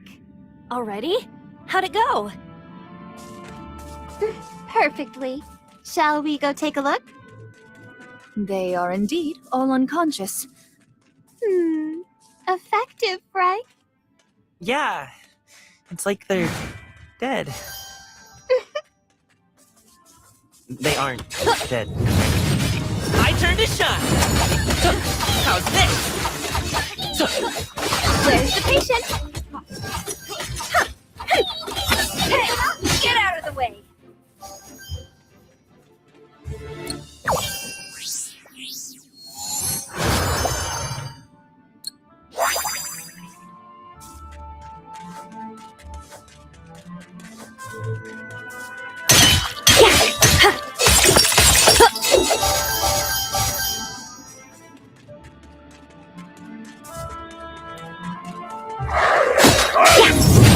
Let me handle this!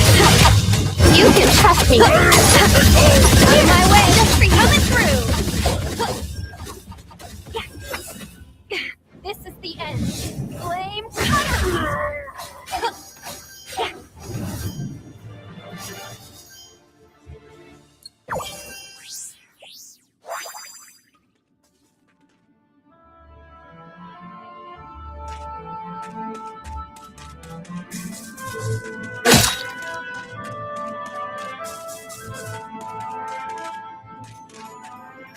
There's bound to be something good in here this time, right?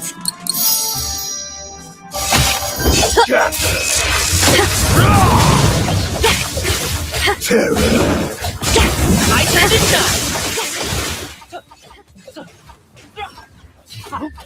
Eat this, Frost! Hey, get out of the way! Where's the patient? It's just a little pinch. Yeah. Let me handle this!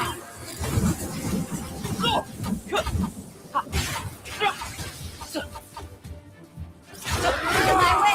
Coming through. You can trust me. I always give patients undivided attention. Here, my way. Just for you. Coming through. Let me handle this! Where's the patient? Don't be scared. This is where you're all good. Hey, get out of the way. I'm sorry.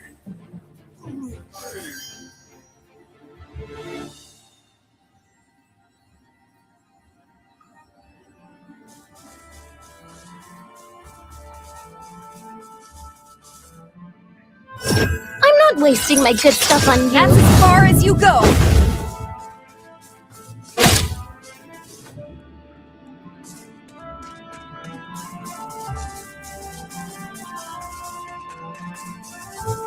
Hey, are you okay? Height! Run! You should save yourself! They're all severely injured. The fact that they're all still conscious is a testament to their strength. Oh, if we just leave them like this, they might never recover. Is there any way we can save them? I'll do anything. There should be cavern blooms in a cave like this. If I can get just one flower, I can make some first aid treatments with the ingredients I have on me. Flowers? I know where those are.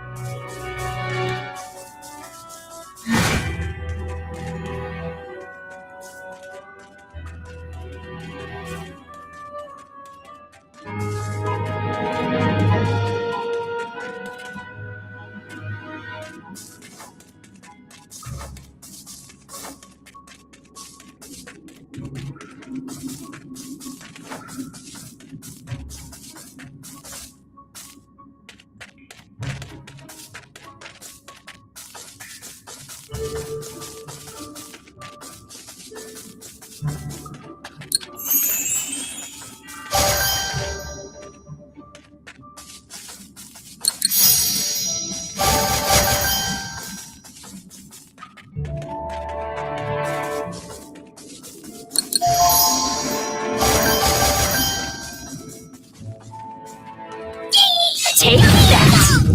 My turn to shine! You can trust me.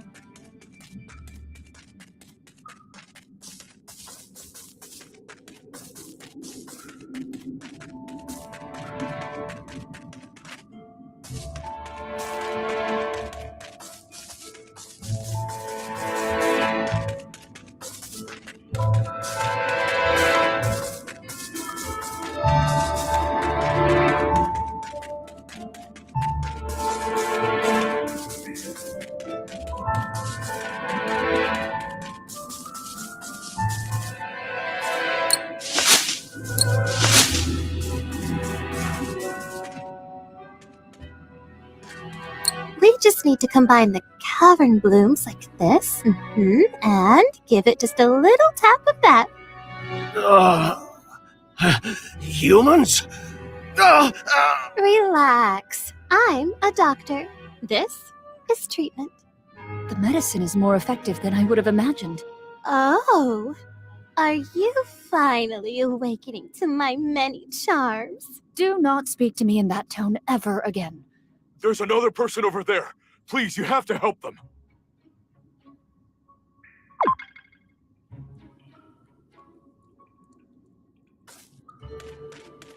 Are you okay? Can you hear me? Who did this to you? Lupe. Lupe, he attacked us. You should run. None of us are a match for the mighty warrior. Lupe attacked our pack? He must also be out of his mind. This is a disaster. You just rest here for a bit. We'll finish this before he wakes up. Are you going to challenge Lupe? Of course. You should turn back here. It's too dangerous. I'll figure out what to do about Lupe. We promised we'd help you. We'll see this through to the end. He also has that thing we need, remember?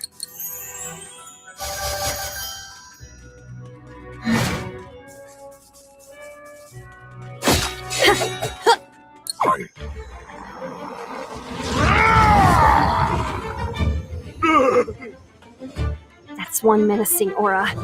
He's fully corrupted. Do not falter. Together, we shall prevail.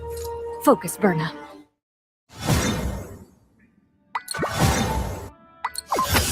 Prepare yourself! Try this.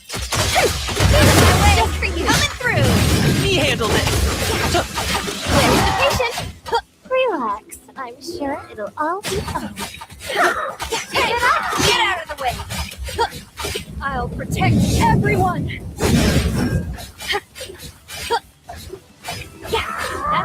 My turn to shine.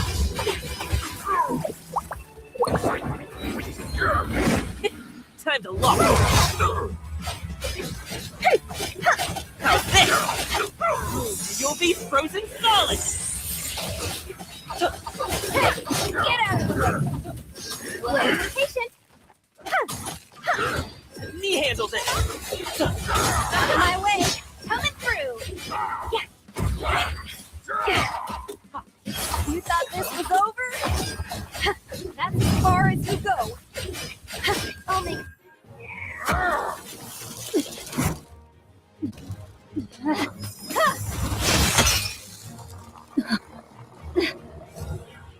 He's strong. Ophelia, look out!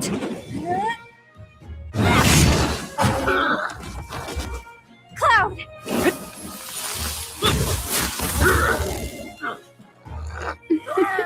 Time for a little nap.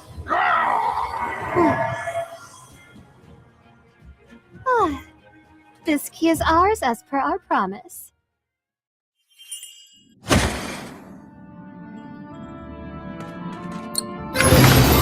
Woohoo! We're done.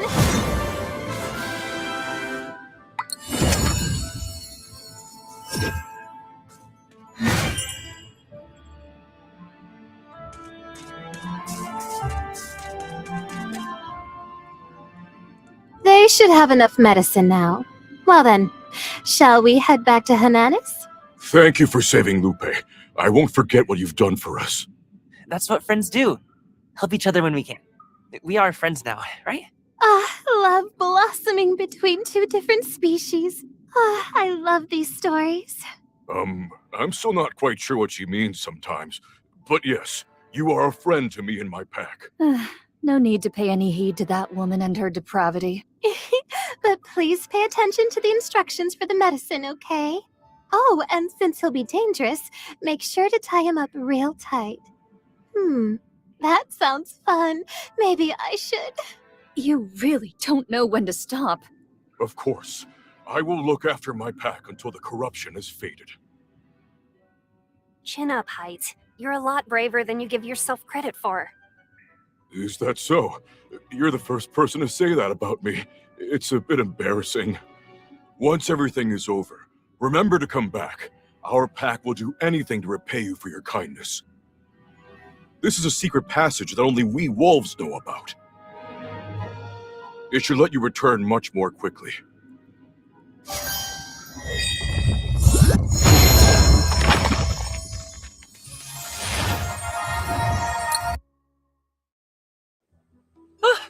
We're finally outside. The outside smells fresh and wonderful. It feels wonderful too.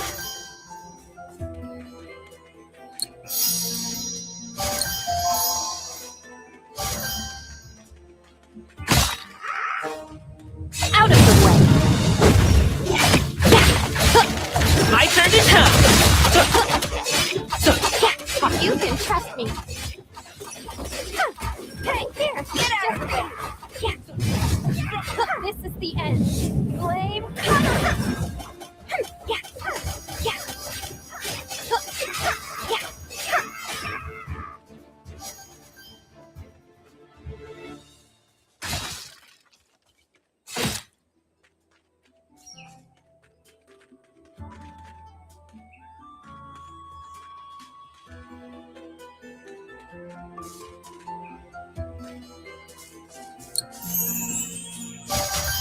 him.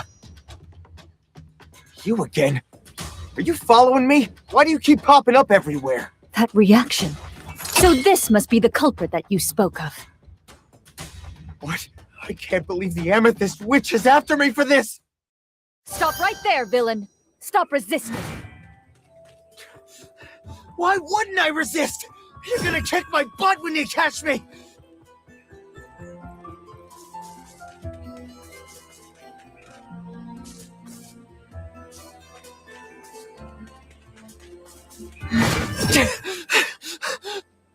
Stop running already! Go away!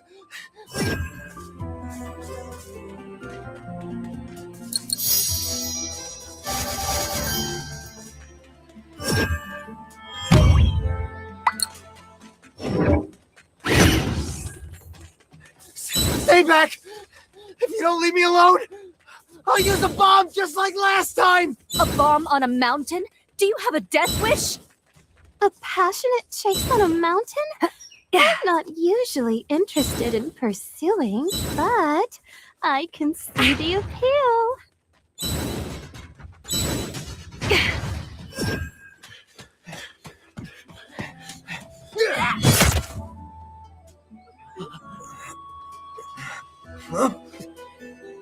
Finally caught you. Let's see who you really are. Huh? Oh my. Huh, so you're a monster tamer like us. Don't tell anyone! I'm done for!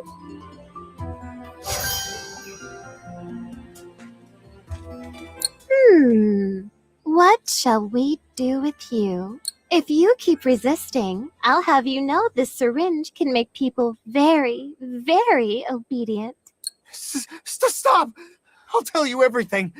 Get that thing away from me! Why did you do it? It was a request. I'm a member of Monster Tamers and an adventurer too, you know. Don't I have the right to take on whatever request I want? There are limits. Didn't you see what happened because of what you did? Because of your antics, all of the monsters near Hananis are now classified as extermination targets. Who cares what happens to monsters? Don't kid yourselves. We're all in this for the money. What's the big deal if I hurt a few monsters? All that matters is I did the request. You didn't just hurt monsters, though.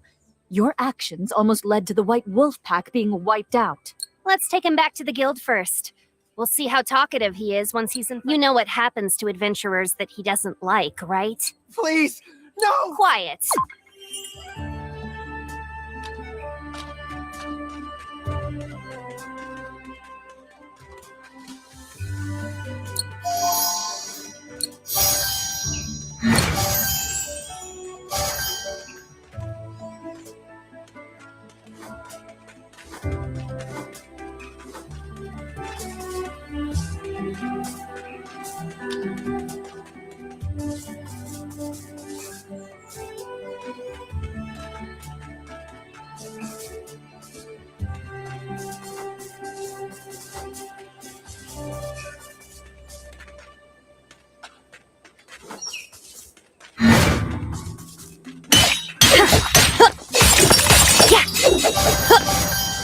That's as far as you go. Me handled it. Where's the patient? Out of my way, team. Coming through. Out of the way.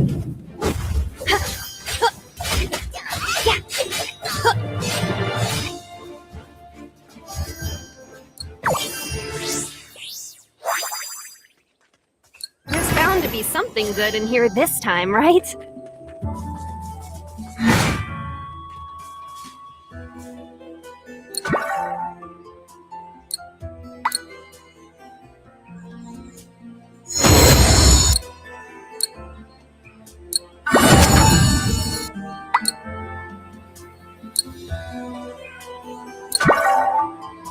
No shortcuts. Let's take everything one step at a time.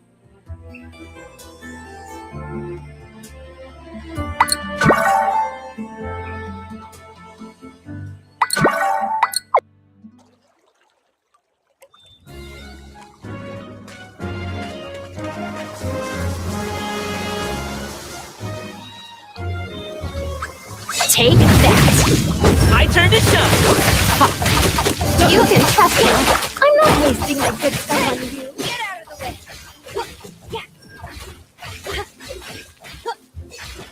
Out of the way! I'll protect everyone!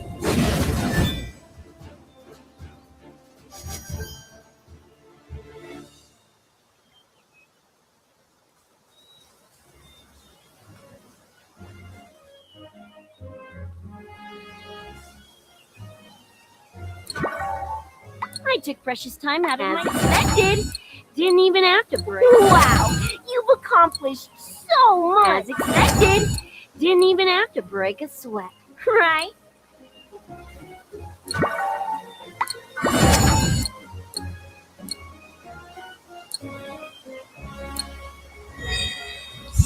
Whatever it takes, we have to keep trying. Which door should I open next? Oh, need Alright, I feel like I've gotten a lot stronger. Whoa, awesome! I feel like I've gotten a lot stronger. I'm going to keep getting stronger. The flames' power grows. I'm going to keep getting stronger.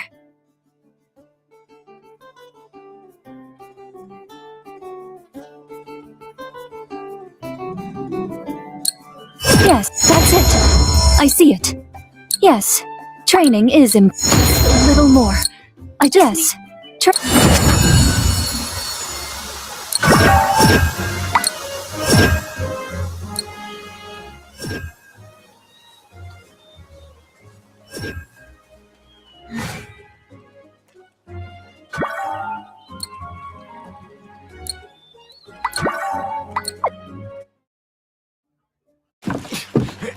Caught the guy spreading seeds everywhere. He told us he was doing it as a request. What? That is a severe violation. I needed the money, okay? I didn't have another choice. Who even cares? They're just monsters anyway. Sir, we are monster tamers, not monster maimers. You'll face severe punishments in accordance with guild regulations and local law.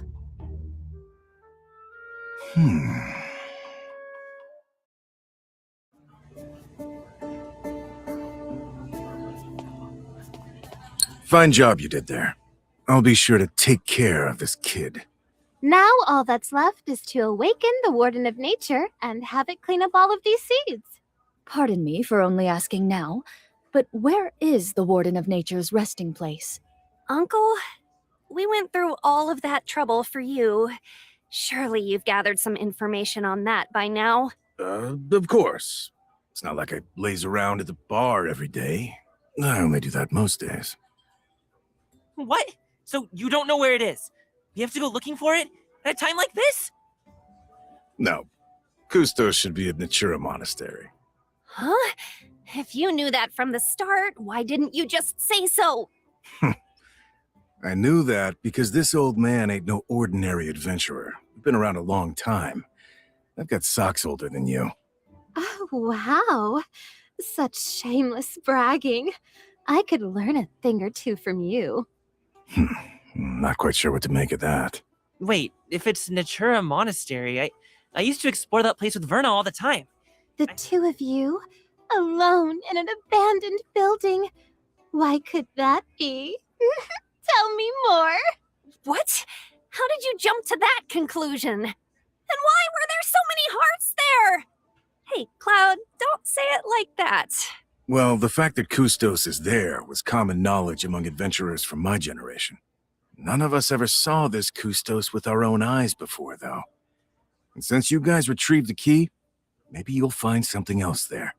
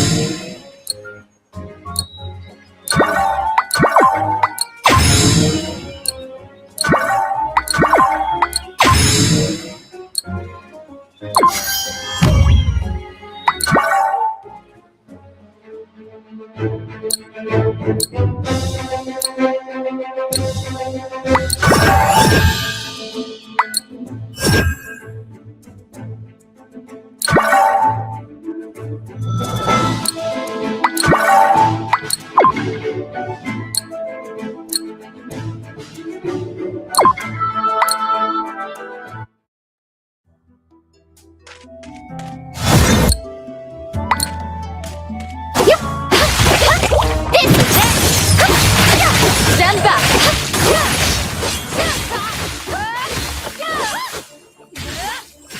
Where's the patience? Keep it up,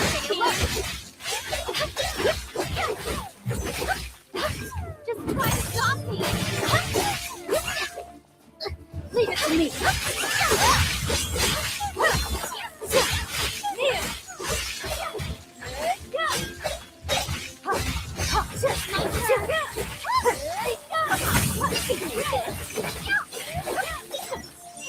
Everybody freeze! Stand back! Studio close. I'll bring my back! You can trust me! Just that you stop me!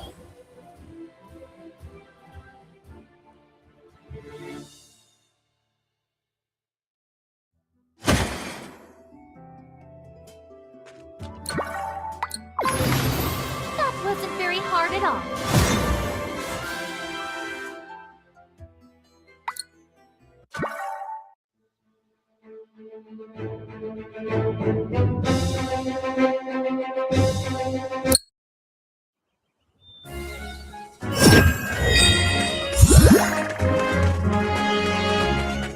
Natura Monastery. That's the one that was abandoned long ago and is currently in ruins, correct?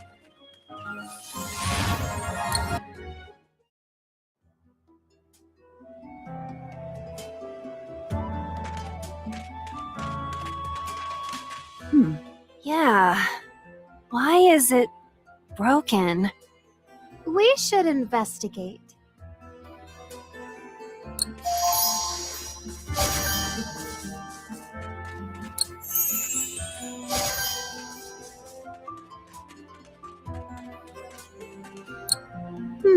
It certainly doesn't look like this was natural causes.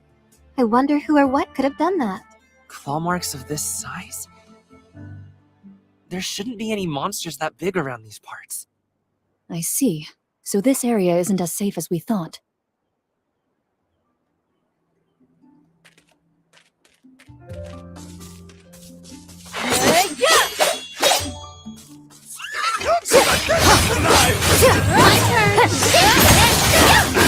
Where's the patient? Leave it to me.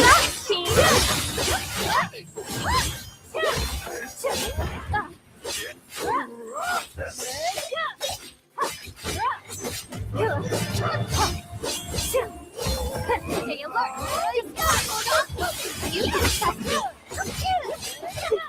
Don't be scared. This is for your own good. Stand back.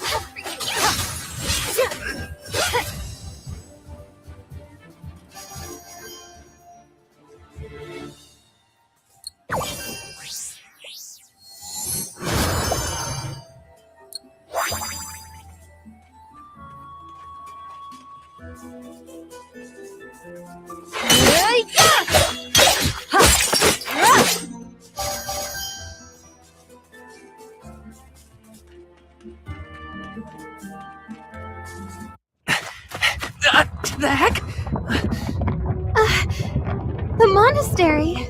We should be able to see it from over there. Oh, what is that?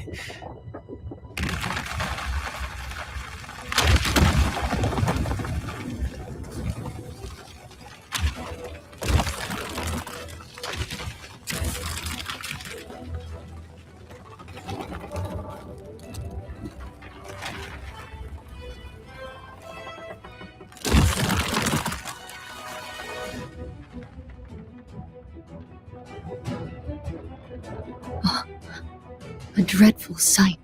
Kustos should be fine, right? I would certainly hope so. But we should hurry before the monastery is completely destroyed.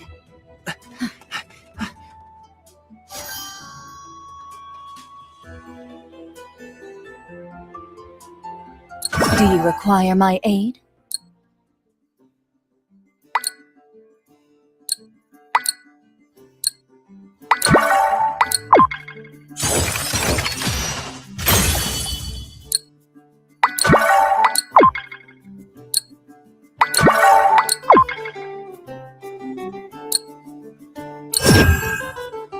I must grow even stronger. So cute!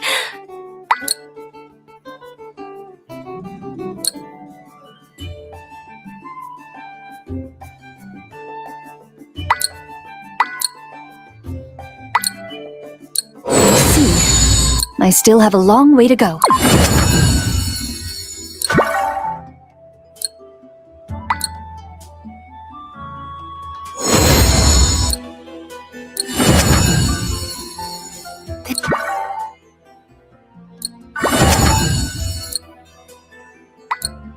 This place. I think I've been through here before.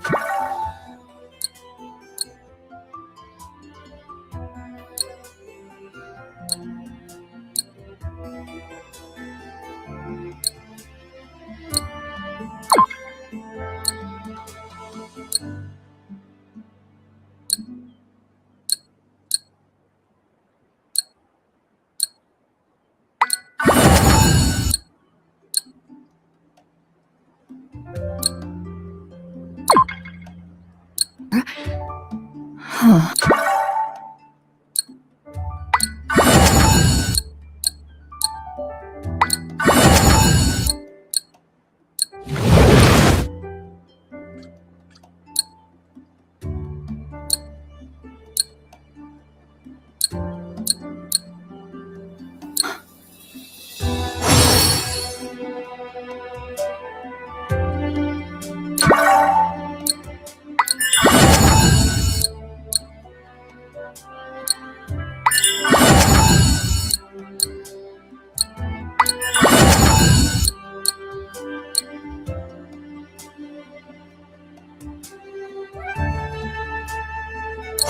A knight must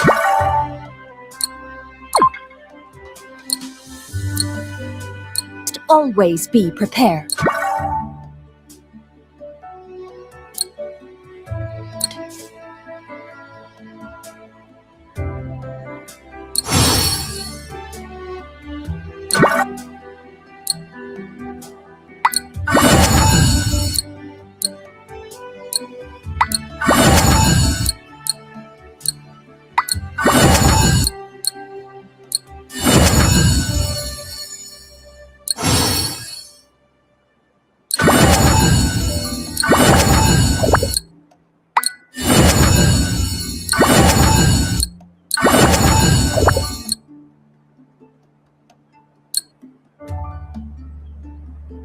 This place.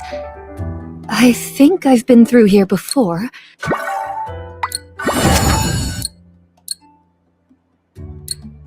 Huh.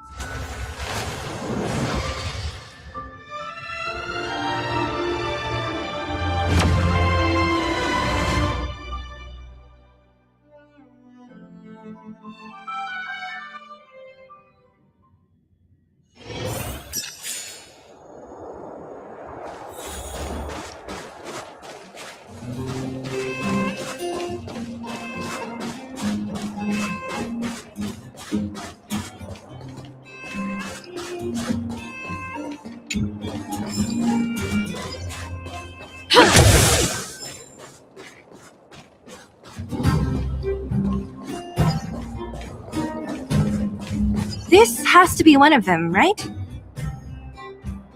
It looks so lame. Is it even awake in there? Maybe it's broken down. That scared me. Protocol. Initiating. Scanning. Verifying. Certification failure. Subject has yet to obtain access permissions. Launching processing. Huh? Are we starting now? Launching stage 1 processing. Please, who is the reigning champion of the internal combustion engine Infernal construction what now? How would we know anything about that? Sampo, do you know the answer? Sampo Gaski always knows that. Wait, what did it say again? Aren't you supposed to be dependable? Well, I don't know everything. Sometimes you gotta ask around if you want to know the answer. Don't panic. Let's listen in to what the vagrants are talking about. We might just hit the jackpot. Please answer the following question. Who is the reigning champion of the internal combustion engine rap tournament?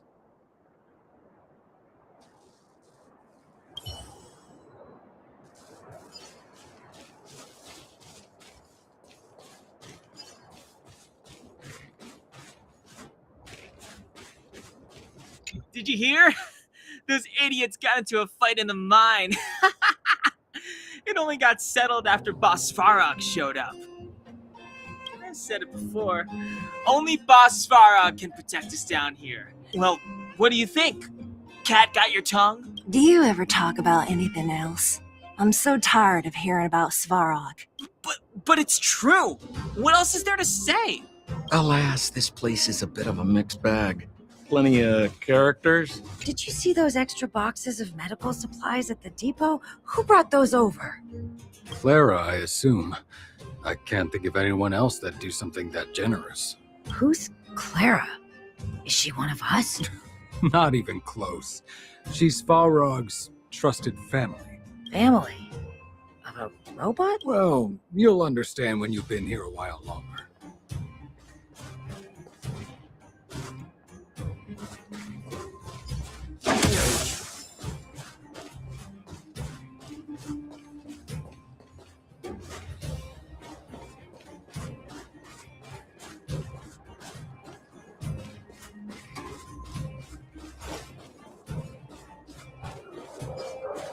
Yo, listen up. This one's for all you pretend rappers. Internal combustion engine champion, 88 degrees bedrock, repping the dawn of the underworld rap. Here's something to wake up your soul. Check it. Light of the moon of a city of snow.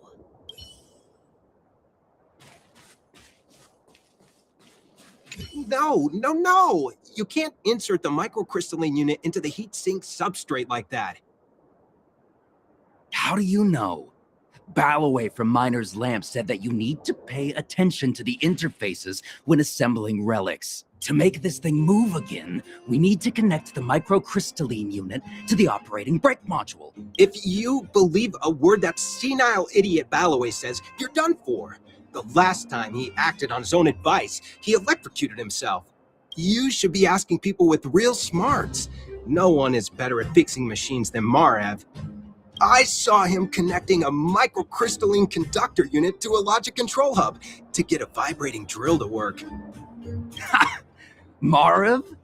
Him and his brother wouldn't know a real relic if it hit him in the face. Last I heard, he got scammed by someone selling counterfeit junk. You're just salty, my friend.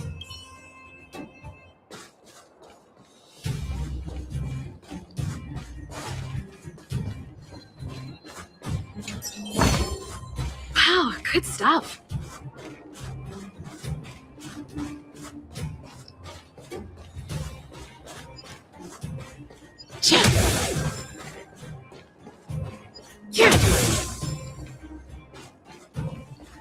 Hold still. You're nearly fixed. My design has been superseded by newer models. Hey, what are you talking about? I'm not interested in selling your components.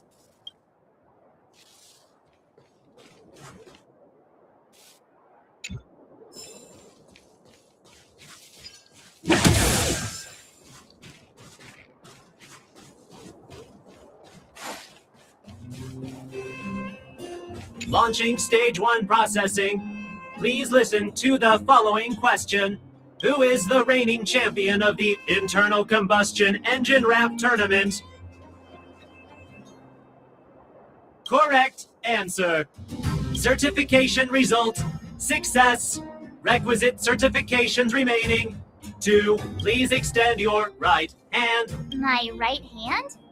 Here you go. Why is this part of the... hey, ow! So this is the certification mark? Great. Only 2 more steps to go.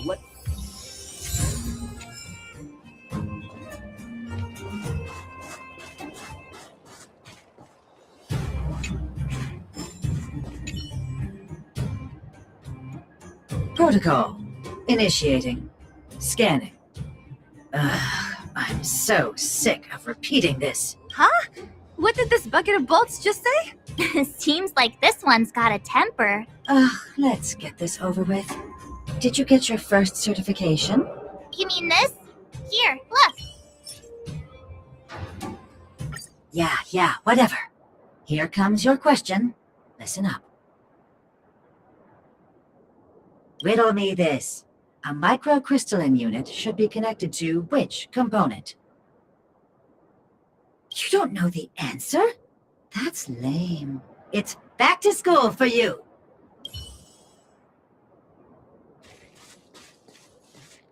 No! You can't insert the microcrystalline unit into the heat sink substrate like that. How do you know? Ballaway from Miner's Lamp said that you need to pay attention to the interfaces when assembling relics. To make this thing move again, we need to connect the microcrystalline unit to the operating brake module. Otherwise, it's just a pile of scrap metal. If you believe a word that senile idiot Ballaway says, you're done for. The last time he acted on his own advice, he electrocuted himself. You should be asking people with real smarts. No one is better at fixing machines than Marev. I saw him connecting a microcrystalline conductor unit to a logic control hub. Marev? Him and his brother wouldn't know a real relic if it hit him in the face. You're just salty, my friend. Yeah, whatever. Riddle me this. A microcrystalline unit should be connected to which component? wrong. Congratulations. Simple question. Terrible answer. Can I smash this cat? Ha! You want to go? If we turn you into scrap metal, we still get our certification, right? This song's for you. Turn it up!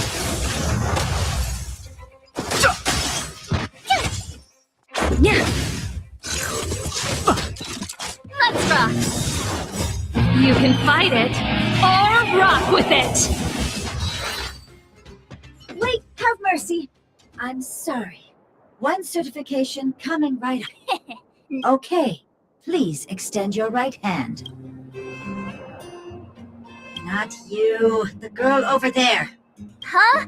Me again? It hurts, you know. There you are. Only one more to go.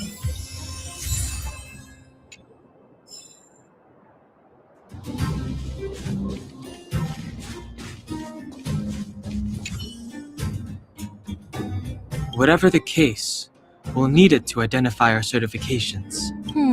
There's something wrong with Protocol. Initialization failure. Attempting system restoration. Not encouraging. System restoration failure. Core module damaged. External threat detected. Threat elimination activated. Initializing combat module. Finally, no more racking our brains. Keep up! The sanctuary is but a vision. Break! Watch this awesome move! You're annoying!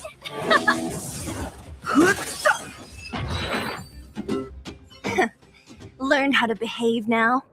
Let me try and reset its system. Certification system online. Please extend your right hand. Why? How come we can get in now, right?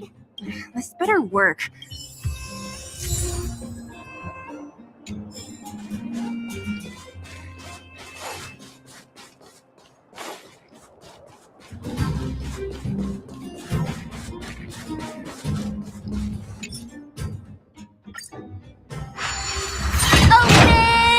Sesame! See? Not so bad having Sampo on the team after all. Yeah. Thank you very much. I'll commend you to the chief. All right. Well, let me issue a warning now. Everything from here on out is uncharted territory. Now to set the record straight with Svarog. Let's get in there. Ooh, did anyone hear what I just...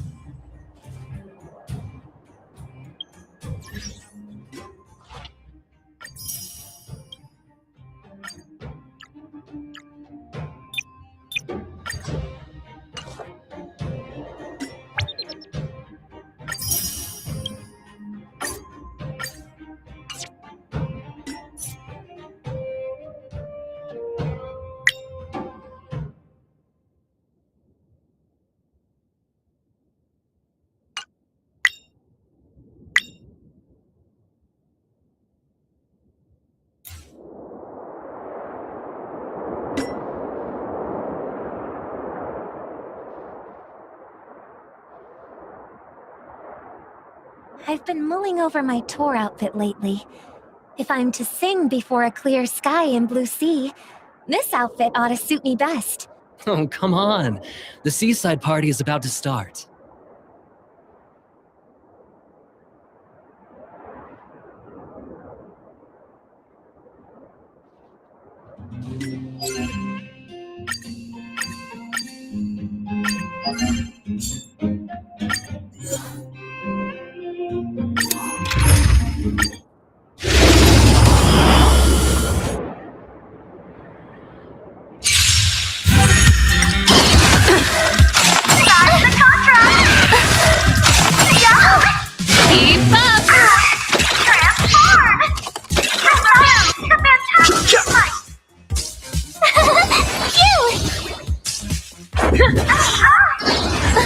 Try that again. Watch this awesome move.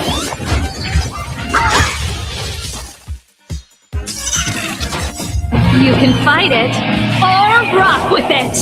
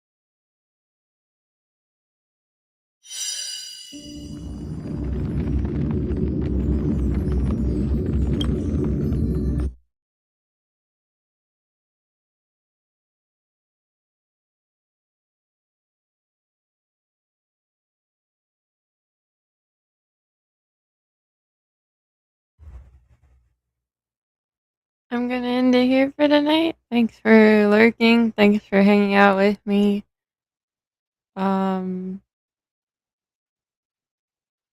I should be on again Monday, and